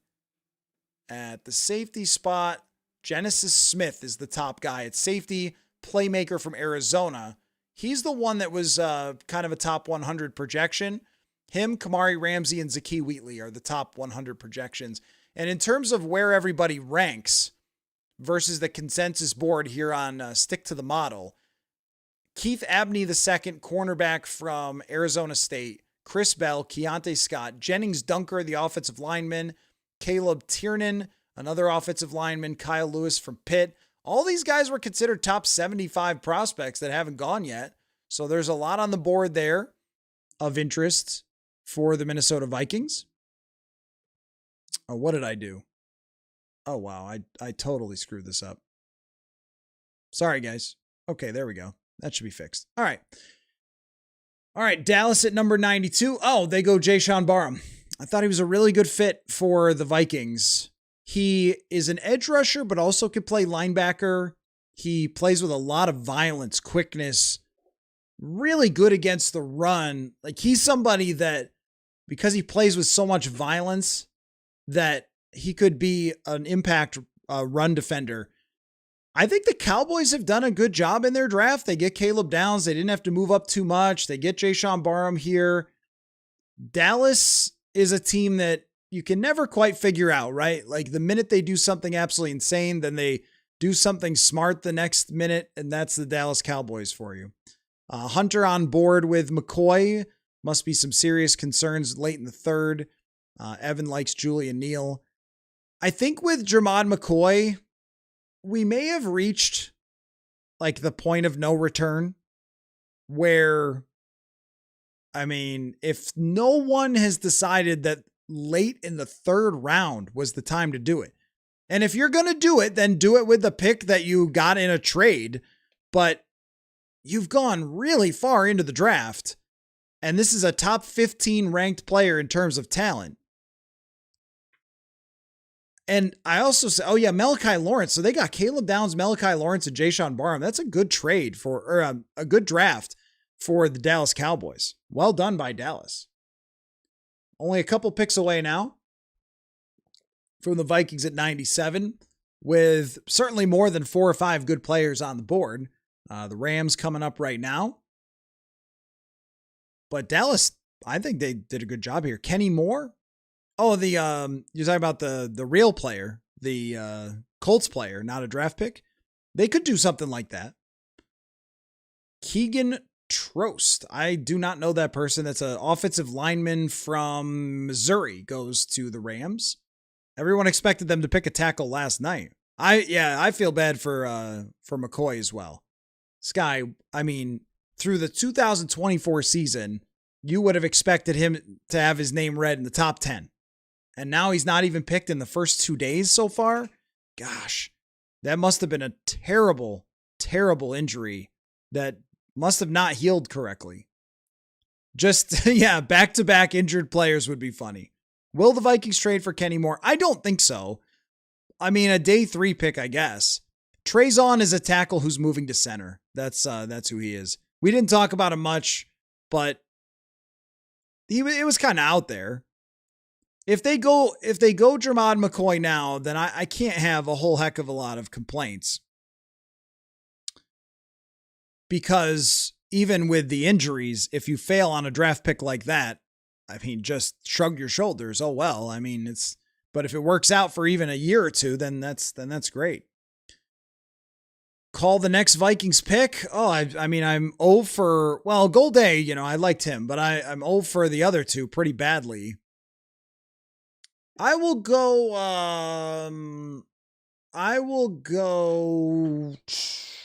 Genesis Smith. No, we got to go offense. Don't we have to go offense? Let's take a look. Let's go back to the board. Call the next pick. Let me take a shot at it. Chris Bell. He is coming off an injury, so he makes complete sense. I have to be like you guys sometimes with the snark. Center makes sense here. I'll just go with my favorite guy. I'll just go Skylar Bell.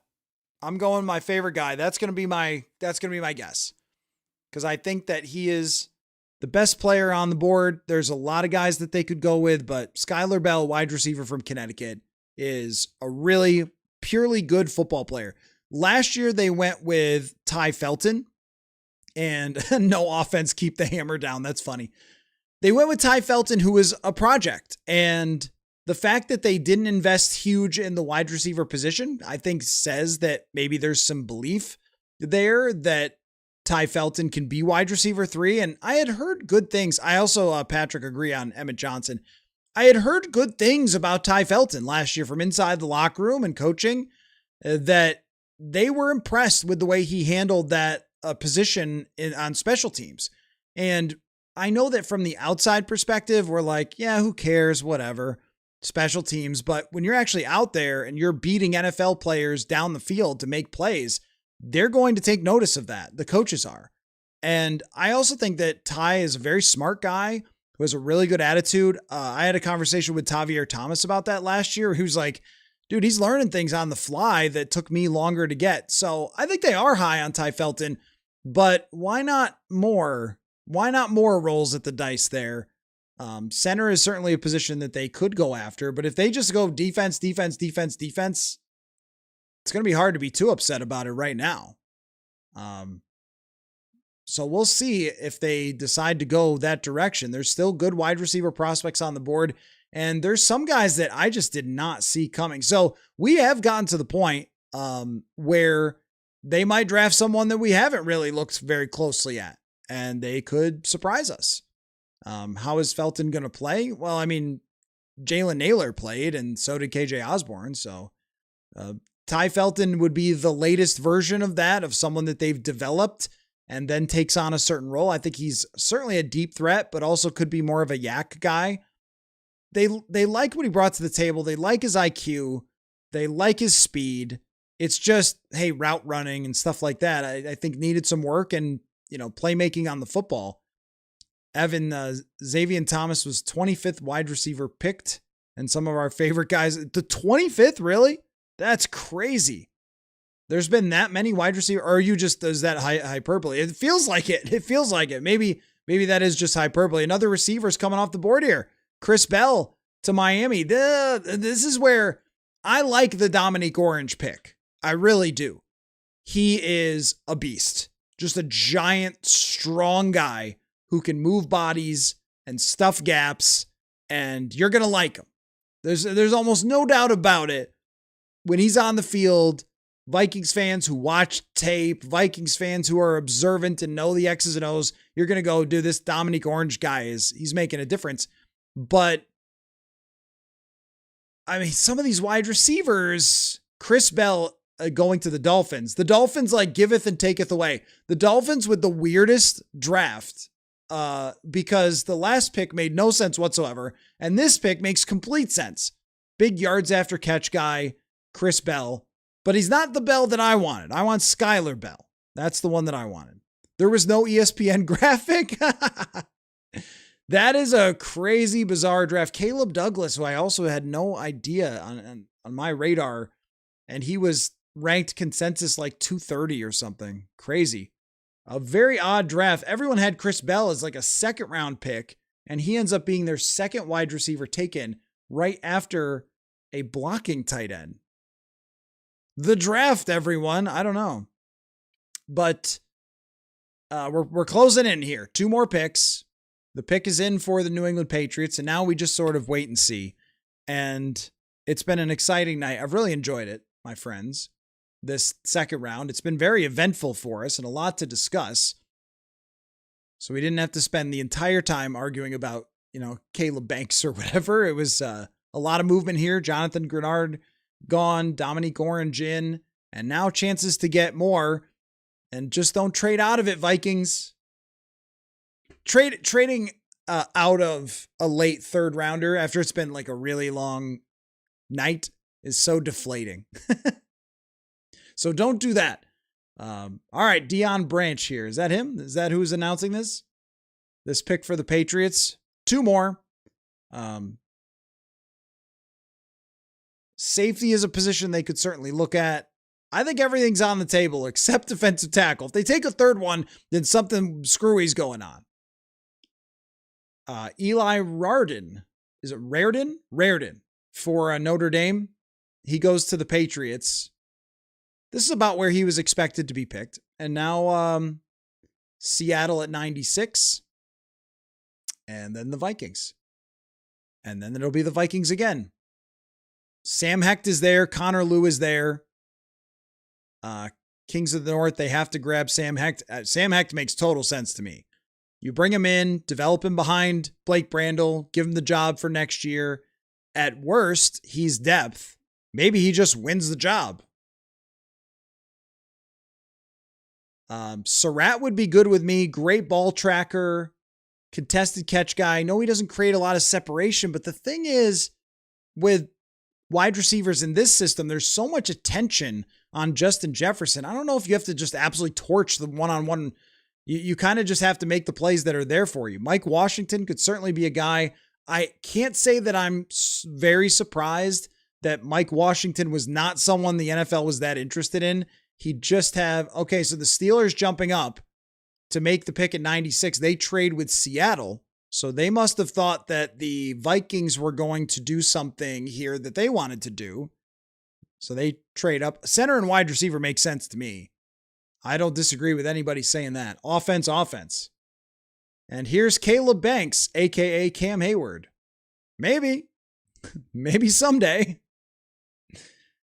I'm curious who they thought was important, because then that would tell us who they think the Vikings are going to go after. By the way, tomorrow I will also be live, but not during the entire day 3. That is insane. So I will be doing a recap, though. As soon as day 3 is over and we've spoken with the players and the brass, then so they're getting Jennings Dunker. I don't know if maybe the Vikings would have taken Jennings Dunker. It's a great pick for the Steelers. Athletic player. Oh, but that's too bad, though, because he talked about how much he loves Culver's, and I don't think they have Culver's in Pittsburgh. That stinks for him. Man, I didn't know what I was missing until I moved out here and got Culver's. My TV probably is a little behind some people's, but, we did a good job of not spoiling picks and stuff today, so let's keep doing that for these next 2, if your television is ahead of mine. But, man, Jennings Dunker can't have his Culver's anymore. So the Vikings are on the clock here, and it says, maybe the pick is in, but 2 picks in a row, and we'll see what happens for the Vikings. But I think there's a ton of options. Yeah, that is a football playing man right there. Red-haired, mustached, loves Culver's. He would have been perfect here. He definitely would have been perfect here. All right, Vikings pick is in. Let's go. We've waited 4 hours and 2 minutes for the second pick. And now they're showing Mel Kiper's hair next to Jennings Dunker. Let's get to these Vikings selections, my friend. Throwing hay bales. Yeah, that's funny. R.I.P. No Culver's. Yeah, I mean, no Culver's. That's tough. I ate there today. Yeah, it is. Yeah, I agree with you. It is scamping around. A lot more fun having picks. And now they're going to commercial. Come on, man. Let's get the pick in here. Let's go. Just at least it's in. At least they're not trading down. Then I might need another Diet Dr. Pepper. But you're right. It does feel like every time the Vikings are on the board, they go to a commercial. Everything's up in the air with a draft that we haven't been able to predict for the Vikings. You can't say that it hasn't been fun.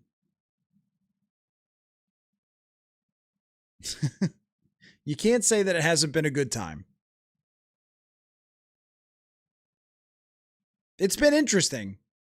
And I don't know that we've been able to really totally figure them out except for they clearly want a young defensive foundation to build on. And it's hard to be upset with that. The Banks thing is so risky that you can't not consistently go back to that and go, oh, yeah, but like, that's a really dangerous thing to do, to take Caleb Banks at number 18. But I can't wait to see how they use Jake Golday just from the first day of training camp. Where is he lining up? He'll be with the second team, but is he playing like a Van Ginkel role? Is he more of a regular linebacker? Are they moving him around?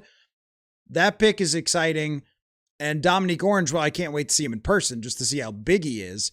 But I'm curious about how the defense is going to be different now that they're drafting someone who is a traditional nose tackle as high as they did here. Because if they picked a nose tackle in the 7th, I'd be like, well, they're not drafting for current situation. But in the 3rd, you still kind of are drafting for your current situation. So if you're investing a 3rd with all those receivers and safeties and stuff on the board, then you're thinking that you're going to use him. So there's a little bit of a shift there. And the Vikings, when Flores got here, they had Kairos Tonga. They let him go. He ended up playing very well for the Patriots and just got a pretty big contract. He was that kind of guy. And I wonder if Flores, after this year, reassessed and said, we really want that. Or, if maybe that's something Kevin O'Connell wanted as well. Okay, let's get to it, NFL draft. Let's get to it. The pick has been in for a while. Tell us the pick, ESPN. It's 3 more defensive tackles.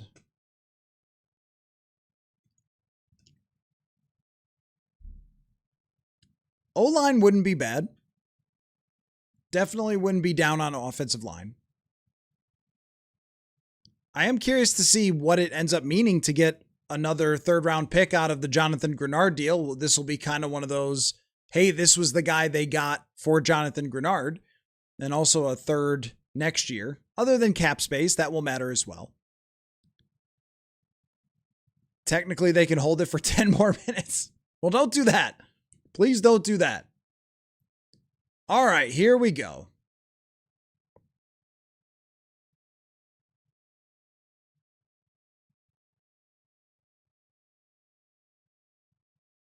The Vikings go with an offensive lineman. Okay. Caleb Tiernan, offensive lineman from Northwestern, 6'7", almost 6'8", and 323 pounds.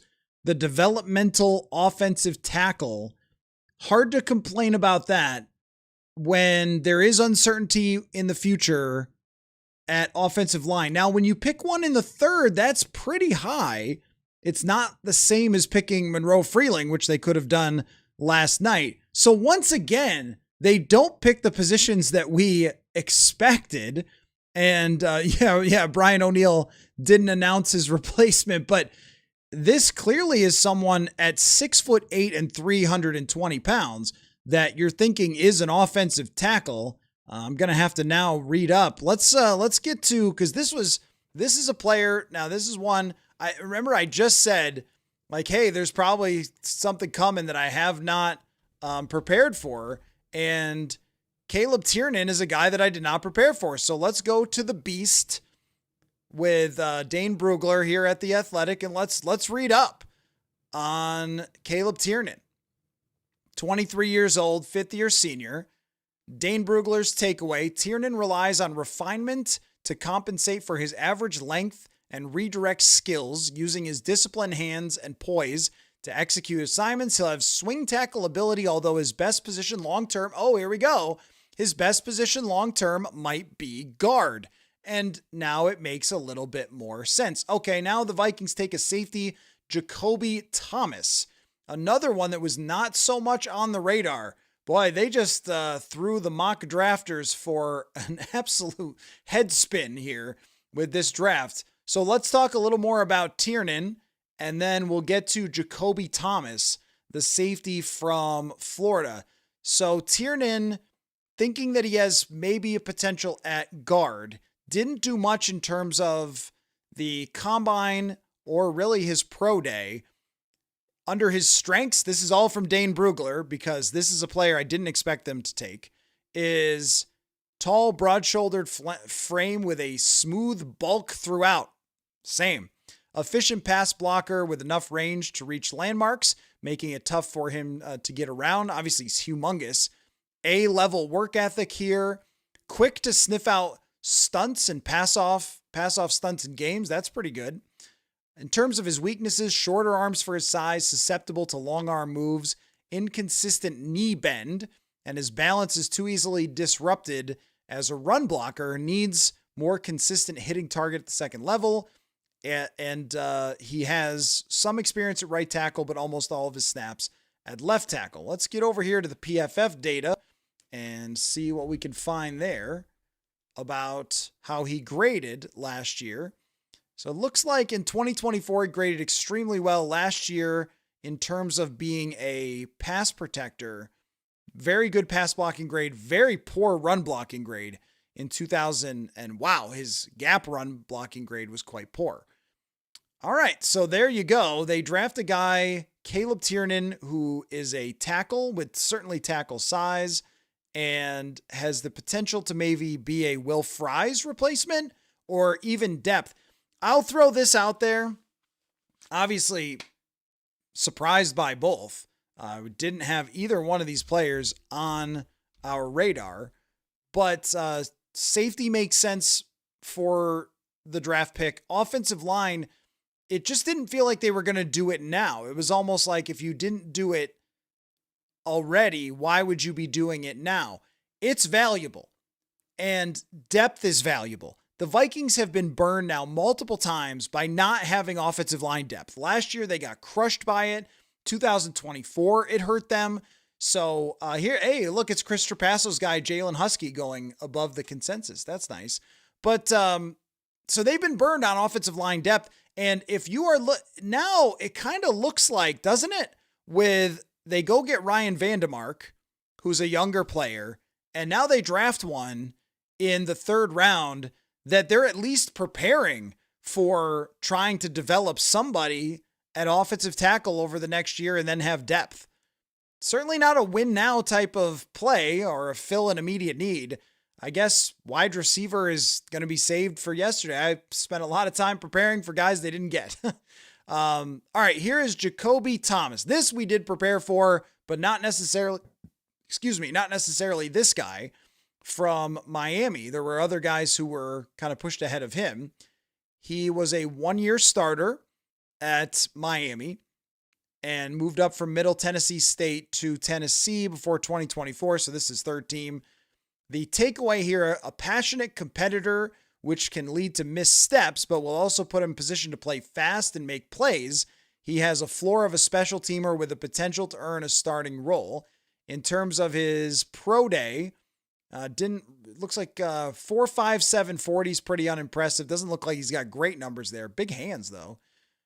In terms of strengths, from Dane Brugler, adequate frame for the position with room to add more bulk. Fast and physical attacking gaps in the run game. Runs to the alley with conviction and fearless, throwing his body around. This sounds like a Flores guy. Sticks his hat into the midsection of targets and drives through. So we've got a physical, aggressive player, and not surprising here, described as coachable, someone who wants to be great. In terms of his weaknesses, mediocre recovery speed. This actually sounds a lot like a Josh Metellus, doesn't it? Average hip fluidity, can be manipulated by veteran quarterbacks, too willing to leave his feet and launch as a tackler. And, he was the one, right? He was the one that hit Fernando Mendoza in the national championship game. I remember that. Brings pop as a tackler, but average strength will complicate his finish, and only one season of high-level production. All right, let's go take a look at the PFF for Jacoby Thomas. I mean, this is fine. His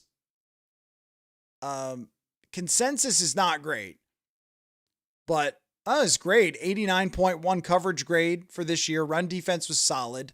Played 774 snaps. Shocker here, right? Played deep safety, played in the box, played in the slot a little bit. And in terms of passer rating allowed, only a 55.8 passer rating allowed. 5 interceptions to only 2 touchdowns. This guy just seems like there's a lot of Josh Metellus there. That's That's the takeaway.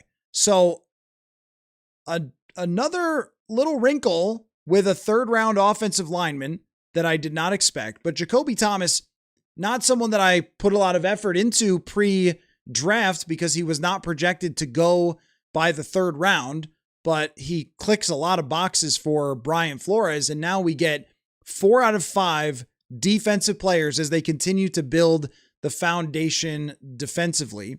And maybe we could get Jonathan Harrison in here to give some reaction, and then we can get your reaction. Whoops, that's the wrong button. There we go. Jonathan Harrison, who's watching social media and reading the reports on the Vikings draft. Offensive line, Jonathan, not something that I thought was going to happen today. No, and you go back to the pick before, the Vikings picked at 97, where the Steelers jump up and take Jennings Dunker. Clearly, they got intel that the Vikings were going offensive line. Probably didn't know who, but they wanted their guy in Jennings Dunker, which me as a massive Jennings Dunker fan, I am disappointed we didn't get the guy with the greatest mullet of all time and the big Culver's fan. I did check. His nearest Culver's is in Canton, Ohio, which is just across the border. So it's a little bit away from Pittsburgh there. But yeah, it's a bit surprising. I asked the chat, I put it in the poll, instant grade on both of these picks. It's been shifting between B and C. So the fans it feels like a B- C+ pick, or a pair of picks for the fans and the viewers in the chat right now. So interesting pick for the Viking, or a couple of picks for the Vikings. Well, I'm looking just at different places on Caleb Tiernan because he's not a guy that I spent much time with, but in terms of, he had a very impressive vertical jump, which I know is like, who cares? But that's like an explosive kind of thing. His performance and athleticism scores by the NFL.com metrics put him in the top 10 combine offensive tackles. So he does have good grades there. He kind of is a little bit like a more explosive Blake Brandel, where he's being talked about for his mental capacities, but doesn't have the arm length to be a starting NFL tackle more likely than not. At 6'8", though, is arm length. This might be a stupid detail, but it does matter. Like the width versus arm length. Your arm measurement starting here does not measure your chest. So wingspan would matter for an offensive tackle more because you're reaching out with your body, whatever, it doesn't matter. But he has very, very short arms for an offensive tackle at 32 inches and 9-inch hands, which is kind of like a normal person almost. So that's not an offensive tackle, but guard potential. I just think, Jonathan, that in terms of taking a tackle with potential to be a guard, they're saying, A, we obviously just like this guy. Mm-hmm. B, that they're looking at Brian O'Neill and Will Fries and going, one of you might not be here. We don't know which one because we don't know what the conversation's going to be like. But if they want for their run system, these huge towering linemen, they got to be one of the tallest offensive lines in the league. Will Fries is 6'7", 6'8". Blake Brandel is that big too. I don't know if this guy has any potential to play center. It's almost 6'8", but their center is already 6'7", so maybe they do. A little it's a surprised good thing though. A short quarterback who people make fun of all the time. Yeah. He can throw over the offensive line, folks. Don't worry about that. But I just feel like we had a lot of targets that we had put stars next to. Sam Hecht from Kansas State made so much sense here if they were going offensive line, and then they go guard tackle. So you're more like, okay. Now I have never been concerned about this is sort of like a half win for me because I was talking about Spencer Fano and then he went way early off the board and it's like, okay, well that dream is dead. But offensive tackle has been on my radar the entire time of you just look at the uncertainty on the right side of that line and go, well, that's somewhere where somebody's probably not going to be here. Somebody's probably going to get hurt. And now you have Vandermark and Tiernan of two guys who could be development players or just solid depth. And with the amount of injuries that happen on offensive lines across the NFL, it is so hard to survive 2 injuries even on the offensive line without collapsing. Now they have 2 offensive tackles that could, I mean, I don't know if Tiernan could start, but one, Vandermark could start if you need him to. And this guy, you want to develop to be at that level, or potentially even a replacement for Will Fries at right guard. So it's another one that's a surprise and is not exactly who we were thinking, but makes a lot of sense. I feel the same way about Dominique Orange, where I'm like, okay, well, I didn't really think you would go with Dominique Orange, but okay, I get it. I see the vision. Jacoby Thomas, what's the thought? What's your feeling on him? Well, before we get to him, I want to add to your point. I feel like when you look at, especially when you look at the Golday pick adding to this, you look at kind of the uncertainty on the defense as well. I mean, Van Ginkel signed the deal this offseason, correct me if I'm wrong, that only goes through next year. They got a bunch of void years. So clearly there's maybe some conversations about extending that long term. But if he's not back, you have the guy who can replace him in Golday. You have now Tiernan, you have Vandermark on the offensive line. It feels like these day 2 picks are insurance, as I said before, insurance for maybe the future going forward in the future, not necessarily win now guys, but they're looking forward at their roster at pieces and places that they may need guys in the future, and they're getting them now. Yeah, and I think that that's okay in the 3rd round where you have question marks. And I mean, the 2nd round, like Golday could play. So you're right about that, but Golday can also mix in right away. Right. It is interesting, though, that foundationally they were looking into the future. So even though Rob Brzezinski did some stuff in the 1st round that went a little against the way that he presented filling for need, this is a lot of 2027 type stuff. Offensive line uncertainty, Golday and Van Ginkel that you pointed out. The safety position is a little more immediate need. And as I look into Jacoby Thomas, I actually really like this pick, even though it's another consensus reach. I think if there's an issue there with the draft, this is a pretty big reach, but it's in the 3rd round. It's the last pick of the 3rd. This guy, though, it's funny. You watch these college games, and then if you didn't look into the scouting report, you're like, oh yeah, I remember that guy. This is I remember that guy with Jacoby Thomas. He was the MVP of the semifinal against Ole Miss. Remember, their defense was great against Ole Miss in that game to get them to the college football final, talking about Miami. And he was like that dude in that game against a very explosive Ole Miss offense. He had 2 pass breakups, 5 tackles, 5 interceptions overall, started 16 games, 3.5 sacks, 6 pass breakups, tied for 7th in interceptions. Like, this dude just plays football.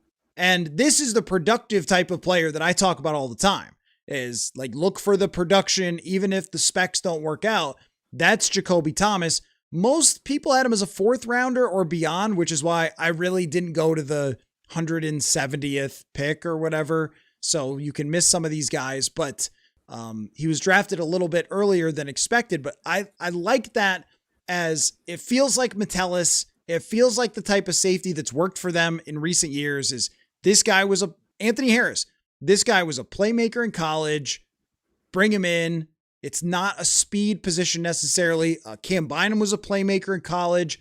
I like this for safety a lot as someone who can compete for a role right away. And if not, special teams, rotational player. So I think that overall, Jonathan, because I want to get to the chat here. Go ahead, chat. Fire away. Your grade. What's your grade for the Vikings drafts for the first 2 days? Mine is like noises. Well.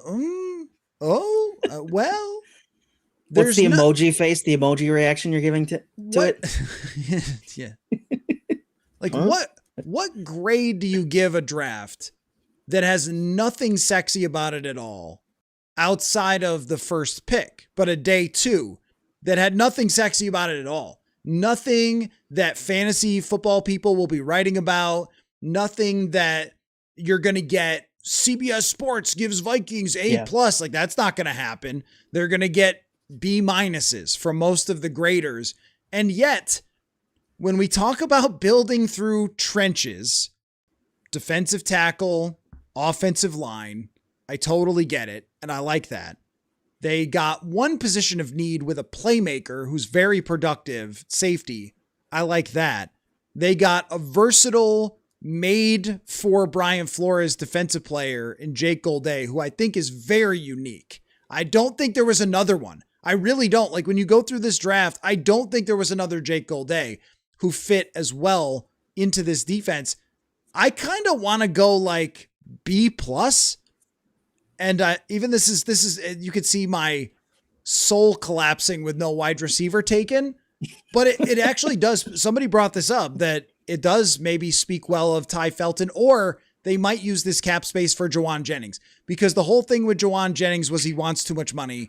So if they could sign Jawan Jennings to like a, I don't know, $14 million contract or something, that would be great.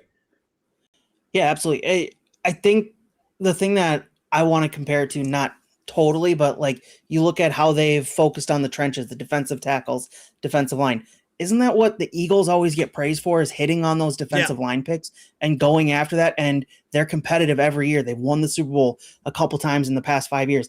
That's a team that's a team in front office you want to try and emulate as best as you can, and hitting on these going after these defensive line picks and taking swings at these guys seems to be the right path. On Jacoby Thomas, I would like to point out that he played for former Gophers defensive coordinator Corey Heatherman, who plays an ultra aggressive system. So coming from that system to Brian Flores' aggressive system that likes to blitz, that likes to fly around their safeties all over the place. Coy Parrish had a great freshman season in that same defense. So it doesn't feel like a big difference for him going from Miami's aggressive system, where he had big production in his final season there. So I think for me, I would give it around that B minus, B plus range for what we've seen, because of the similarities to what the Eagles like to do every year. I think you could grade like different parts of this, and I'll get to your guys' grades in just a second, and we'll talk about them until my voice completely falls apart, because we've been live streaming for those people who live stream for like 8 hours a day. I don't know how they do it. Maybe they're not talking about the draft the entire time, but it's like if you view it through a certain lens of, did you address a lot of stuff on the defensive side that you needed to address, then you get a high grade. You did. If you look at it through the lens of, did you do stuff that hit on your clear offensive needs, then the answer is absolutely not. And we went into this saying, hey, running back, hey, center. But the thing about it is, when Rob Brzezinski says you can't manufacture stuff, I was hearing running back. Like, guys, these running backs are bad. Mike Washington is bad. There were people who were mocking. I know that Mel Kiper did this at one point. Sorry, Mel. You're wonderful. But like Mike Washington in the second, I was like, what? Like, I must be taking crazy pills, because that guy's not a good running back prospect. Emmett Johnson, Jonah Coleman, they're middling type prospects. I like them, but they're middling. That's where you're trying to squint and make it work. And it is very possible that they were going to take Jennings Dunker, who might have had a little more center potential than Tiernan, but the centers, very clearly, they just weren't sold. Because if they were sold on a third round center, then they would have gone with one, but they just weren't. They were right there to be taken. Sam Hecht, Connor Lew, they must have thought, we just don't see it with either one of those guys for fit reasons. They have Frank Smith now here running a certain type of system, whether it was fit or specs or whatever it was. They were not impressed, or they just didn't have him that high on their board, so they decided not to take him. That's where I would agree that you can't force it. I think they would have loved to have taken a starting center if one was there, but if we're talking about at number 98, that's where you get like Pat Elflein. That's where you get a like replacement level type player. Logan Jones clearly was the guy, and Jake Slaughter, those were the guys that were top center prospects. They went in the second. The rest of the guys are probably day 3 projects. That's just how the league is viewing them. And other people might have different opinions, but Jones and Slaughter were athletes. And I think that's maybe the difference between the other guys. So I could see that. And the wide receivers, it's such a deep class. Like my favorite wide receiver for day 2, Skylar Bell's not even off the board yet. Bryce Lance is not even off the board yet. They may have viewed it as so deep that they could potentially trade into the 4th. So like keep your eyes open tomorrow morning, my friends. They might trade into the 4th and take a wide receiver that they just thought, why do it now when there's 5 that we like? So it's a little bit navigating the board. I think Jacoby Thomas is someone that we look at as maybe a reach, but also just a really good football player. So multiple different lenses to look at it through. Jonathan, I'm going to get the reaction here from fans. I have one final thing for you that I found. You know how ready Jonathan Greenard was for this trade today? He was at the 76ers Celtics game in Philadelphia after performing his physical. So he was ready to go. He was in Philadelphia today, ready to go. Look, he got $50 million guaranteed. This is, and I mean this is a great person, Jonathan Greenard. He is a great person who I know is going to, unfortunately for Vikings fans, bring a lot to that locker room in Philadelphia. And that's the part of that trade that scares me. So I think we have to factor the trade into it. And that's where I guess B feels like such a cop-out. It's just like, but that's where I'm at with it. Because I get it. Trading Jonathan Greenard to the Philadelphia Eagles on its face is kind of bad. But you get cap space and you get draft capital and you get an opportunity for Dallas Turner. It's just like drafting a nose tackle who's a zero technique is probably not the overall best, who doesn't rush the passer, but also this could be a great fit for them with what they have on their team and how they want to play. And drafting a backup offensive lineman seems kind of odd in the 3rd round. But if we look 1 year down the road, it makes total sense because there's 2 guys on this offensive line where it's completely unclear what they're going to be. So this is a draft. The way I want to like encapsulate this before I just read fan reaction is you kind of got to put on your or get out your like research tools and your look into the future and your front office. Let's use overthecap.com. And like, also you have to put some trust in Brian Flores for this and the medical staff for this. It's a little bit like leap of faith type draft where you got to believe in them, the front office and Brian Flores. You got to believe in what their plan is with Dallas Turner. How about that? It's a, how do I want to put this? Like leap of faith type of draft where you've got to kind of take a leap of faith on a lot of things. That Caleb Banks will become what he's supposed to become. That Dallas Turner will be what he's supposed to be. That this offensive lineman will become relevant at some point, which I think is a very strong possibility, but we don't know that as of right now. That a safety who has middling athleticism and 1 year of production will be able to step right in and make a difference. That you didn't pass on an awesome wide receiver to take a nose tackle, right? There's a lot of, you gotta buy it. How about we put it that way? Like you like a buy-in, you have to buy in type of draft rather than a, this is obvious. It's not a, this is obvious draft.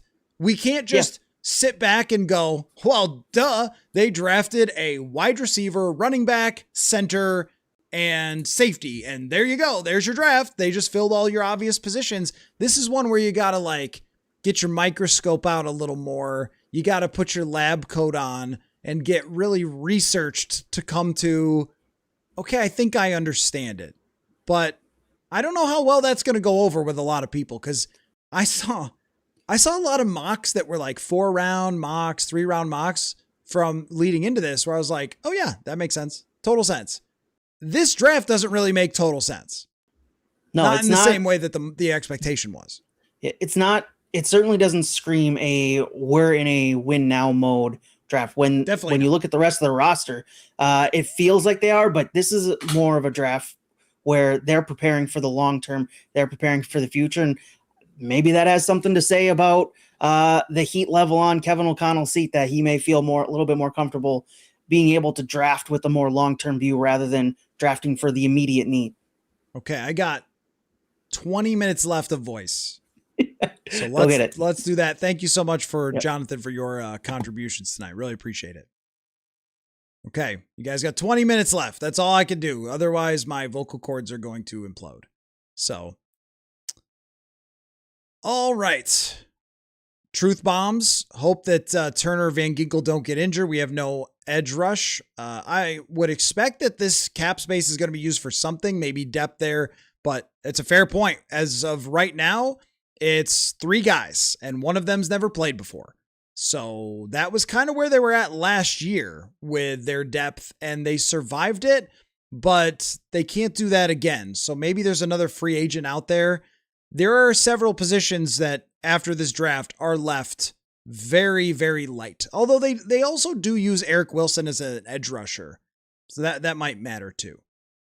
Evan, the DTs were obvious in terms of position. The players were surprises. Agree. 51 picks before our next pick. We'll see. We'll see if that's how they do it. Hunter says not buying it, not because of the positions, but the players. The players were a surprise. Doomer not buying it. Marauder thought that Rob could redeem himself tonight. B-. Dave said, I wonder if B-Flow was given assurances when he signed that they would spend a bunch of high picks on the defense, or even if you're just looking to the future, they kind of had to spend on the defense. Purple Faithful, Flores knows what he wants in a safety. No doubt on that. That I agree with. I think that the safety is... I like that pick a lot, even though it wasn't as high on mock drafts. I like that pick a lot for the production, and Brian Flores, I mean, that just seems like his type of player. Steven, has the front office deserved our leap of faith? What evidence have they provided that we should feel great about that leap? Fair point. Not going to argue on that one. I'm going to try to get as many of your responses as I can, just because you guys have been awesome in the chat, and I've been trying to just jump in and out, but I'm gonna leave this up to you. So I won't talk for 10 minutes about one comment like I tend to do too often here. Y'all should submit resumes for the GM job. Hey, I mean, it is open. Hunter says with 3 of the top 100 picks, they reach pretty heavily. That's very bad odds for me. I definitely understand that perspective, and as someone who has long believed in the data and what the consensus tells us, my question is, why is that still happening? And if they're going to change general managers, I'd like the next person. This is harsh. It's 4.5 hours in. I'd like the next person to care about what the consensus board says about success.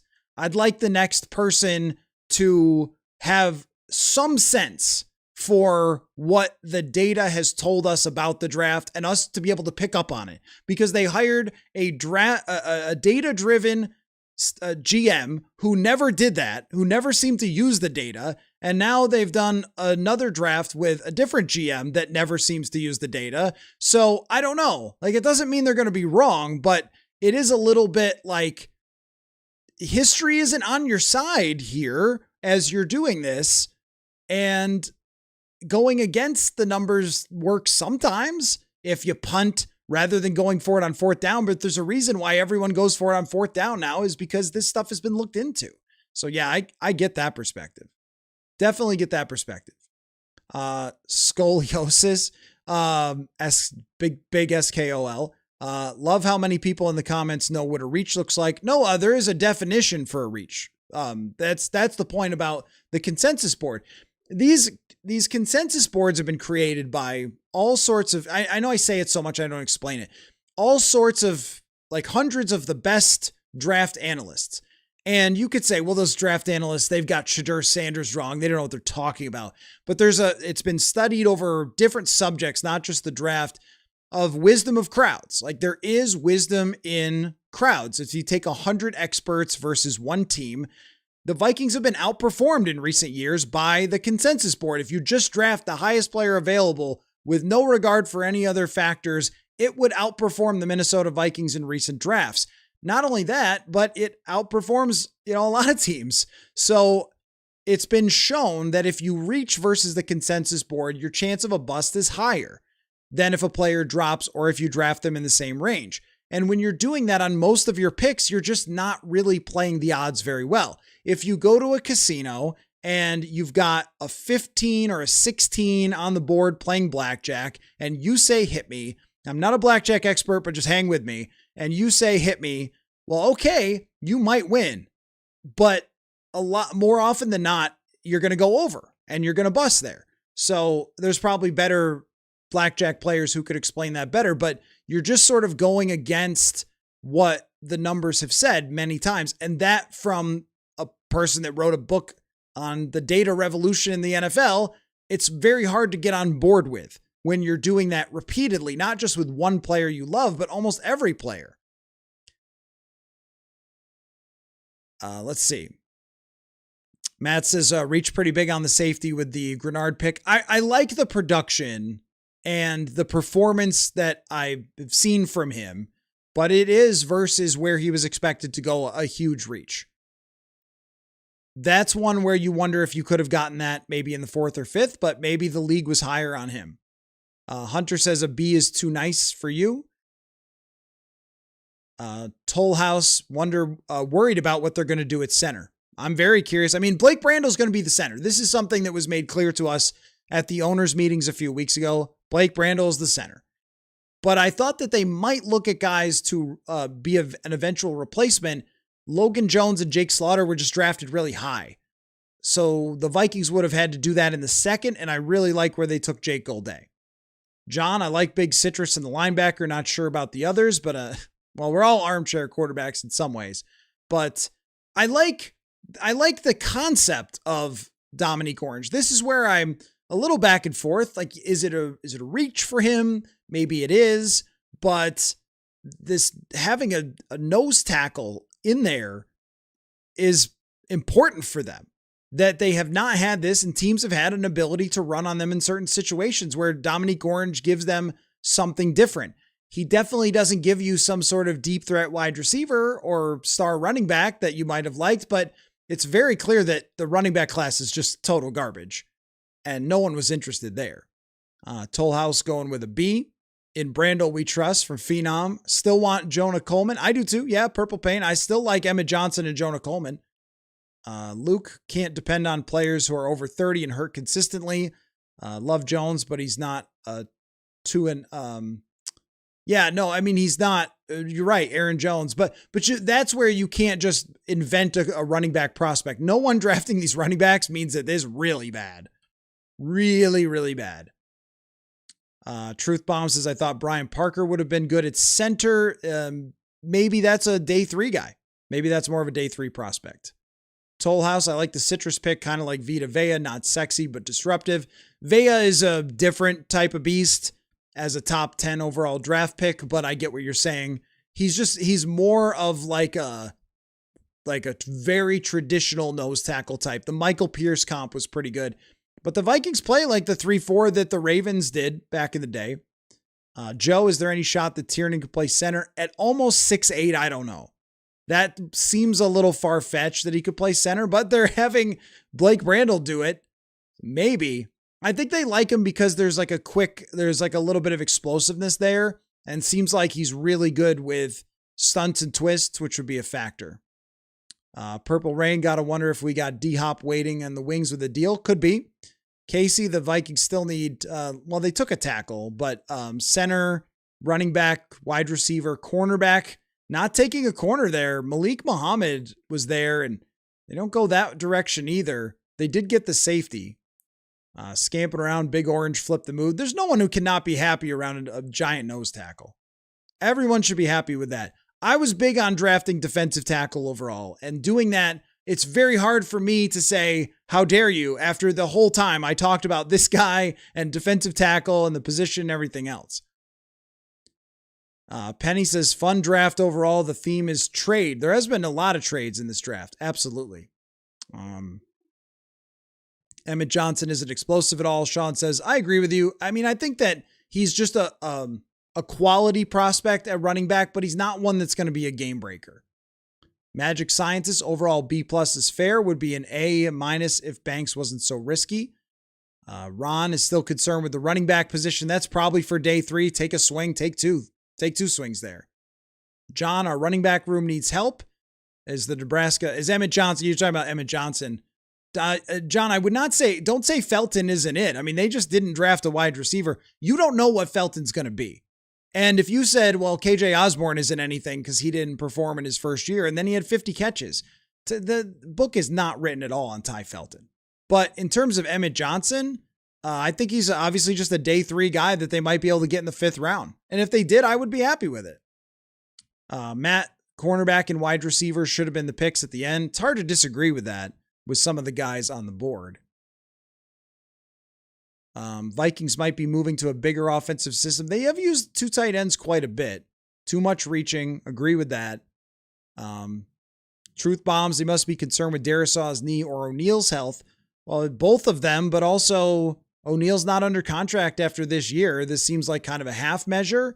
But if this guy can also play guard, then that has to be part of the discussion as well. Purple Rain, maybe not drafting a wide receiver implies this is the year KOC runs the ball. Probably not, but it might imply that they are high on Ty Felton or that they have another wide receiver who's a veteran lined up to go after they get the cap space to make a signing.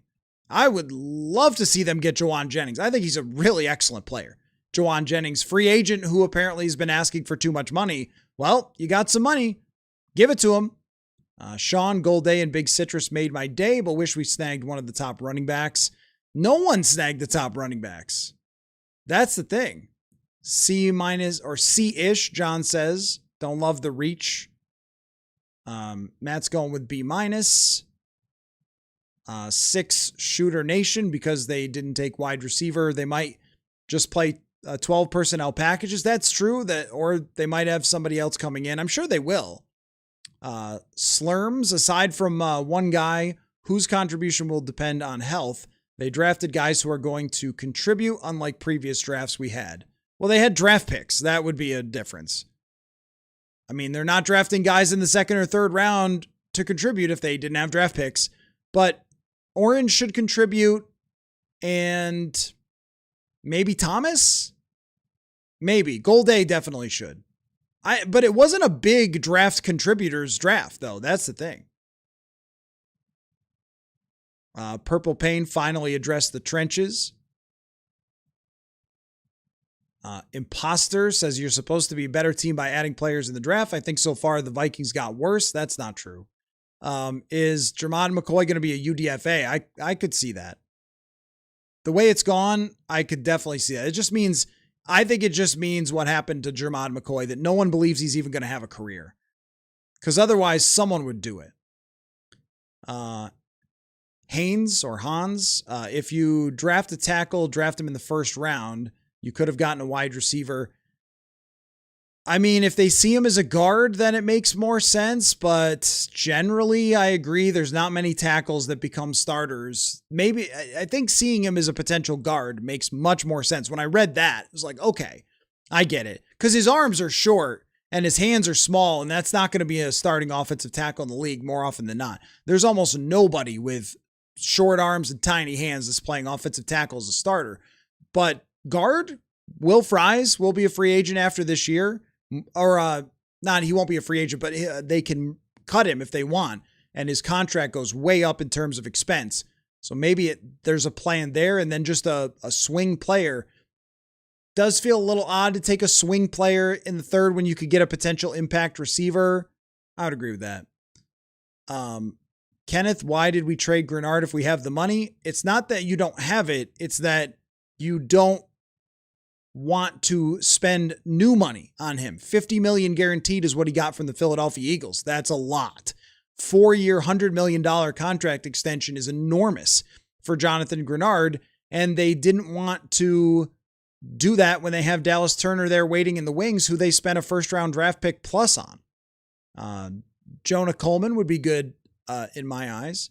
DeAndre Hopkins could be here. Yeah. Take Skylar Bell, figure out the rest. Could see that. They might just see this being so deep with wide receivers, like One Hunt review mentioning Lance. They could be so deep on receivers that they decide like they're going to wait till the 5th, but it feels like you're sacrificing a lot there. Is Joey Bosa a possibility? I don't know if he is, but somebody out there maybe as a defensive tackle. Matt liked Muhammad and Keontae Scott. That was somebody I had targeted. Doomer KO has been very doomer. C+ grade, mediocre forever. That's tough. Yeah, I mean, there would have been a different approach to this that I would be curious about maybe studying in the future of like, if we did tiny hand, no, everyone's an expert. No, literally, see, some of you don't understand. There's actual data on this stuff. The stuff that you're like, no one knows. Like, no, we actually literally do. We literally do. We actually know that his hands are in the second percentile among offensive tackles. We actually have this data. This isn't me just saying it. Like, I literally looked it up. That if you have 9-inch hands as an offensive tackle, that's like what you'd expect from a running back or a safety or something. So it's a huge deal for offensive tackle to have long arms and big hands. What do they use to block people with? It matters. It's not that nobody can do it, but it's not everyone's an expert. It's just the fact. It's a fact what his arm length is. That's not even like some sort of random guess. It's an actual number. Purple Pain Banks was the only risk. It depends on your definition of risk. I mean, taking a nose tackle where they did might be looked at that way. I wouldn't say it's crazy risky. So, I mean, we'll just have to see how it works out eventually. But it's not a draft. Let's put a cap on it because I literally can't talk anymore after this. Which I greatly thank all of you for your enthusiasm in the chat. It's been great. You guys have been awesome today. It's made this a lot of fun. It's made it go by quickly. It's been super entertaining and fascinating. But at the bottom line, I think the bottom line is that we just don't have an obvious way to feel about this. Had they gone with the most blatant plan, which would have been center, wide receiver, and maybe a safety earlier that we had heard of, then it would have been so easy to just write in good job, thumbs up, well done, Minnesota Vikings. You did the draft you were supposed to do that everyone expected from you, and everyone liked that idea, and they didn't do that. I remember saying there's so many different combinations of ways that I would give the Vikings an A in this draft, and this is just honestly not one of them. The way that they have handled this one, it takes a lot of head cocking and eyebrow raising and microscope using, and you need a whiteboard and a chalkboard next to each other and write down formulas and everything else and go, well, this guy, if this happens and that happens, that makes it a little bit harder. One thing we know is that it's not a guarantee that it's bad just because we can't fully see how things are going to play out in the future. I think with Golday we do, with Dominique Orange we do, and definitely we see their plan with Caleb Banks. But some of the other picks and what they passed up on, it does make you wonder, could there have been a weapon that's your one extra guy? Could there have been a safety a little earlier that may have brought you a starter potential as opposed to, Thomas, who might be more of a special teamer? Is there ceilings on these players that are like Caleb Banks, or were these kind of safe in some ways for the Vikings to take? And where does this backup offensive lineman fit into things? So I think each question sort of has its own questions. Did they really get the best return for Jonathan Greenard? Is it worth it if they got a safety who turns into a special teamer and a third rounder from next year? That doesn't feel great if that's what the projections are for Jacoby Thomas. So I think it's hard to look at this draft and go, obvious A, great job, well done, shake hands, everybody celebrate, and on we go. You much more have to go, how is this going to look in 2 years? And where are these guys ultimately going to fit in? Because I think there's good prospects there, but I also think that there are question marks as well about all of these picks and the approach that they took. So it wouldn't be the Minnesota Vikings if we didn't leave this draft going, okay. I also think that if it's hard to hate because stacking up trenches, hard to hate stacking up trenches. When you go interior defensive line and a guy who has tackle potential, but also might move into guard eventually. I mean, those are things that are needed for this team, but there's not a whole lot of flash to this one. And even, Jake Golday is a little flashy because we know what Andrew Van Ginkel does, but it's a linebacker. So there's not a whole lot of fireworks for the Vikings. And I'm very curious to see how the draft world responds to what happened here tonight for the Vikings. Wow, what a night. What a long night. There will be another live stream, I promise. I'm going to rest up. I'm not going to speak to anybody. It's not going to be the whole day tomorrow. It'll be a reaction to day 3 where we break down each pick and then start getting the sense for the UDFAs, but that'll be its own podcast as well.